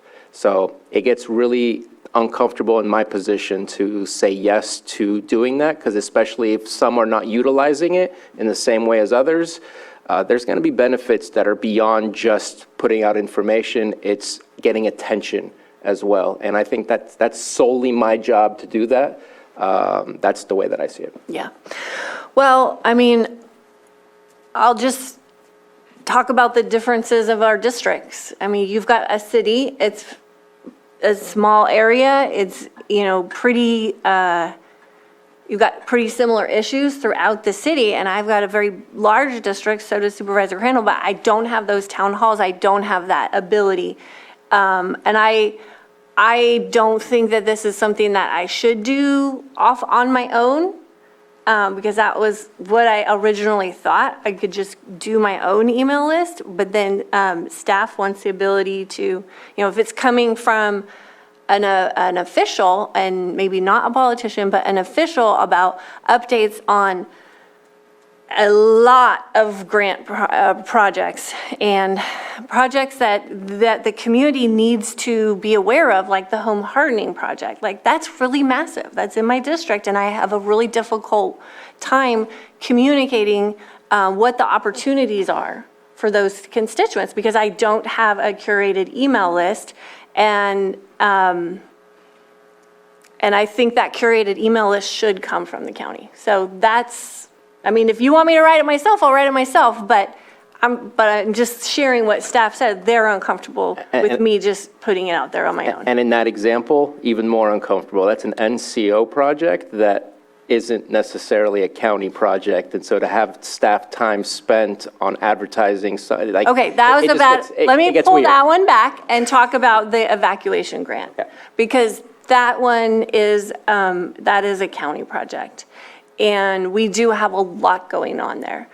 And, we're always trying to figure out how to reach our vulnerable population and make sure that we're connecting with everybody. And we know not everybody's on social media. And if you happen to miss that press release that comes through on Facebook, then it's hard to keep track of things. And so I think getting an email in your email box, I understand and recognize that not everybody uses email, but it is there. It is something that you have to manually delete for reading it. So, I mean, that's where I'm at. If you want me to, I'm happy to just do it on my own, but I would like it county sanctioned, because I want to be able to curate that list on my own, but it does sound like we have other supervisors that might be interested. And so, did you have something to add? Yeah, just wanted to say, because I get on some other supervisors at RCRC, and they're like, oh, this and that, and I'm like, you have staff? Yeah, I have 2 staff, their own personal staff, that do this work for them. And it's not political, it's just their staff to take care of the tasks that I are all taking care of on our own, along with preparing for meetings, budgets, town halls, everything else. And so there's some instances where that does happen, but I do not want to put a burden like that on the staff that already does other things with us as well. So I think there's just a balance we need to look at. I think that's a good proposition that you brought forward, and that's probably how we should go about that, to see. Sounds like that's a consensus then, Okay. right? I got at least 3, yeah. Thank you. The next item is Budget Unit 1014, Clerk of the Board of Supervisors, page D-11. In preparing to present this item, Ms. DeLong mentioned that I should just mention her name and not go into descriptors. No. But I will go into, We need to dissect this one. Yeah. as you know, the clerk of the board prepares agendas, takes minutes, schedules board meetings, maintains the ordinance, publishes legal notices, and many, many other things, even constituent work. Do you have any questions or comments for me? Or Ms. Johanna? Can I, and maybe Johanna's going to turn around and try to kick me through the wall. Is there a way to get her a second screen? Because I see her blocked by Zoom all the time where she's supposed to be doing work. And it would be really nice if she could have Zoom on one screen and be able to accomplish her work on another, because I feel like it could be easier up there. Yes, we can get her another screen. We may even get her a mic instead of you. Oh, one that goes like. I like the little Bobby Brown lapel style. mic. And we did used to have 2 screens up there. Oh, I do remember that. It was a long time. We had a mirror so people could see. Yeah, I think there were faces that were made in the mirror. One quick, big uptick, supplies and services went up a bit. Is that a specific ticket item? Screen. No, We just added to it. software package, something. I'm pulling it up, so just a second.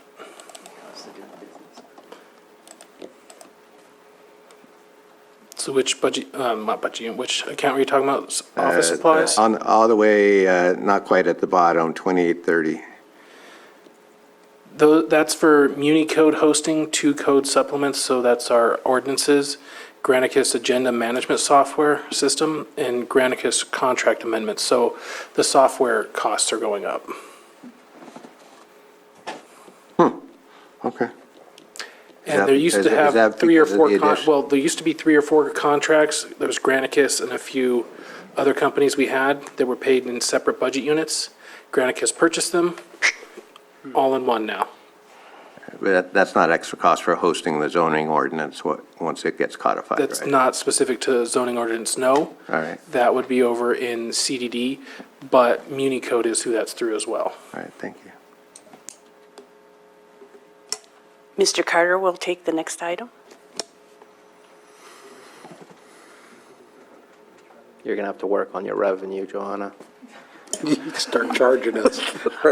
Change of plans, we'll bring HR up here so we can get them back to work.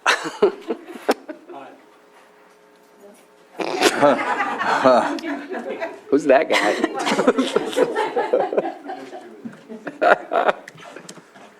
Ours, we like you here in case because we need help with this. We don't know how to work it. We just keep it.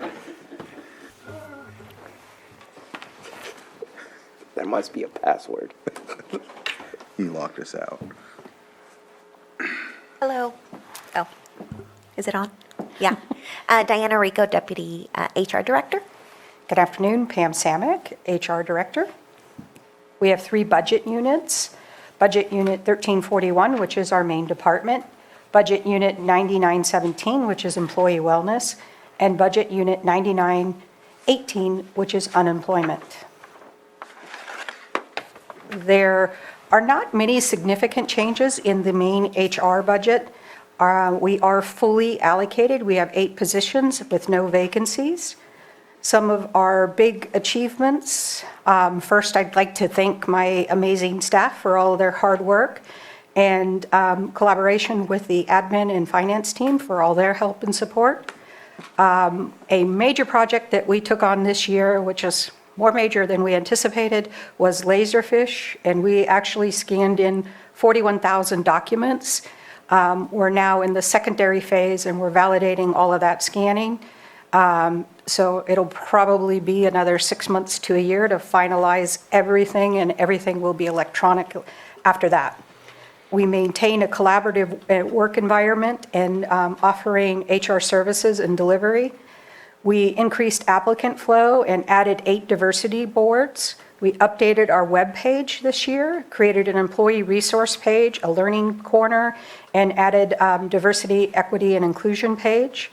This year, we put in 375 recs, resulting in 180 full-time hires and 54 extra help hires. Terminations were at 134 with 44 extra help terminations. 31% of our terminations this year were actually first-year new hires, which is an improvement over last year. Last year, we lost 46% of our new hires within the first year. 22% of terminations were actually retirees this year, so we lost a lot of institutional knowledge this year with 29 employees retiring.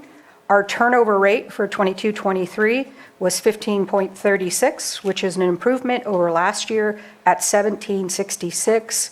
The Bureau of Labor Statistics don't have their 22 rates up yet, but in 2021, nationwide turnover rate was 47%. So we're making some improvements, and we're doing a little better than nationwide.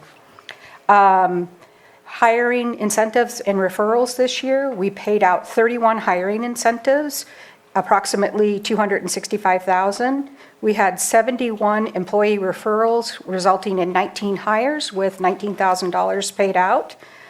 Our extraordinary requests this year, we have $40,000 to cover staff leaves. We've got a couple people going out on leaves. We have another $50,000 for ongoing maintenance and finalization of the Laserfish project. I'm also asking, which is not currently in the budget, that we couldn't get to last year, which was the $25,000 carryover for some custom reporting. Laserfish just kind of took on a life of its own, and it was more complicated than we anticipated, so I didn't get to hire the consultant to help with some reporting. I'm also asking, and this is something that CAO Parker and I discussed, $150,000 for new department head training, like a consultant or a mentor that would help them develop a first-year plan and execute and meet with them and mentor them through their first year. I also think, which is not in the budget, but we may need to do it before next year, is that we should look at a mini salary survey, which could be completed between HR and finance. We learned a lot during our last salary survey. I don't think we would have to outsource this. This could be taken on as one of our major projects in addition to our day-to-day work. And with that, we could see where we're really at. I'm hearing every department head talk about salary, every department head talk about the fact that our salary survey is outdated. It was almost outdated when we implemented it. So that might be a consideration that we want to take back and look at during mid-years or sooner if the board desires. Our goals for 23-24, we want to put a priority on recruiting and hiring to reduce our vacancy rate. Of course, we want to finalize and finish up our Laserfish project. Our forms and policies need revamping and updating. So those would be our major projects, along with leadership and training for supervisors, managers, and employees. Any questions? Supervisor Spatian? Sounds like you got a memo that I gave to CAO Parker as those numbers were needed. So, No, actually, I just did what I did last year. oh, it was just telepathy. That's awesome. So when we had the workshop, Robert Bendorf, in one of my phone calls with him before the workshop that we had, he asked me some of those questions. What's your turnover rate? How many people retired? How many people left? And I'd try to give him a number. He's like, don't guess. You need to know. And I would love to, I'm glad that we are doing better than last year. I'd love to see what the longer trends are. But if we can get down to a 5 to 7% turnover rate, that would be awesome. There's ways to make that happen. Because if we can stop using you as a recruiting machine and then more as a staff support machine, maybe retention might even be better because of that. Not to say you're not supporting them, but it would expand what you can do for staff. So I think that's a much larger conversation, but those numbers are really useful to know how much of your time, how much of our department's time are just dealing with recruiting and recruiting and recruiting. And hence why sometimes we take longer than we anticipate to get certain things accomplished.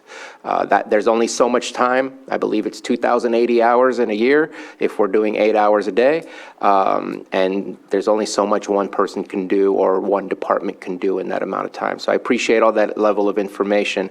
One of the things you didn't speak of is your HR software. I know that you and I have been back and forth on this, and I believe, and I'm paraphrasing, that it's not necessarily the most up-to-date technology for you to use.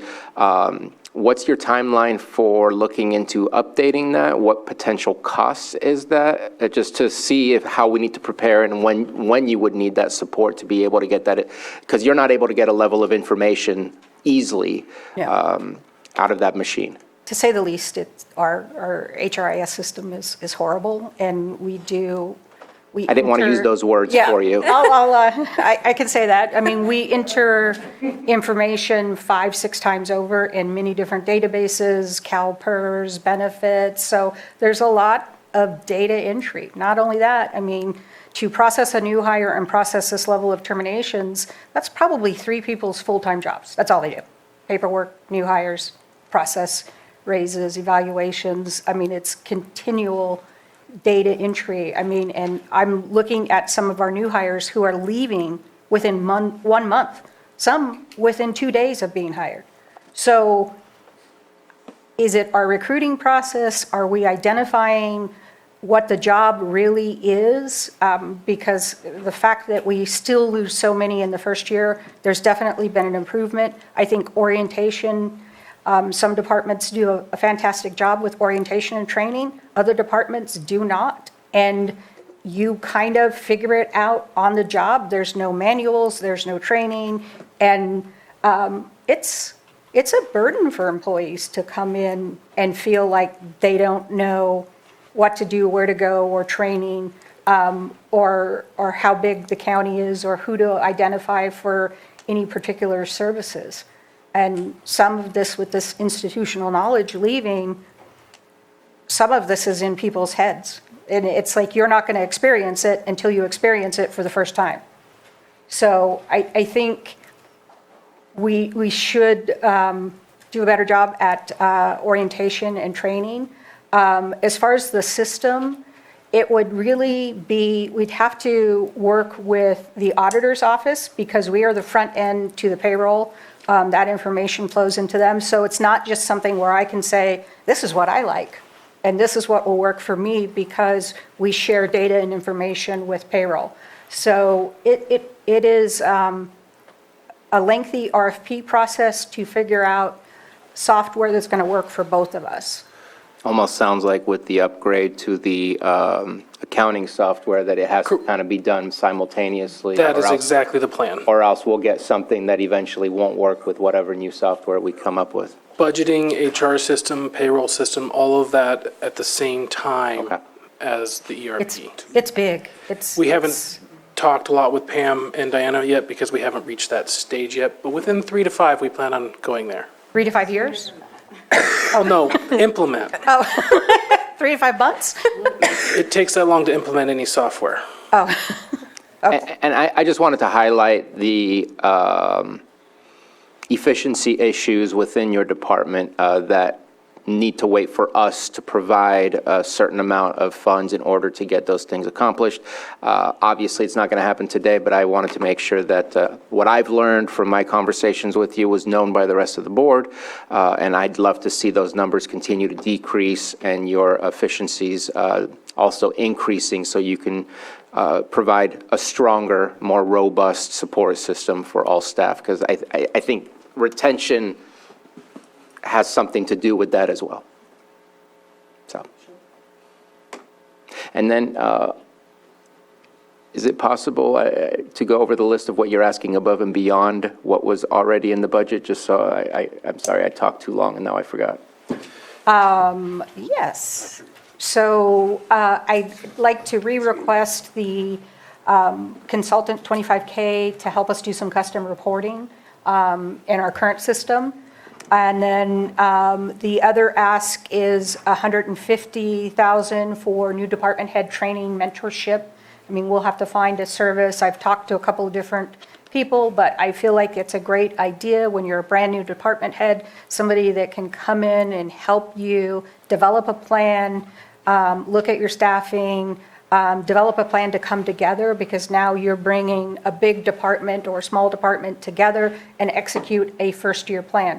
You know, what does my first 30 days look like, my, 60, 90, and so on and so on. I think that level of support would be excellent we have many new department heads right now.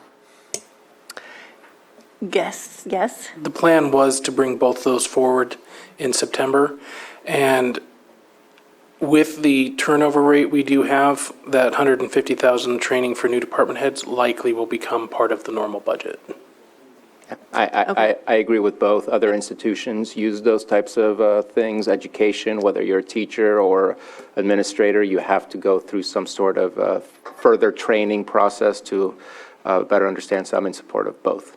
And then the last clause I ask is whether or not we would want to look at just a mini salary survey taken on by, HR and finance. We learned, a lot working with CPS HR. We currently do all the benches for class and comp request. We take it out and look. So we're well-versed in how to do that. I think if we did 150 of our positions, that would give us a much better idea of where we're at. And I don't know if we should wait until 2025 or 24, 25. I think we need to get started on that. What was the cost for that? It was $100,000 for CPS HR, Okay. Yeah, but she said she could do it in-house. I think we can do it in-house. Now, that might take some temps to take some maybe data entry off of my analyst because, we're doing all of the benches and going out and collecting all the data. So I think with finance help, we could really take this on. And it would give us a much better idea of where we're really at. Because I think it's problematic to take departments and start doing benches just for them. And then we'll be back in the situation we were in when we implemented this, which is you had a lot of upset people who forgot they got raises over the years, who didn't get a raise when we implemented because they were raised up periodically. So I think out of fairness and also just from a knowledge standpoint, let's know where we're really at. Because we do know our class and comp study is already outdated. Staff did a lot of work even though we paid $100,000 to CPS HR, admin, and finance staff did a lot of work as well. So we are very, unfortunately, experienced, so it'll be efficient. So what do you think the in-house cost would be with the temp staff? I could draw something up and bring it back. It's more our time, and then. Well, we can present that as part of a September adjustment. Yeah. Okay. And then a talk with Stephen and his group, because he's got some, transitions in his department that we need to account for before we take on something that major. But the first work starts with HR doing the benches, meeting with the department heads, determining how many positions we're actually going to bench for each department. But, through the study, we did 25. We really need to do a lot more. Okay. Supervisor Green? Thank you. A couple things. One, appreciate you so much diving into Laserfiche and really trying to leverage that. And it's there for everyone, every department. So if you haven't dived in and kicked the tires, let's do it. Question about records retention and destruction. I know HR has like crazy rules on that. So have you had occasion to update that? Do you have a continuous policy or an Yes. intermittent policies? So that's already set in place. We updated it last year. In fact, we deleted our 45 years of information that was sitting in the basement. So that was a major project last year. So we created a records retention policy around that. We'll also be getting rid of all the physical files once we validate what was scanned into Laserfiche. And I really appreciate that. It varies by department, just what they got to keep and what they don't. But I would still hazard a guess that we have fewer departments with continuous policies than probably we should. Another reason maybe to get on Laserfiche is just if you haven't taken a look at your records retention and destruction policies or don't know what one is, worse. And I don't know if I can, that's probably not within your portfolio to worry about other departments and how they handle their records, but if I can offer you up as a resource as somebody who's been down that road, I would love to do it. The other question about orientation and training, there's your set of training, and of course, once they get into the position, there's ongoing training within the department. And if you see room for improvement in the initial onboarding, again, recovering line staff, I see room for improvement in maybe some departmental training practices. Not a criticism, just a real fact. And I'm wondering, does there exist some form of municipal form of learning management software? Because, sometimes it isn't even just book learning. If we had a knowledge base of frequently asked questions by department and could figure out how to host that on our website or on the intranet, or like we go out to Vector Solutions for occasional third-party trainings. But if there's a way to stage stuff on a local LMS portal, and we could start looking at supporting our departments with enhancing their ability to train employees using the best tools we have. Is there any LMS stuff out there? Not that we have, but it is something we could look into. But I can tell you that employees come to HR for payroll things all the time because they don't know the difference between us. So we're constantly referring them, no, we don't handle payroll, you have to go here. So I think there's some basic improvements we can make. And some of the things we hear from employees is that, they feel lost, that they don't always know how to access things. So I think we can do a better job there. We have streamlined our orientation. Now most of our forms electronically, we can send our benefit package out ahead of orientation. We would like to even get more automated and maybe use iPads so that it will integrate with Laserfish, so that they would have, iPads or some type of entry and they could do it right here in the boardroom, and then it loads into Laserfish. We're not having to take it back to our department and scan it. So I think there are enhancements we can do once we're fully up and integrated with Laserfish, but I will caution any department that's moving to it, it's much more complicated. It's not complicated, but time consuming. Very time consuming. Once we get on it, it won't be as time consuming, but the process of putting 10 years of data, 7 years of terminations into that's 41,000 documents that we scanned our brains out this year with temps and HR. When we weren't doing projects, the entire team was scanning. You realize I was trying to encourage people to get into Laserfish, right? I just want people to appreciate that there are more. Not only the scanning difficulty, but I have to update my policy. No, come on. Okay. Yeah, thank you, Pam. Okay. I'm not going to ask any more questions. Okay. Sorry. Okay. Do you have one? One last comment. I agree with everything. We're doing that at the class and comp anyway. Every department head is coming in and has a different request. So really the request that you're asking for is kind of going on anyway every day with you guys. So I think for us to get ahead of that, we set that line here just a couple, 2 years ago now. And so I think staying up on it is very important. So, obviously in support of that. One thing always, that we're all probably approached with, again, is just in the department head training consultant, as we're bringing new folks on, is that customer service side of it. Because I get feedback, and I can't speak for everybody else, but being very blunt with someone who comes in a distressed situation is a real challenge. We all get calls on that of, man, I understand the answer, but you could have just said it a little bit nicer of, no, we can't, just, no, I don't know, no. Those aren't good answers all the time. You need to have those, but customer service to our constituents is very important. Sometimes they come in a vulnerable state. You don't know what's going on at their homes.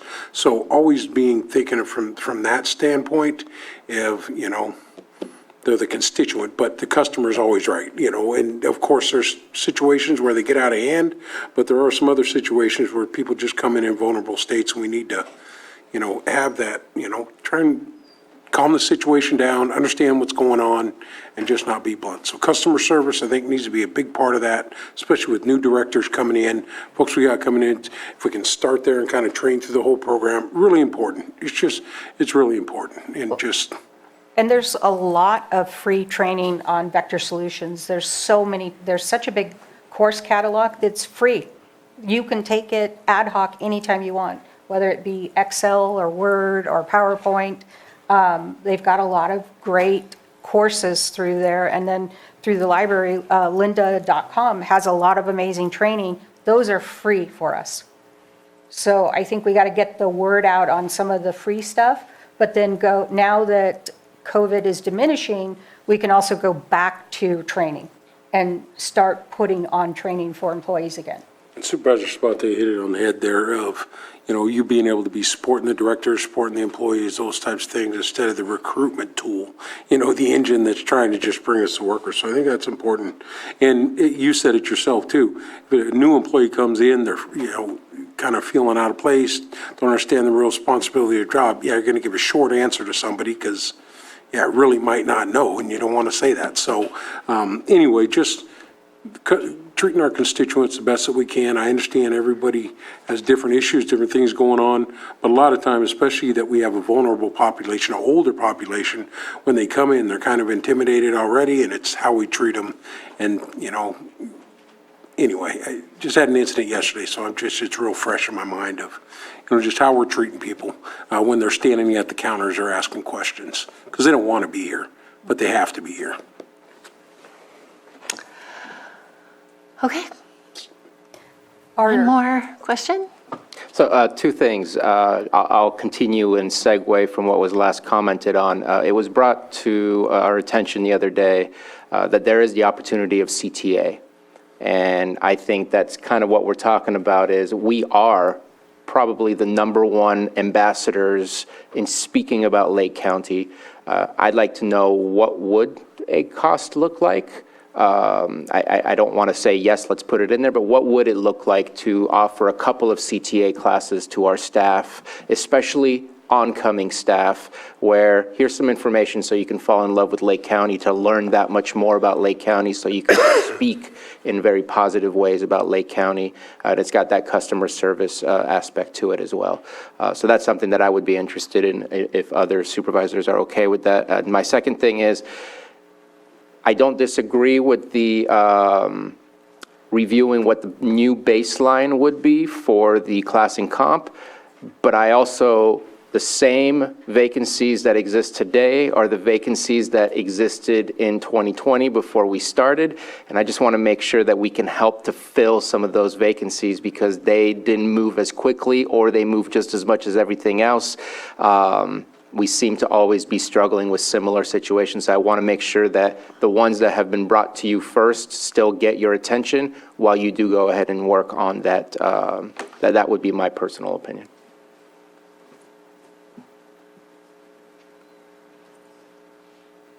Okay. Are we done with HR now? No? Yes, with the main HR. The main, right, the main one. Okay. Now unemployment. Well, first, wellness. So there are really no significant changes in our employee wellness and self-funded dental. That kind of stays in. Eventually, I would like to start a wellness committee, but we've just have so many other projects that are first that I don't have the bandwidth to look into that. So that's kind of going to stay status quo this year. Our next budget unit is Budget Unit 9918 for unemployment. Last year, we had 74 claims paying out a total of $668,000. 54 of those claims were probationary and extra help terminations, which automatically get unemployment. So there's no fighting that. The other 20 were odds and ends of different types of terminations. Wherever we can, we do actually have a service that works on fighting our unemployment claims when there is cause to do so. Supervisor Spatier? I'll send you information just in case it can help, especially maybe lowering our insurance rates. But Blue Zones does have a Blue Zone certification wellness program for agencies. I know the hospital's working on theirs, Clear Lake's working on theirs. If it can help, that's an extra motivation to even look into it. If it doesn't, maybe there's still some benefits that we can find on a personal level for our staff. So I'll send it your way to take a look. Should have done that already. Yeah. You're off the ball. Yes. I'm back on. Okay. Is that all for HR now? That's it for HR. Okay, thank you so much. We're gonna take a 5-minute break. Do we want to? We got to vote. Approve it? Oh, no, that's, It's all one. Oh, yeah, shoot. Yeah. When you said done, I all one. was excited. never mind. Do we Just have to start. stay for the approval? It's all. No, because we're going to approve all of We got the admin 20 other, stuff. Oh, okay. yeah, so I got ahead too. I was gonna start reading them all. Thank you, Pam.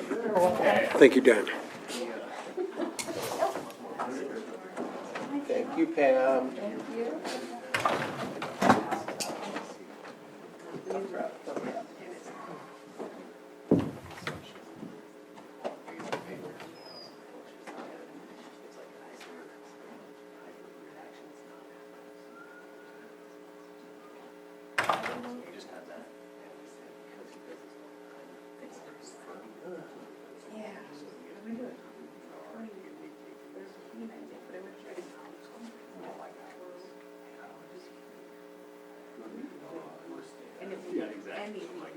Okay.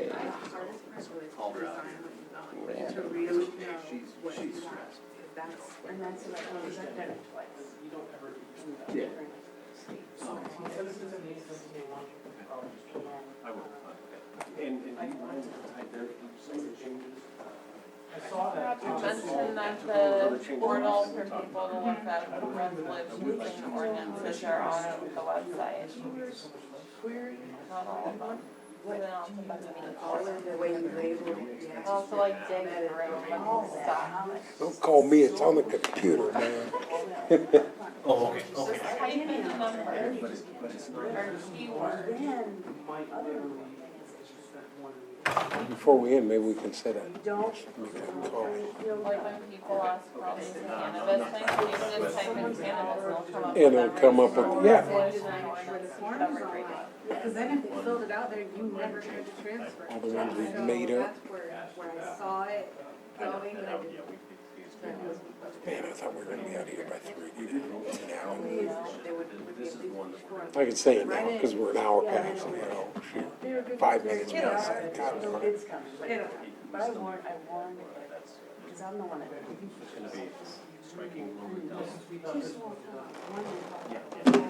I wanna see the chickens. I can't quit thinking about how little you said it like that little baby chicken, dude. I love I their know little the size of noises. the regular ones, but the little guinea hen things, they gotta be just like a freaking quarter. Yeah, we're part of that. Furry little quarter. It looks great on here. Absolutely fine.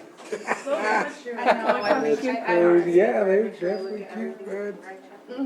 How big are they? They're like, because they're like bantam. They're little Yeah, fur balls. little They're tiny like half feathers, the man. size of like normal chickens. That's So you awesome. like, you feel like you're gonna squish them when you pick them up. They're cute. That's awesome. Baby chicks, like, being is like the most relaxing noise ever too. Because it's not like obnoxiously like. It's not No, super you loud, can it's just, like, they're just there. it's like, Almost. it's so Go. adorable. I didn't do it. My dog, we had it in our bathtub in our bathroom and we kept the door closed. And she saw the family going in and checking things out. And she's like, what's going on? Finally, we let her. She wanted so bad to get in there, had no idea what was going on. We let her in and she's just sniffing around.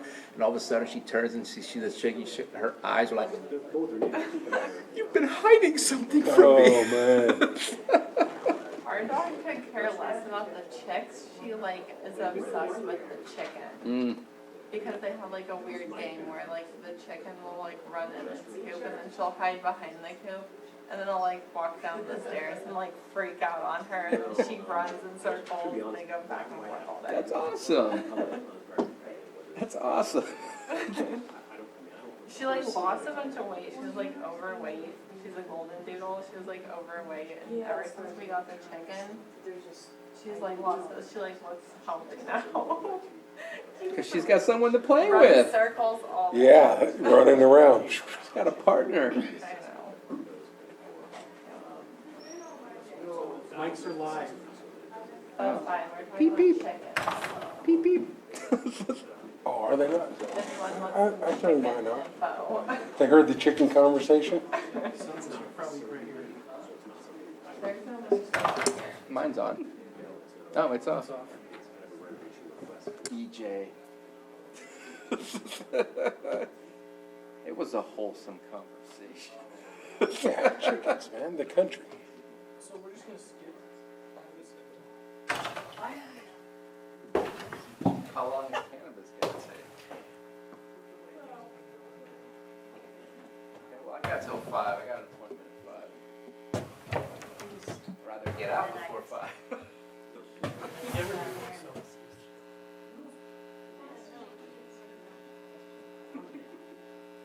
Got 1.8.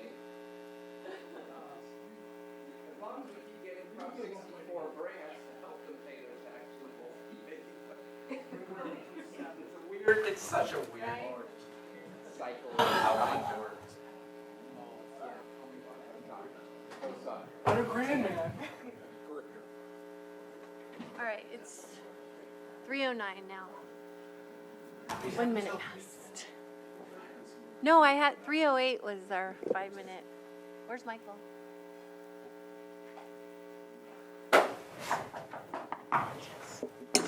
I don't know if his room's right there. More on this side. What are we doing next, Stephen? Budget Unit 1072, Cannabis Program. This budget unit captures cannabis revenues that would otherwise, I'm pausing because we're not on the screen yet. Okay. Thanks, Jake. Restart. Next up, Budget Unit 1072, Cannabis Program, which is Fund 064. This budget unit captures cannabis revenues that would otherwise be commingled with the general fund, which is not federally allowable. The funding for this budget unit comes from cannabis cultivation taxes, grow site development and environmental planning permits, and administrative fees related to cannabis activities, as well as this is where the Prop 64 grants come in that CDD and LCOE are utilizing. There are many accomplishments, but I am going to go straight into a little bit more detail than normal because of the subject matter.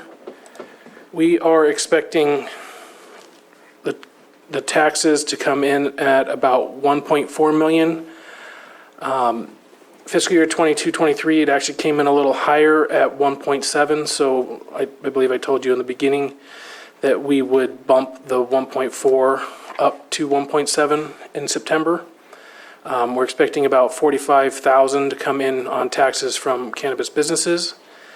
All the other revenue in this budget unit is related to either the permits, cannabis permits through CDD, or the environmental review, which is part of permits for CDD, or the funding from the Prop 64 grants. So when Community Development Department, I'll say it out loud once before I do CDD again, when they're talking about the cohort 3 of the Prop 64 grant, that is going to come into this budget unit first. And then as they utilize it / claim it, will be transferred out to their department. So there's an LJAG grant, which was currently set to pay for the LACO agreement. It basically was to fund permits, external services, contractors to complete permits for us related to cannabis. Nothing else within the expenses comes to a great until we move into the actual cannabis tax.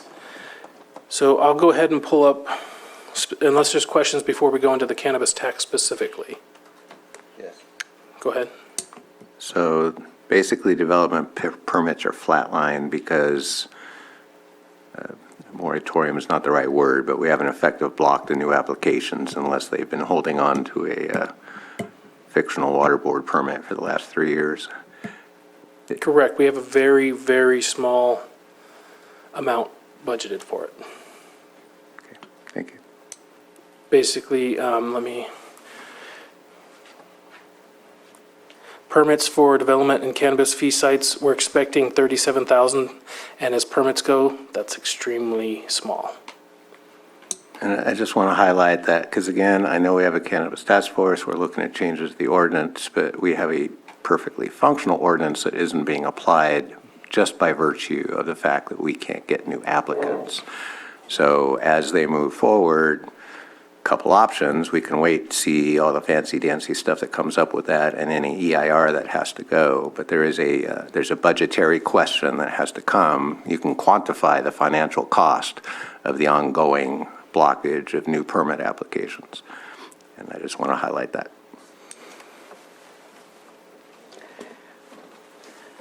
I think there was a big cost of the backlog.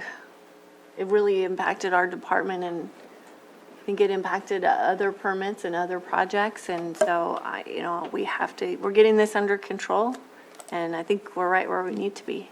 Supervisor Spatier, did you have a comment? Yeah, just two things. One, I haven't heard any complaints from the community that they're being denied access to CDD. And so I'd love to hear from CDD if that is something that's coming up.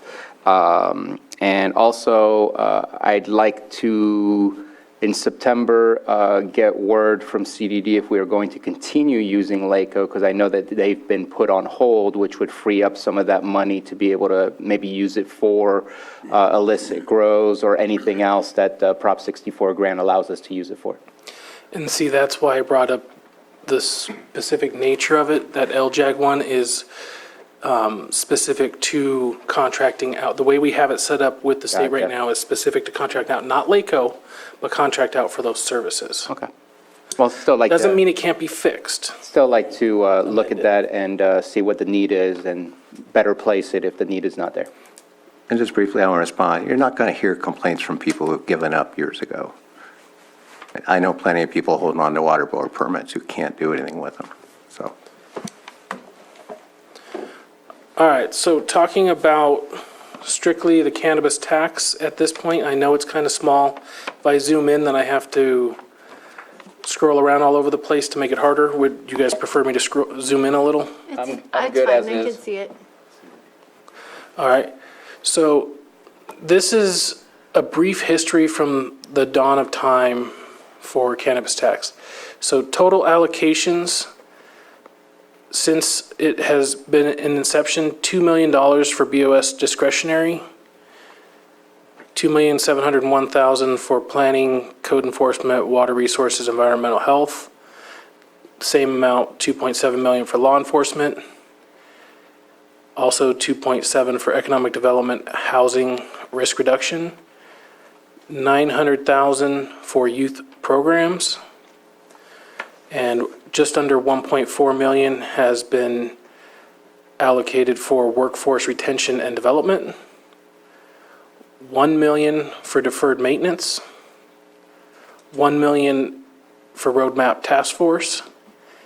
And what you can't see quite off to the right is $4,891,233 for the stabilization fund. And that is the request to keep that one whole for any potential time when our workforce general fund / other budget units can't handle payroll. So the next line down is total actual expenditures to date. 175,409 is in the CAN grant column, and the reason why it's only 175 is because that's the amount of the original 800 that doesn't technically fit one of the other criteria. BOS discretionary as of today, 2 days ago, $666,247 has been spent. For planning, code enforcement, $523,480. Law enforcement, a little over $366,000. Economic development, housing, risk reduction, long titles, $571,000. Youth programs, $277,000. And workforce retention, $674,000. And those dollars have gone to CDD and child support are the main recipients of those to the workforce funds. Roadmap Task Force has only claimed $103,000. There's a lot this year that hasn't been transferred over yet, but like I said, this is just as of a couple days ago what has truly gone through the accounting system. I know that $103,000 will go up by quite a bit. Now moving on to row 8 and below is what is currently in the 23-24 budget, recommended budget before you today. So under BOS discretionary, I should finish the word, we have a little over $1.1 million, which in essence, it's this number in September will be exactly the difference between total actual expenditures and the 2 million allocation. And if you notice, The 2 million includes this year or last? it includes this year. At what? All of the top includes this year. At one- 100,000 each? Or This 50? sheet has it as 100,000. Okay, Because it's 4 times 500, yeah. okay, just making sure. I'm And trying to. lose- that's where, this is if you guys decide to switch, your board decides to switch it to 100,000 instead of 50,000, because I heard that was a possibility. And if you go all the way to the bottom, that shows the unallocated funds.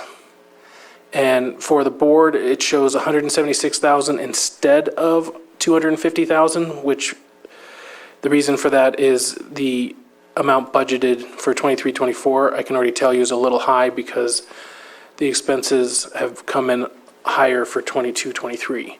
And that would be adjusted during the September hearings. For planning, code enforcement, water resources, environmental health, currently Lucerne dredging, 100,000, surveyor incentive, year 2, a little over $4,500.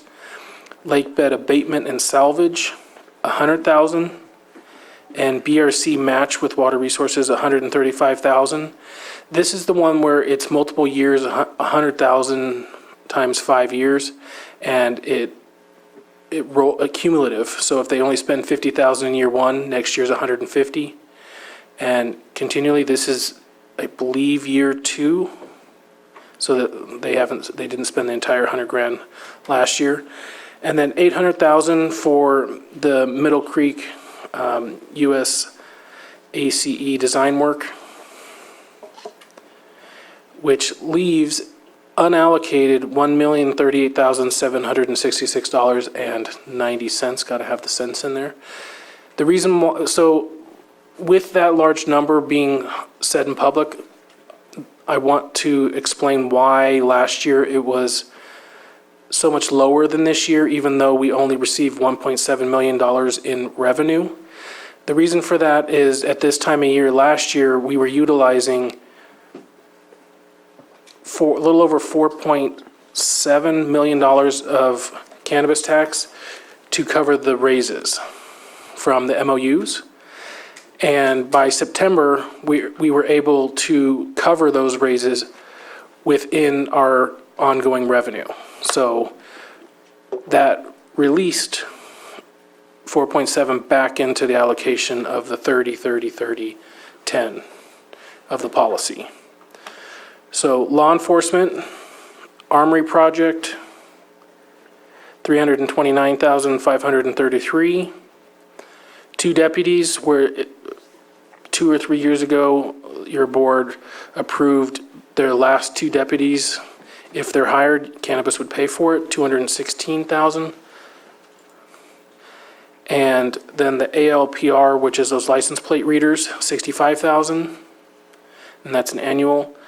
So the total budget for law enforcement is 610,815 for 23-24, which leaves an unallocated fund balance of a little over $1.7 million.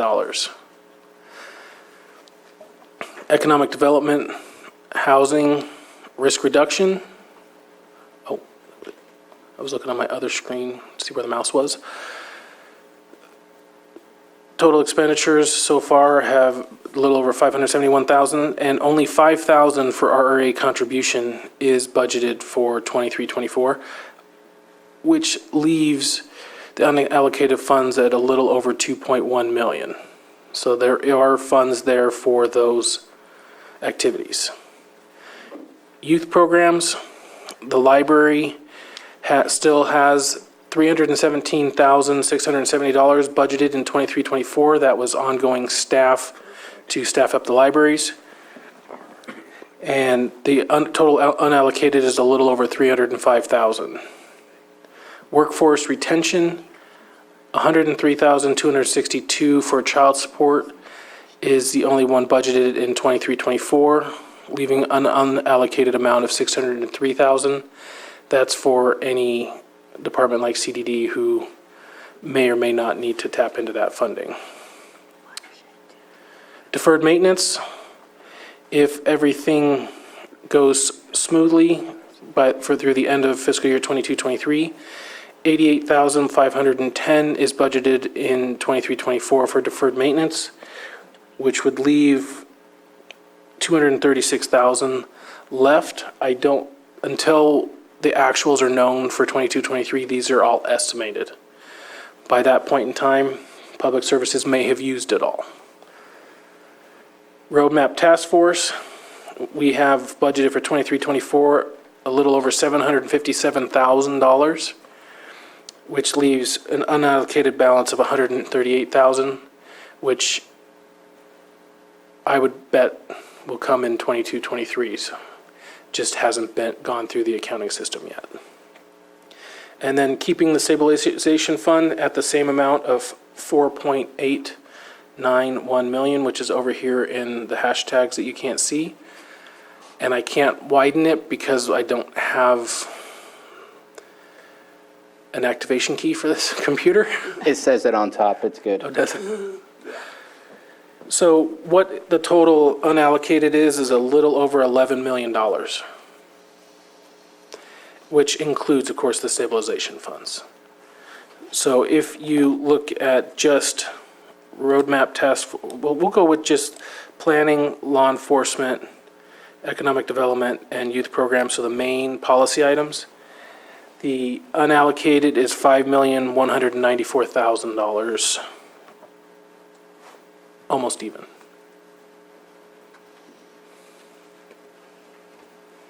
So yes, doing 100,000 instead of 50,000 is doable for BOS discretionary. Is this closer to something that can be understood? Because I know we've tried for years to try to make Yeah. something understandable. Well, it's interesting to see how it's accumulated because we didn't touch much last year. We tied it up into, we were pretty sure we were going to have to utilize it for staff Right. expenses and freeing that up, big difference. Yeah. So, under the risk reduction, is that where we can we use that for tree money? I know we talked about that last year. That is all about your definition. Of reducing risks along county right-of-ways? But didn't we talk, we thought that we were going to get this program off the ground last year, and I think that we thought that we were going to draw on We were planning on cannabis being at least the a part of it. fronting of the money. Right. And this funding source, it definitely can be the funding source to front it. And does it fit in the economic development, housing, risk reduction pot? That is up to your board to decide as not just a fronting, but maybe actually match if it is required.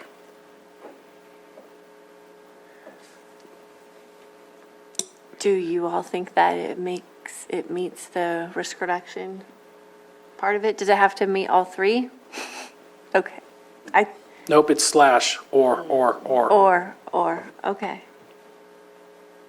I'm just curious, so this isn't Can Grant per se, this is the whole cannabis. This is the cannabis kitty policy. Policy, so not all of it allocated, not a lot of fresh requests I see in there. So we just didn't even touch it last year, and departments didn't get to ask for stuff last year. Did we have any fresh There asks? were expenses last year and a lot of requests.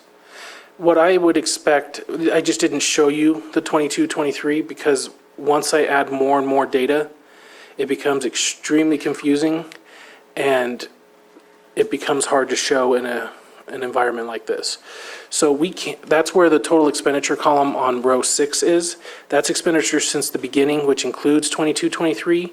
There are known expenditures that aren't in that line that are going to happen in 22, 23.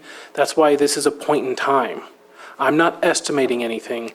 This is a point in time of the expenditures, and this set of numbers will look very different in September. Not like $1 million difference, but hundreds of thousands, it should look different, yes. Like So- the roadmap task force. Correct. There should be some more We have more roadmap task force. Discretionary revenue is going to change. And I believe certain ones from like law enforcement haven't come out yet, haven't been transferred. If it helps, I don't know if this is on, for the deferred maintenance, for example, that there are just purchase orders that are out for parking lot seals and HVAC upgrades. So that's about 250,000, give or take, that would come off of that in the next, I guess, month to 2 months. So just for one of those items, that's an example that at least one department has going through. So that unallocated amount will either for row H or I, deferred maintenance, will have 0 unallocated because it will either be spent by the end of 22, 23, or we will add it to September knowing that those are going to be spent in July.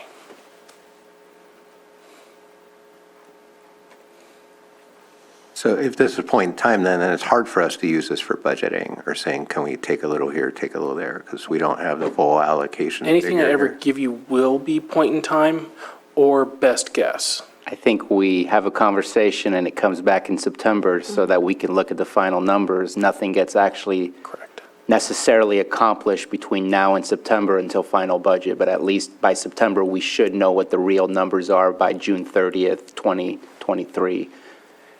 And with these large numbers, you can make some changes before September, just don't make really drastic ones until we have the actuals. Supervisor Spatier? All budgets are off estimates and point in time. So I think when you asked the question about the risk reduction, the tree mortality, I'm in agreement that, yeah, I think this fits the spot, for that fronting of the funds before we get them. If we get the match, we won't have to use it, it'll fall back into line. But definitely think that's the right conversation to have, whether or not it's the whole thing or how much we need, but yeah, in agreement with that question. To get us started. And what are we looking at as far as number? We don't know yet. We had that conversation yesterday. We're going to bring it back in September. We'll be a little further down the road. We'll find out, what's been approved, and actually, many things will hopefully be approved. And so that, we're just saying that that's a possibility. We don't know yet. Okay. Same conversation we had last year. But it's a large project in all the conversations we've had. Huge $2 million probably is, Nothing. A small piece. well, it is something. I mean, but 'cause, yeah, we could do a bunch of better other that stuff we with do that. something than nothing. It is something. So I just think the $2 million, if you're asking the question, Supervisor, I would say the $2 million. You said how much, I would say the 2. Unless I'm reading it wrong, I'm pretty sure I could see it.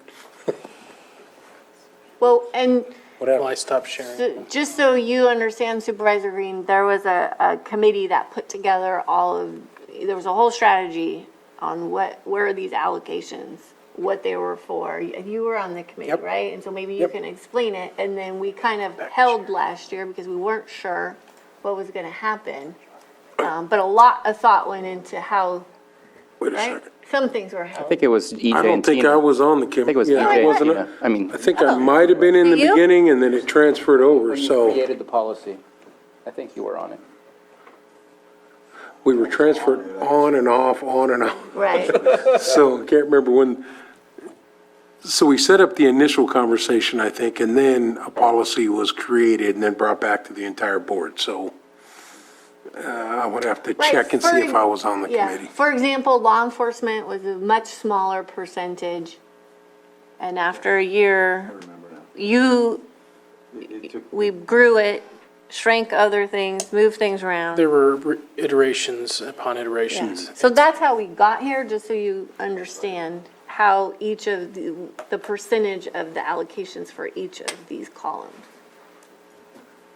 We wanted to create currently a stand at- policy, and the discretionary was, all right, everybody didn't get what they wanted, but the discretionary portion for the supervisors was, all right, you have projects in the area as it could build up, because as you guys know, when we go to a department, there's no funds.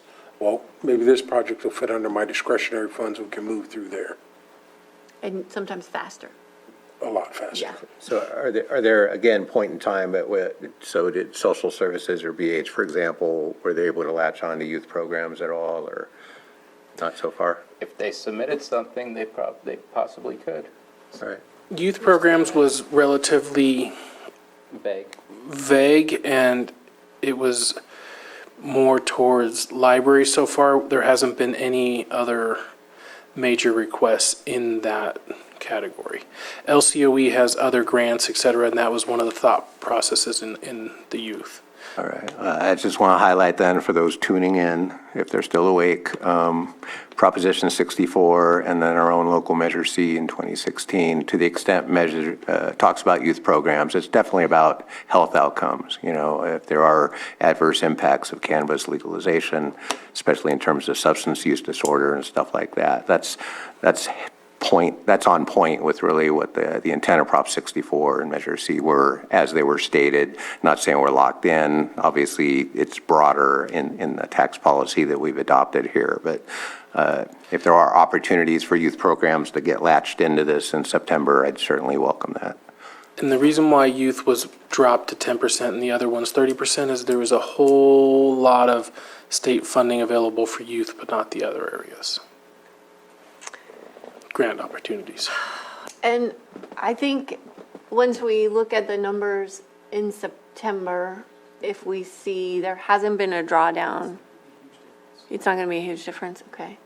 Well, we just need to, we've all talked about how important the roadmap task force is, and how do we continue to fund that program, and what maybe needs to be shifted around to do that. And that is a discussion I would kind of like to happen before September. Okay. So that I can have it ready for September. And it might be evenly take it from the other policy percentages, or if you see one that isn't being used. Right. Do I have a consensus to bring something forward in September for that? Yeah, Go ahead, Supervisor, go ahead. So I see a couple of things. One, we have to have some money for tree mortality. We're running around rampant looking for some money, and it's slapping us in the face today. Let's make sure that we put something there. Let's figure out what that exact number looks like, but obviously we have some available, so that's great. I'm seeing law enforcement and the planning/code enforcement has some opportunities to expand the roadmap task force and continue it. What I would suggest is we can meet as the roadmap task force with you to figure out what does a continuity of roadmap task force look like in the Clear Lake Oaks area as we look at expanding. That way, those that are actually involved in the task force can help prescribe what would be the best way to grow. But there looks like there's funding. And another one, it doesn't do a whole lot, but I mean, it's money and it's there. And if we don't have a better place to put it, we have a 10-year road plan as well that might be able to help if there's a match out there and we have some money right here. So those are the three things I'm thinking about. But I know I spoke to Mr. Carter about this. If we can get like a memo to our department heads, or if that can come up at the next department head meeting to ensure that they're aware that these buckets have funds available and that they just need to submit a proposal. It's not a grant, like CAN grant type of thing. It's just, what is your proposal? Because they're the ones that know best what they need for their departments to accomplish the goals that we set up for them. And the roadmap task force fits right in line with columns D and E, which is the planning, code enforcement, and the law enforcement. So there's funding at the bottom of both of those of over $1 million apiece. So it's easy to find roadmap task force funding for a year or two, because remember, this is carryover from the good years, 1.7 million isn't going to carry this overall budget unit much past a certain point. And I think that's where we need to come up with a continuity plan. The fines will help out to bolster it. The change in the community atmosphere will help that we won't need as much. We leave some people behind that we hired for this area and then grow for this area. I don't think we need to leave everything as is. Once it's cleaner, as long as we remain. But again, that's the plan needs to be diced out. And again, can't invite or predict what's happening, but depending on the timing and what the work product is of the task force and what support that process is going to need, whether it's in terms of additional planning staff, letting out an EIR or something like that, or if we are to even entertain discussion of can we do at least a modest reopening while we're kicking the tires on whatever our ordinance 2.0 is going to be a couple years down the road, being able to front some of the planning money in there, just in case CDD incurs some unanticipated expenses. I know they have grants and stuff like that. No, they're a This is general more fund ready. department, so general fund naturally does that unless it's completely something unbudgeted. Sorry? I'll do it later. Thank you. Okay. All right. Anything else on this? So just Okay. a couple of other JPAs too, just a question, and I know, Stephen, you're usually in the conversations with me on this. We have two JPAs. We have the Risk Reduction Authority and we have the AVA, Abandoned Vehicle Abatement Program, in which we're always running into, and this may not be the place to talk about, but I'm going to bring it up because cannabis funds, I think for code enforcement, budget costs. So AVA funds, we get funds to run the program, but we don't get funds to do the budget. To budget audit. I apologize, threw the wrong word in there. And so audits on both of those JPAs, even the Risk Reduction Authority. We're back online, we're on track, there's a cost. So this, oh, go Just ahead, a sorry. question. Continue. I heard someone else talk first. No, I was going to respond. We should be good for the AVA because we changed the percentage that goes into the audit category, and that can be changed on an annual basis. Okay. So This year, hopefully, the cost had changed, that's why. oh, I'm that's bringing it right. up. It more than doubled. It doubled, That's so right. we're like, oh, we're ahead of the game, and now we're, Back behind. so anyway, I forgot. so I don't know, This would be a possible funding source if the county/board would like to offset that expense for AVA and RRA, yes. well, I think AVA, it's such an important program, and I think it ties into code enforcement. That's why I bring it up, because code enforcement is up there on those, and we can get ahead of it, but this may be, this year alone, maybe a situation where the costs have doubled. Because it doubled, that's not a bad idea, because it's hard for those kind of JPAs to all of a sudden come up with 10 instead of 5,000. Because it's, Or 12 instead of 5. yeah. I'm sure my phone will ring when I say this, but I think that we need to have a conversation with our city counterparts rather than us just put in for that, and that each one, we should split it up. We did the percentage change to meet the need, and if we can prove that it's above and beyond, then there's no reason why all three jurisdictions can't put in their fair share for that. Just my, Don't mind having the conversation, but we've had those conversations unsuccessfully, that, so I'd like to always have a fallback if that doesn't happen, because we want to make sure we're concurrent. We are current on RRA and the AVA, and just want to make sure we continue that along. So I put it out there just as something to talk about. So if I'm in the wrong budget place, please let me know, Stephen. This is the place to talk about it. We're not necessarily going to make a change at this point, but Yeah. that's where you start the conversations and talk to the cities before September. and we have an AVA meeting before September Yes. coming up, so I think we might be able to figure that out by then, as long as we put on the Okay. agenda for conversation. But I'm making the board aware and just want to make sure that we're getting ahead of it, even for RRA. And JPAs, speaking of recreation, maybe,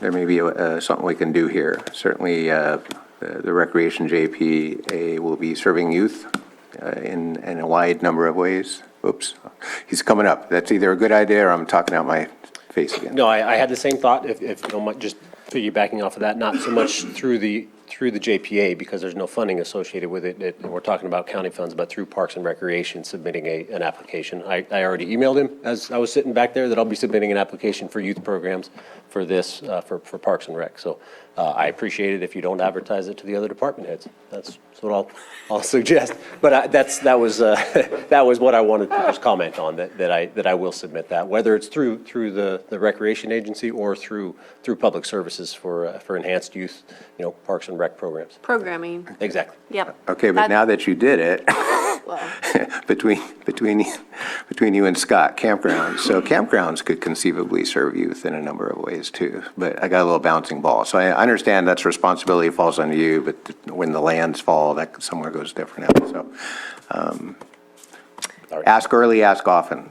Absolutely. Thank you. Yep. Definitely be in favor of the programs through Parks and Rec, making it Parks and Rec and not just parks. That's all I have. Okay.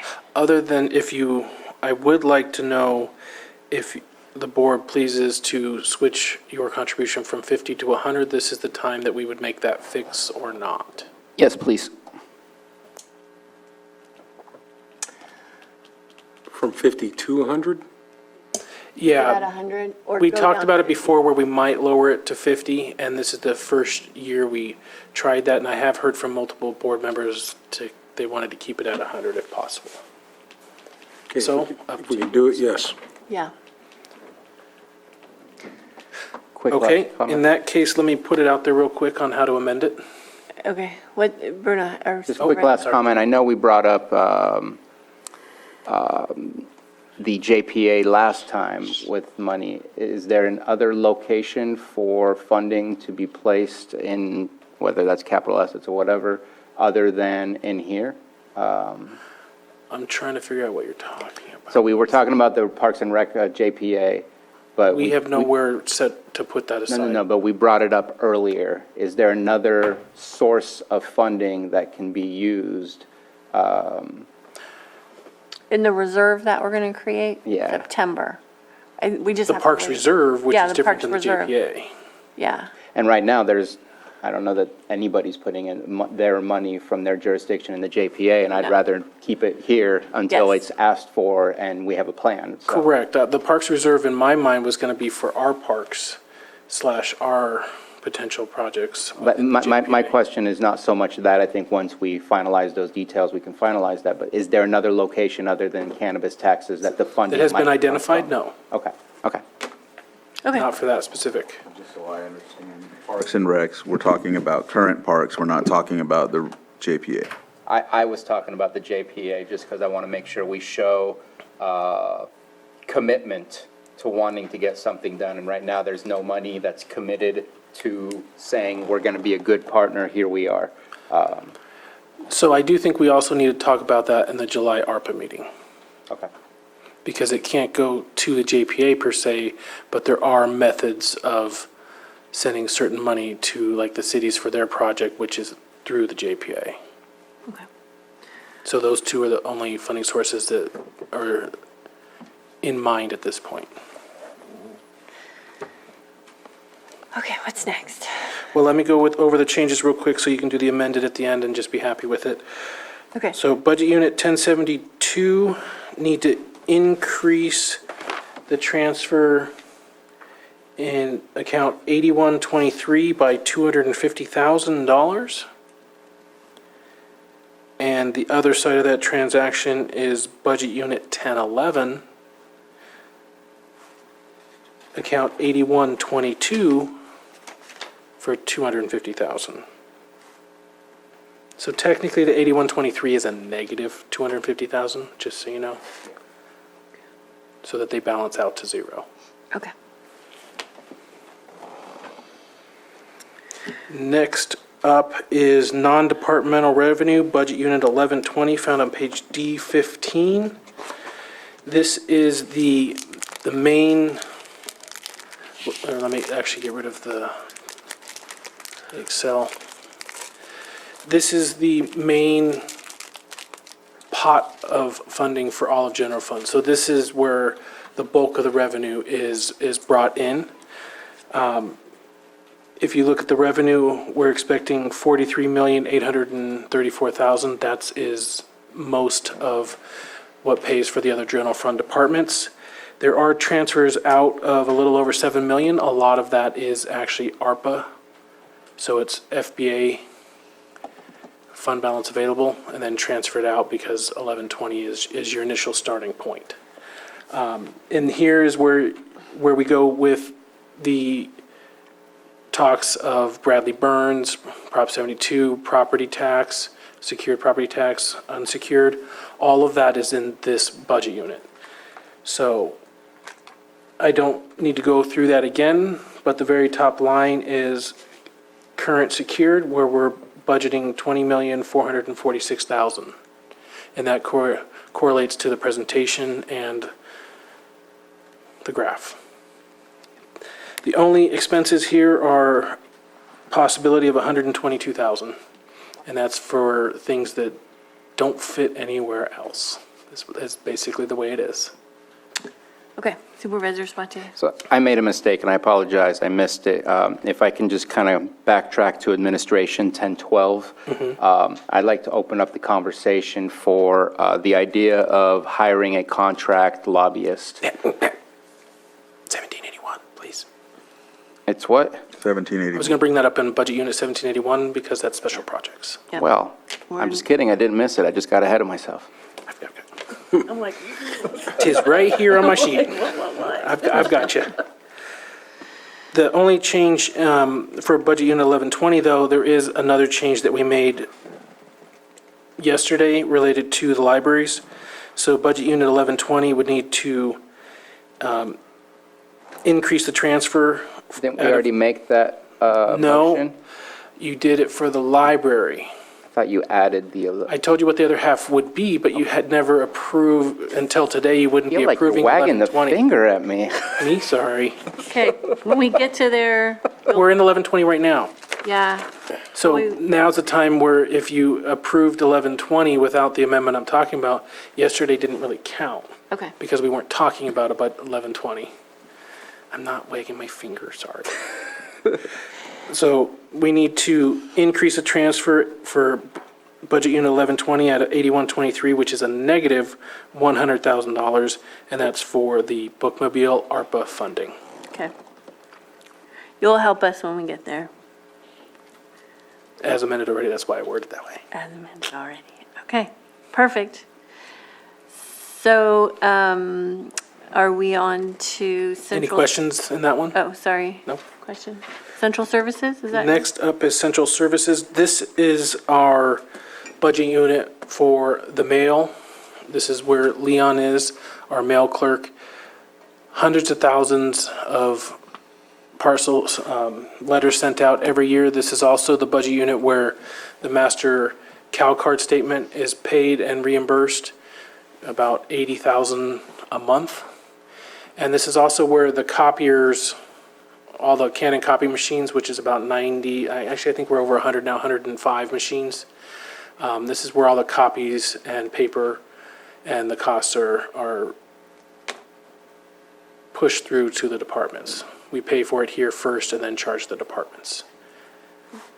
That is, Any questions? Okay.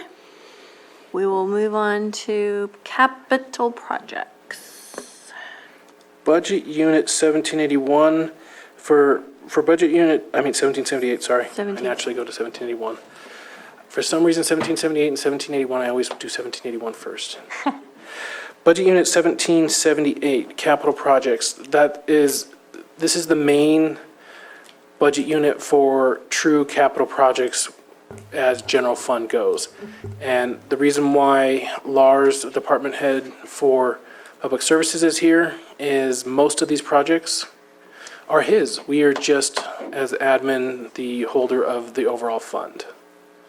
So the main part about it, I'll turn over to Lars for about the projects. Okay. So other than the first project listed on page A1 under 1778, which is the water line for South Main Street and Soda Bay Road, I don't have involvement with that. But the others are, with one exception under me. I was going to do a quick summary and highlight really just some changes, some requested changes. First, the first change request is on a project titled Courthouse Annex Exterior Repairs.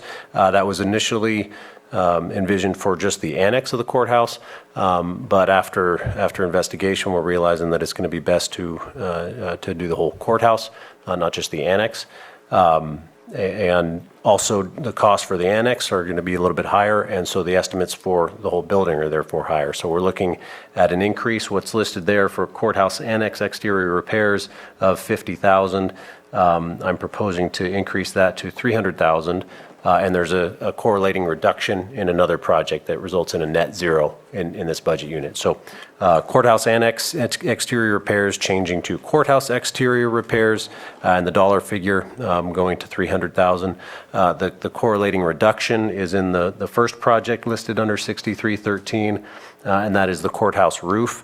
The funds that are listed there based on what we anticipate needing to spend next fiscal year, it'll be less than that, so we would have a decrease of $250,000 for a total in that line item of courthouse roof of $567,711. So there's the $250,000 up in one and down in the other.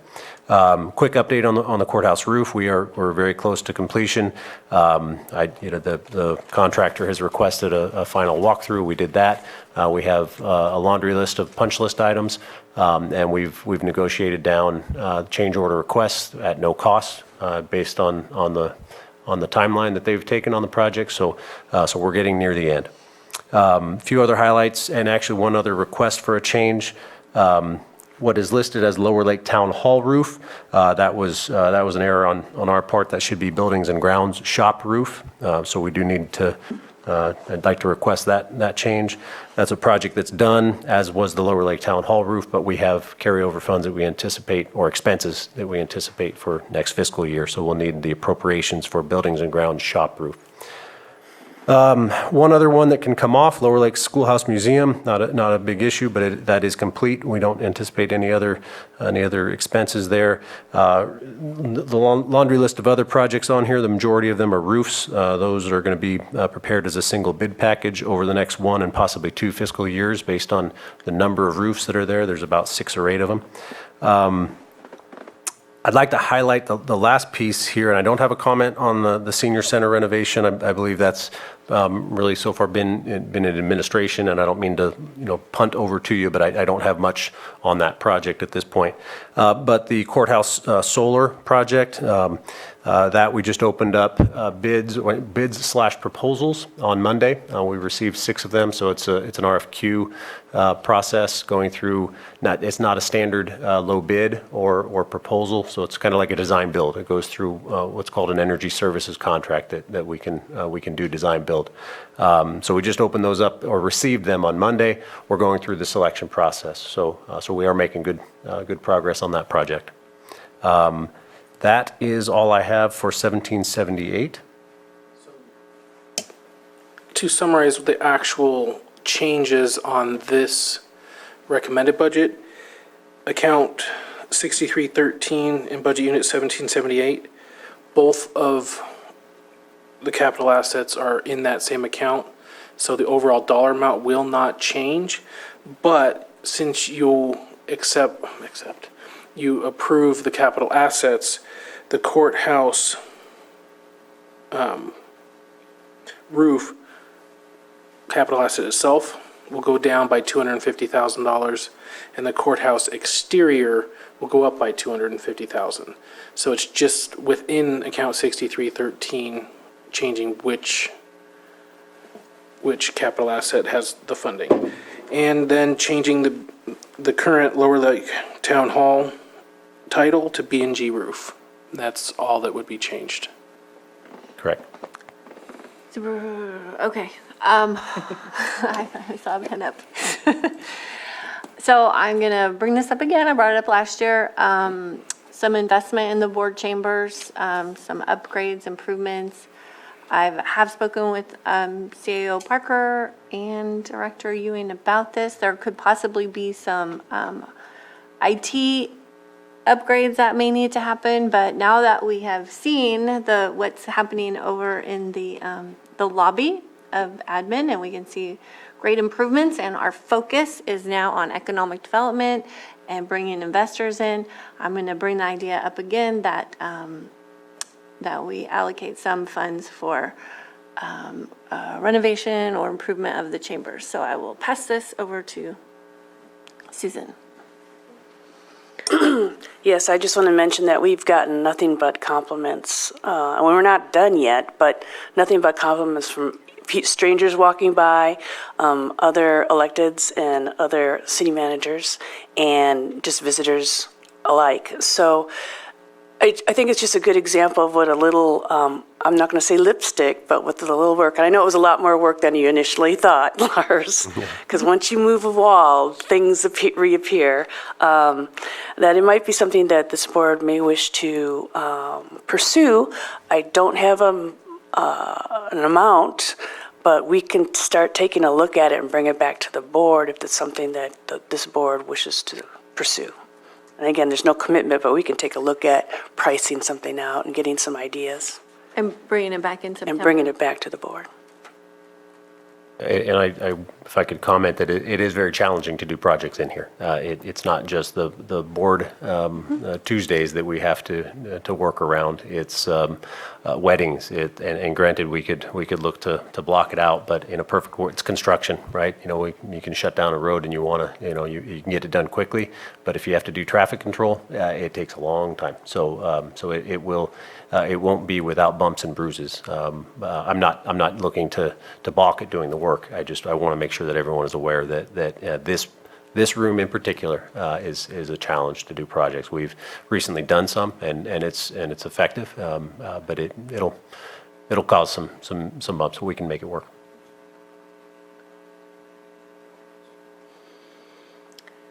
Depends what the cost is. I'll put something together. I'll work with IT. I'm not privy to the IT upgrades that are being recommended. So certainly Shane will need to be clued in there, so we can coordinate to put together a project scope and have it back here for final. Does that sound okay? All right. Consensus to bring it back? Yes. Okay. Yeah, and if I could just add, so the legislature, they're going through a big renovation. They're going to tear down basically the lawmaker offices and build a whole new wing. So they're actually staging somewhere else. So I hear what you're saying. This would be complicated if there was traffic control. When you do bring it back, it could be as, you may consider as one alternative, whether there be an alternative meeting location for a few months while you're busy in here. That would be great for us. That way we own it. But as in the builders own it. But we'll work together on that. Yeah, we will. Okay. Anything else on this item? I think the next one would be 1781. So budget unit 1781 is special projects. This budget unit is used primarily for, just like the title says, special projects involving other departments. This is a general fund budget unit financed primarily by one-time discretionary revenues, with some carried over from prior years. Specifically, revenues include PEG franchise fees and rental fees from Harbor Village. This budget unit provides a small amount of funding for Lamson Field infrastructure match and for lease of the Pilot Lounge, internet, et cetera. For that, with that, there aren't a lot of changes. We do also pay for code enforcement officer out of here and a few other. This is where this is the last stop for the aquatic weeds if the other funding sources don't come through. And there are a few capital assets in this budget unit, and I will turn it over to Lars for those ones like Lucerne dredging. Okay. Lucerne Harbor dredging, that's a project that has been on, and by the way, I do have dates, as was, I believe, requested yesterday, about when certain projects came initially on as initial appropriation years. I didn't highlight that for 1778. I'd be happy to provide. Most of those were last fiscal year. There were a few that were carryovers from previous years. This one, Lucerne Harbor dredging, is one that was initially in fiscal year 20 and has carried on. And I can tell you that we are nearing the end. Permits are in progress, and they have been in progress for quite a while. We have county lakebed permit is done, state fish and wildlife permit is in hand, Army Corps permit is complete and determined to not be necessary after a lengthy review. Caltrans encroachment permit is in progress and not likely to be too involved. The one that is still to be worked through is the Water Quality Control Board permit. We had, because the Army Corps of Engineers permit was not necessary, it triggered a change in the water quality permit process, let's just put it that way. So now, rather than going as a rider on the Army Corps permit, now it's a standalone water quality permit. So getting into the weeds there a bit, but that has largely been the delay. As a result of that, we have to make modifications to a previously prepared sampling and analysis plan, do additional soil characterization, and prepare a dredge operations plan. So all those are in progress, and the work schedule in the Fish and Wildlife permit is that work is limited to October 15th through December 31st to protect the hitch, unless the area is dry, in which case we can request a work variance with Fish and Wildlife based on the water level now. We don't anticipate it to be dry outside of that window. So we're certainly pushing to meet that October 15 to December 31 work window. And based on where we are in the permit and the design, I anticipate that we can get there.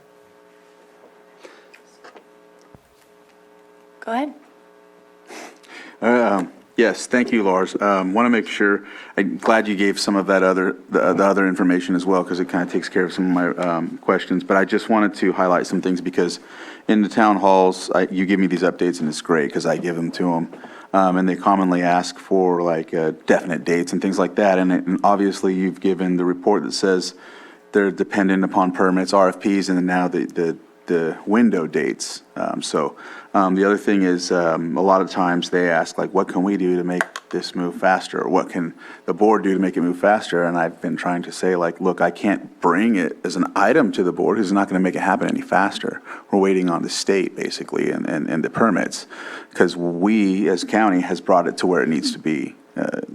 Is that accurate? Well, it's accurate. I mean, at any given point, there would be interaction back and forth between the state. I don't mean to sit here and say, that the state is the delay. No, the state process or any permitting agency's process is inherently a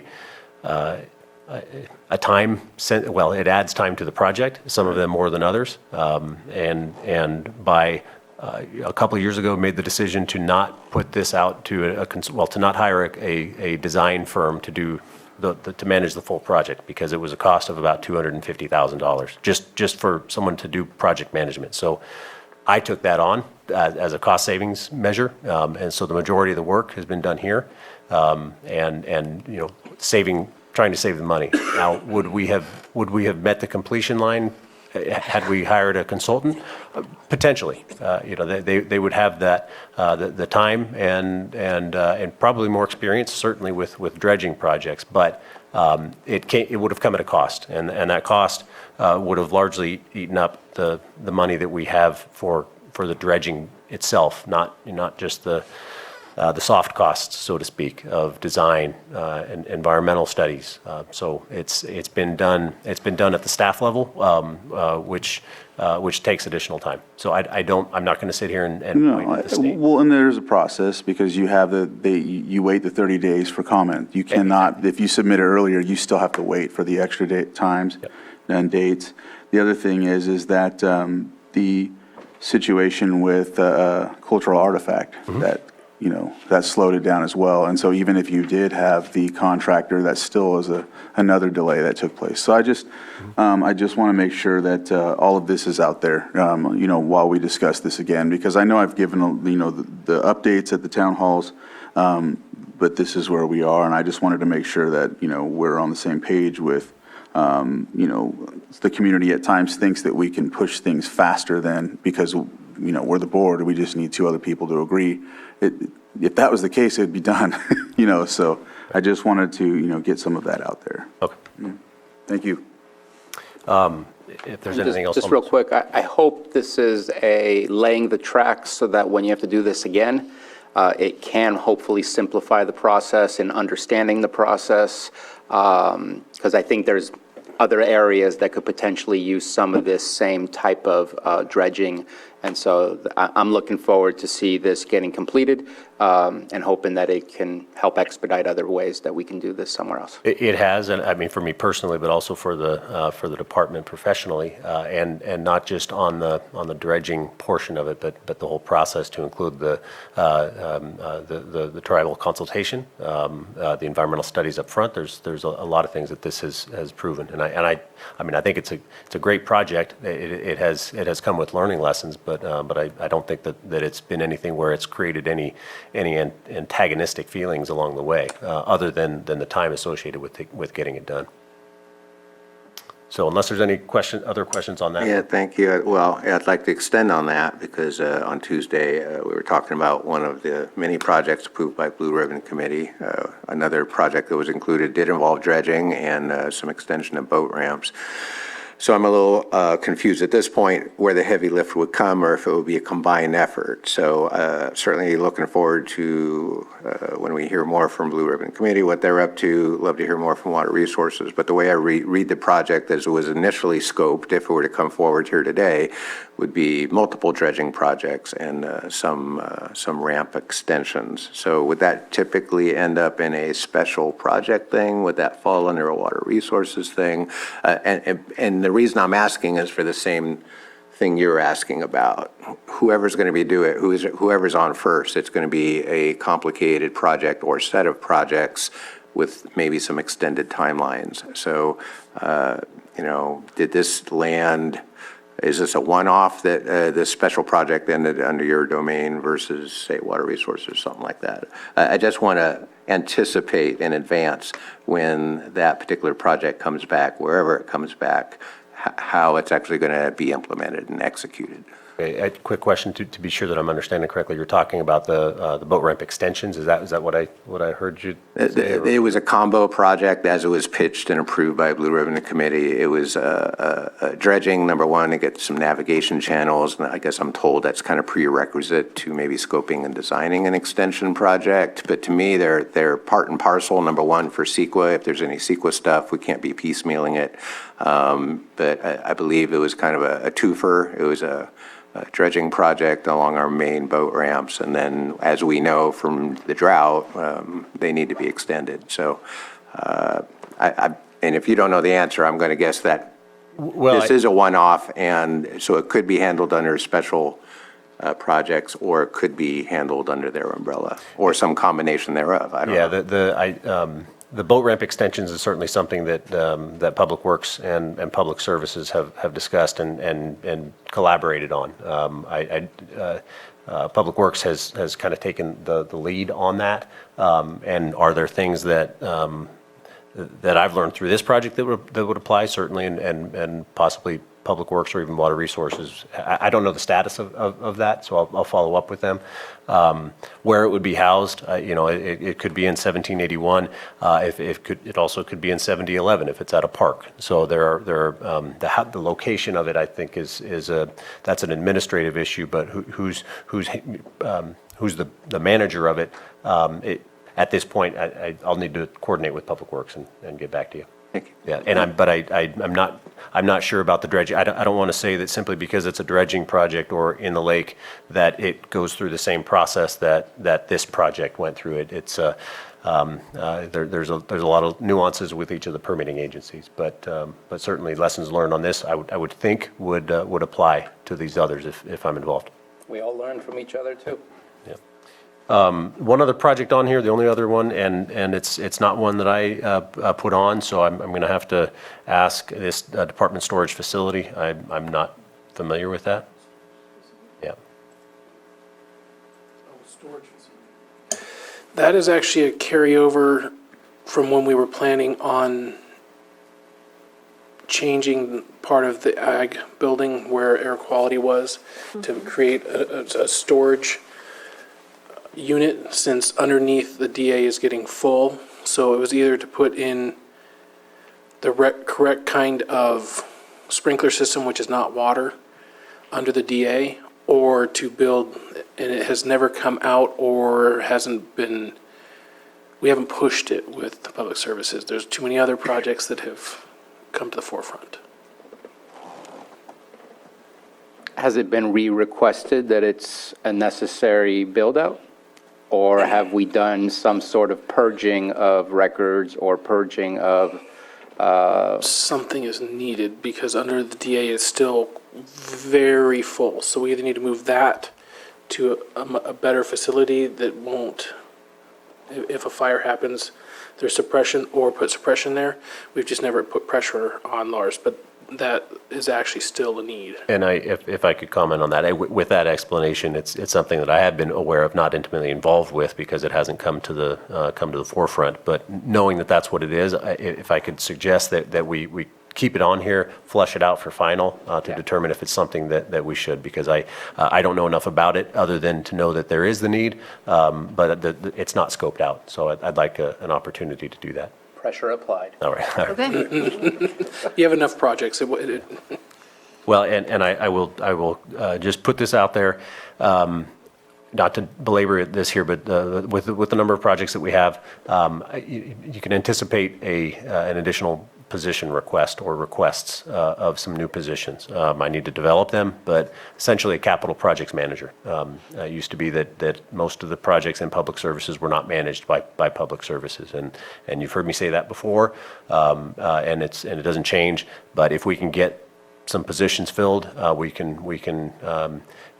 continue with project delivery and improve that project delivery. So just a forewarning, if nothing else, that the request would be coming through admin and HR. So that's it. Okay. Thanks, Lars. Thank you. We moving on? Thank you, Lars.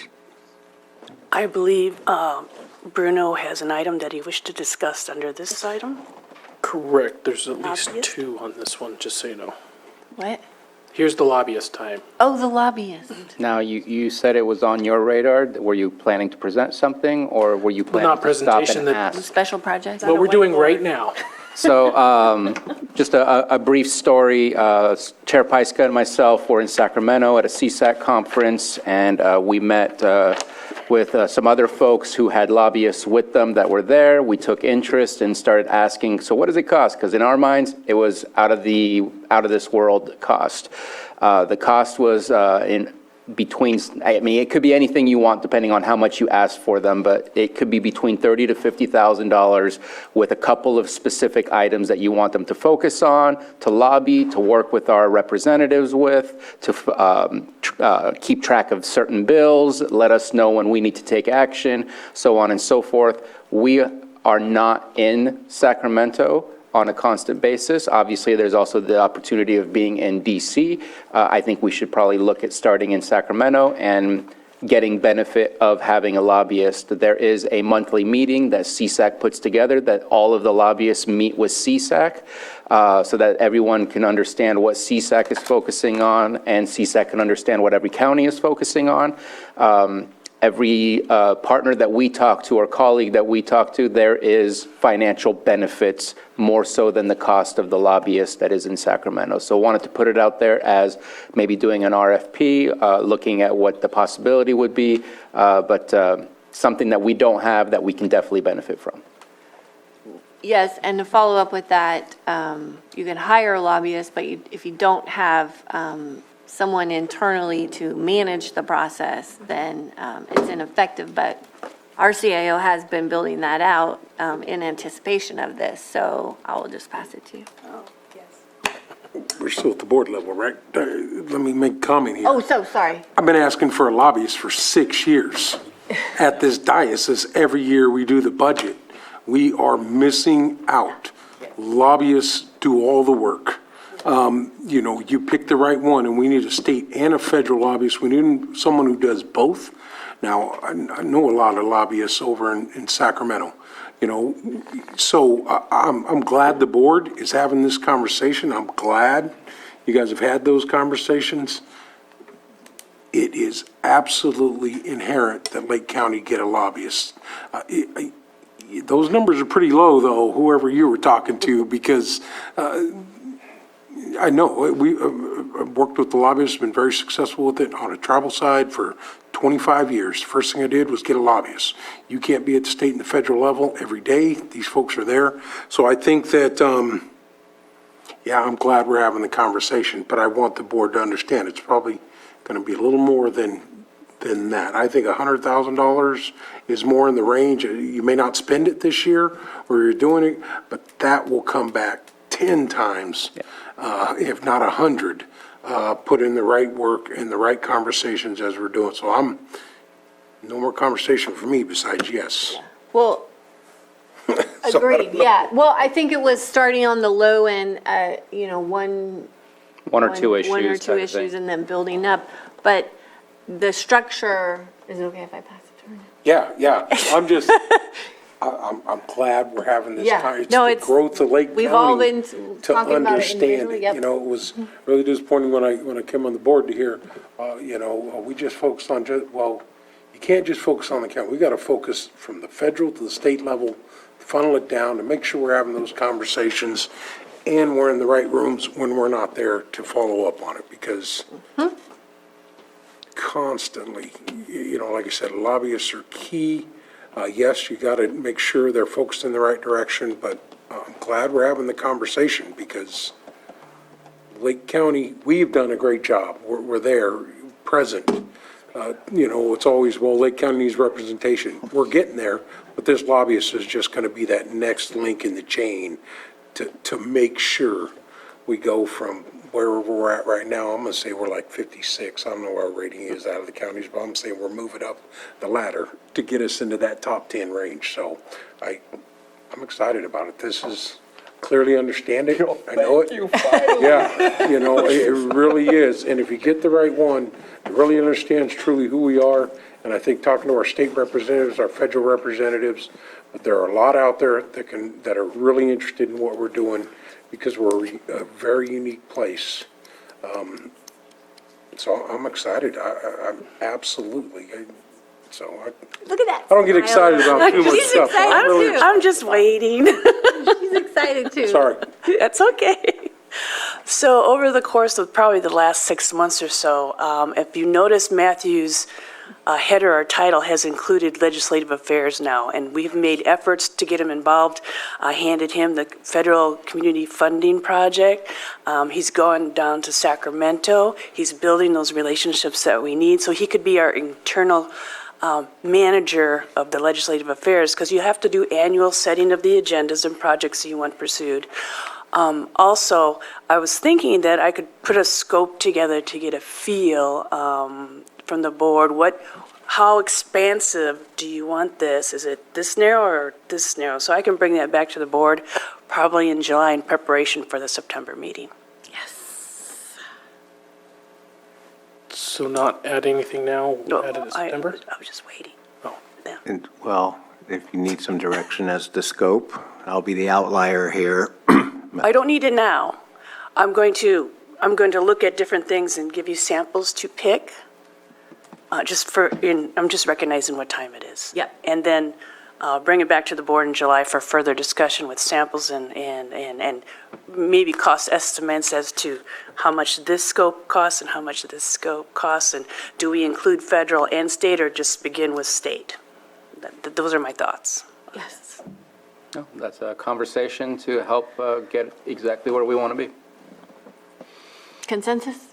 And I would like to, at this time, put a placeholder for 100K in That's what I was preparation going for to this offer as discussion. well. Thank you, because then we can do something with it. That's what I know. Yes. I was just waiting to hear from the whole board. I couldn't hear all the nods. Is there 3 nods? Yeah. I have no doubt you have consensus to move forward with this. I am going to be the outlier. I think one reason people have trouble trusting governments is they feel they are beholden to special interests who all have lobbyists. And my first exposure to lobbyists who actually lobby on behalf of government comes from my experience in cannabis advocacy. And when governments use lobbyists, sometimes they have very clear aims, and it's very clear to differentiate that they're working on behalf of all of their citizens. On some issues, it's less clear that they are actually serving all of their citizens, or if they're kind of taking sides on some political issues. I urge caution, and judicious use of lobbyists, I think, can be effective in highlighting local issues of importance. I think they can also bring some adherence to some of the professional rules of standard and conduct that go with lobbying. 100K is probably a reasonable starting point, knowing where such things go. I'm going to be interested in seeing the scope of services. I'm going to definitely be interested in seeing how that lobbyist would work in developing, taking guidance from this board as a whole and applying it in their day-to-day activities in Sacramento. I think you need to see it more as advocacy for Lake County, and your description of a lobbyist sounds like the description of this board. We make decisions that doesn't always fulfill the needs of 100% of the residents that we serve. We're trying to make the best decisions with the information that we have, with the vision of where we're going with it. So I think as long as we're in control, that's what counts, and that's typically how it works. So. And we can continue this discussion in July. Yeah. Let's keep moving. Not so. Not so fast? Okay. There is one last item that needs to be talked about in Budget Unit 1781, and this is from this month's board meeting. The JPA, $28,000 for entering the cannabis JPA would be in this budget unit as well, and I assume that would be paid from cannabis funds. Yeah. And if we are for that, it would be, you know what, at the end of admin, I have a list going, I'll just name them all off again. So we'll move to the next one. I thought that one was in our Board of Supervisors in special contracts or services, so I'm glad you brought it up because I had made an assumption. That would only be if it was someone's discretionary revenue used. Is it supposed to be Supervisor Green's discretionary revenue, not just No, cannabis? I think it was a board decision, so I think it needs to be a. So it's a board separate from that. cost. I agree. So it goes in 1781? If you really want it in 1011, that's fine, but there's no reason to put it in there. That's a special project if I've heard of one.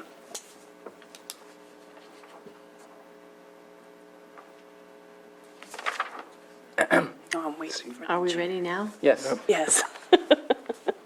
I'll be presenting the next 4 items. Okay. And I will be brief. Budget Unit 1794, CDBG Program Income, page D-59.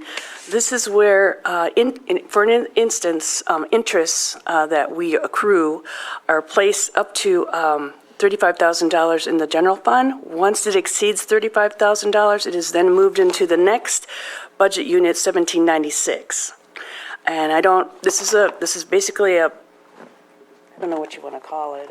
It's Well, this budget unit slightly changed. This is where all of the revolving loans, this is where the revolving loans are going to be captured. So it will be over $35,000 a year for a long time now, to where it will be stored there.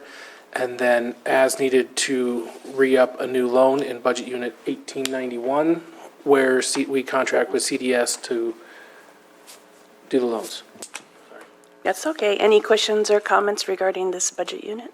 Just one question, if it's possible to get a list of all the loans that are outstanding, if there's any that are defaulted or anything like that? I think so, yes. All. Defaults? Oh, no, we don't have any defaults. It's possible, I just Just want say to. status, that way Yeah. people don't get the wrong impression. I can share with you that as of last year, this past fiscal year, we have issued 6 or awarded 6 loans to small businesses for an amount totaling $705,000. No defaults. You, man. I was going to wait till 1891 to say that, but Okay. I thought I'd get it out of the way now. May I move on? Yes. Okay, Budget Unit 1891, CDBG-PI-Business Relief Fund. Did I skip one? I think I did. I did. Let me back up. Budget Unit 1796, where the program income goes into this fund for capital funds. This is Cobb Water. We, applause, finally closed out that project on May 1st. So this will go away. It'll be zero for future large projects. Budget Unit 1891, CDBG-PI-Business Relief, as you may, page D63. As you may recall, we have been applying for CDBG loans, CB1, CB2, CB3, and the annual CDBG grants for business technical assistance and enterprise loans. And I already gave you the update on how many we issued and how much was awarded to date as of the past fiscal year. We do have some remaining funding that we will be reaching out to other businesses to see if they are still interested in these loans. Will Ben be doing that? Just a Not question. yet. Okay. Maybe eventually, but I'm going to let him get his work plan in place. I already mentioned it to him. I said, oh, by the way, CDBG is yours as soon as you're ready. Or his fellow. Thank you for the question. Budget Unit 1892, Marketing and Economic Development, page D-65. This is the portion of the monies that we share with TID. We did get one dream request for $30K that we received from Ms. Steele. I think you received that. I don't know if you had any thoughts on that. I do want to mention that this has been building over time, not a lot, but slowly building, but this is another one of those funding sources that Ben will be able to utilize for smaller projects and marketing. Any questions or comments? Yes to 30,000. I agree. That's a great program, right? It's going to, mixing it up right now. One team, one dream. One team, one dream. There you go. I think it's a great program. A lot of the new businesses around the lake participate. I think it's a good program. I completely support the 30,000 for that also. Everybody? Everybody? Yes. I can't Okay, tell. the other side is we have to lower something by 30,000. It's just not extra money out there. So the one we would lower is probably 2380 Economic Development Services. That is currently at 137,250. That would be for Ben. That's the only place we can really go, and we would lower it by 30,000. Since there will be newfound carry fund over other balance in locations now. September, then by the time this comes back to us, there may not need to be a change to that item. I'm learning. Okay. Those are my 4 items, unless you have any questions or comments regarding those. No, I think it's a good thing. Do you need a motion for the 30? Not yet. I have a serious list The going. list, all right. All right, just bang He's it gonna through. make the motion. Give me a millisecond to put it on the list so it doesn't get lost, though, but if you don't mind. Oh, yeah. Are we doing geothermal next? Geothermal's next as me, and I need my brain a second. I apologize.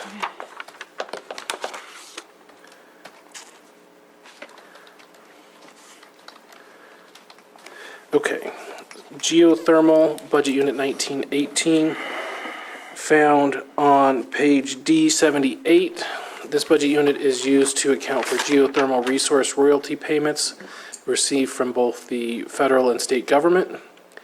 This is a non-general fund revenue source. The portion of these revenues received from the state are commonly referred to as AB 1905 funds and have some restrictions related to mitigation or trying to mitigate effects of geothermal.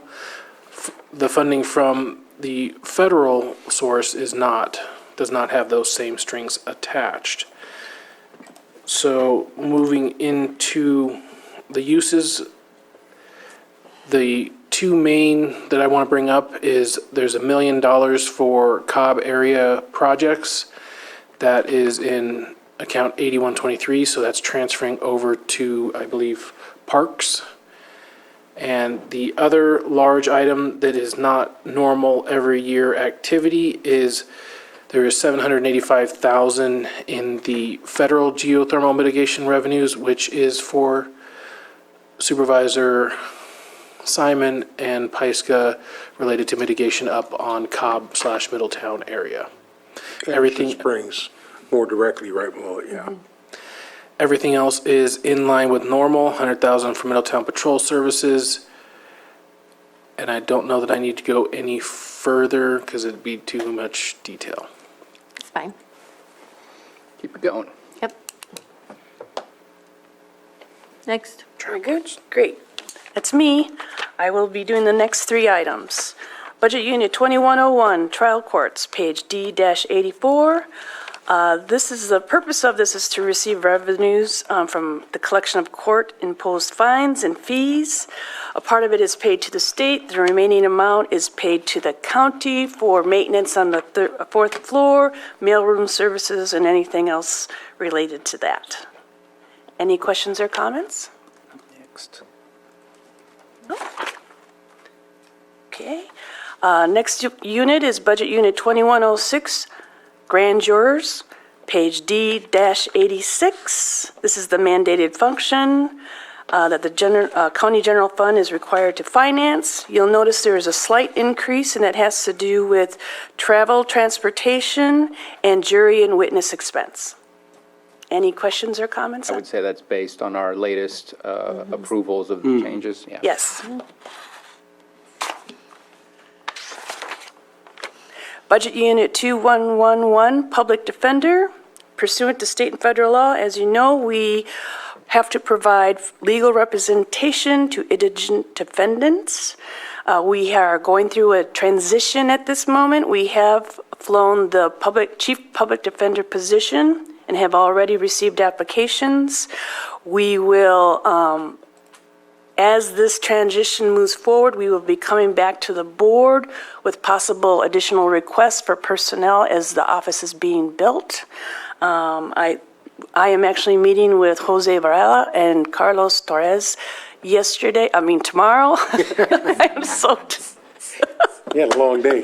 Tomorrow, Awesome. to discuss, we're developing a 6-month work plan for that person once they come on board to help with the onboarding of that position. In addition, we have developed a set of questions for both this board and a subject matter expert panel to vet the applications before they come to the board. Any questions or comments?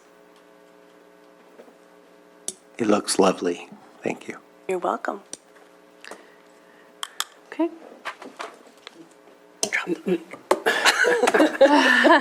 Next up is Budget Unit 2115, which is the Domestic Violence Program. This budget unit collects funds from marriage license fees and domestic violence fines.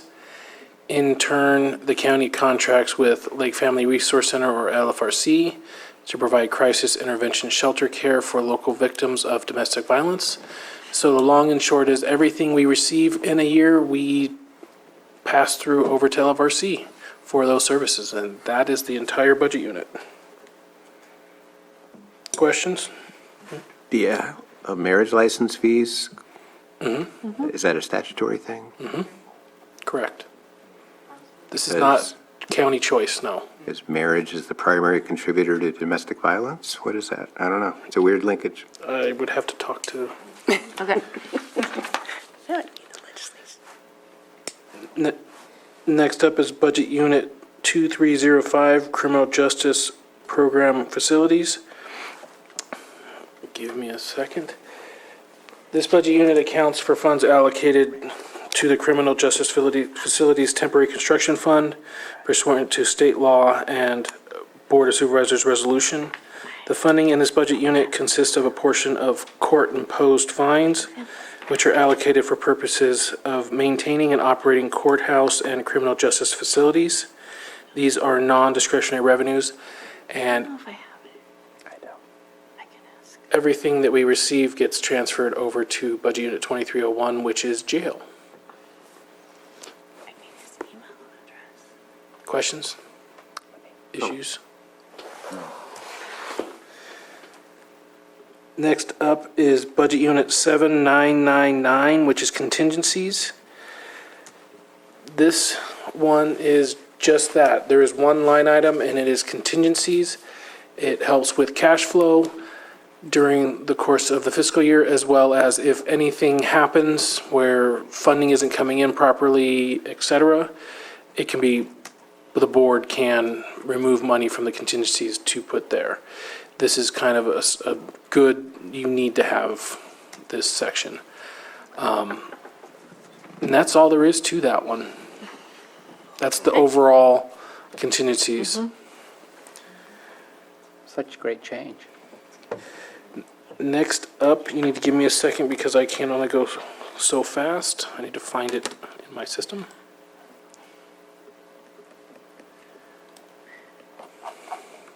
Apologize. It's all the way near the end. Budget Unit 8826, redevelopment obligations. The purpose of this budget unit is to repay the housing loan and general fund loans made by the county to the former redevelopment agency, with 80% of those payments going to the general fund, 20% going to the next budget unit, which is 8894, redevelopment housing successor agency. And those funds, the 20% is held until there is a housing project within that budget unit, 8894. And we had the Collier project that we did, we're This is- working on. Yeah, we didn't use that funding for Collier because I didn't feel that since we forgave the previous amount, that it should be offered to them. Yeah. However, I think with our future housing projects that we'll be able to utilize it ASAP. Good. So that actually takes care of both those budget units, because 8826 is just where the payment goes to general fund, and 8894. And that is the last one for admin, so any questions before? There is one already next to me, so never mind. It's not a question, that's a comment. One, I forgot to mention that CDBG, the NOFAs will be coming out here shortly. We'll come before the board with a list of possible projects. That's going to be Ben's first foray into CDBG land. Great.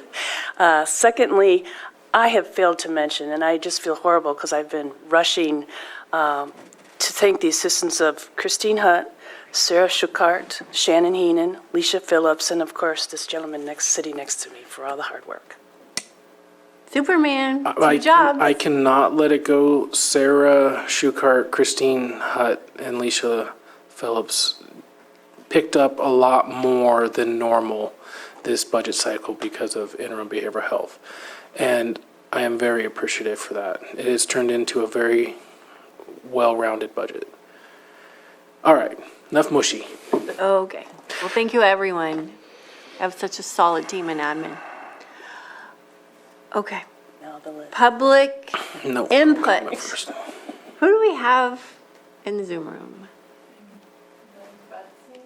Did anyone have a hand up? No. Okay, then we'll bring it back to the board for action, and I think that will be supported with a list in a motion. Yes. Just want to make, one comment too. You say enough with the mushy. I just want to thank all the directors, department heads, admin, this board, for moving forward. I want to say thank you. This is a grueling process, but it's one that we're put into place to make sure we move the county forward, and the work that all of our employees, directors, everyone had a part of this, just moving us forward. I just want to say thank you, because we don't move forward without you. We get to sit up here and make these decisions, but once again, all of our directors, all the way down, thank you. That's all I could say. And you're right, and thank you for bringing that up. And I also I said it last night, but I want to say it again. We had an incredible amount of new directors this year who did a wonderful job, and, yeah, you did great, everybody. Thank you. Okay, what's the motion? So here's the amendment piece of the motion. So we'll get to that in a minute. I move to approve budgets 1011, 1012, 1014, 1072, 1120, 1124, 1341, 1778, 1781, 1794, 1796, 1891, 1892, 1918, 2101, 2106, 2111, 2115, 2305, 7999, 8826, 8894, 9917, 9918, with the following amendments. Budget Unit 1011, account 8122, increased by $250,000. Budget Unit 1011, account 2380, increased by $250,000 for BOS discretionary cannabis revenues. BU 1120, negative $100,000 in account 8123, which is an ARPA transfer to Budget Unit 6022 for the bookmobile. Budget Unit 1781, $100,000 in account 28-30 for a lobbyist, and that is going to be FBA, General Fund. Budget Unit 1781, $28,000 in account 2830 for cannabis JPA membership. If it's going to be membership, we'll switch it to 20, account 20. We'll see where that goes. And Budget Unit 1781, 28K, 8122, which is a transfer in from Budget Unit 1072. Budget Unit 1892, 30,000, increase account 2830 for One Team One Dream contribution. I was trying not to say donation. Budget Unit 1892, decrease, so negative 30,000 in account 23-80, lower the economic development line item. Budget Unit 1072, decrease by, so negative 250,000 in 8123 for BOS discretionary to Budget Unit 1011. Budget Unit 1072, negative 28,000, 81, account 81-23 to Budget Unit 1781 for the cannabis JPA.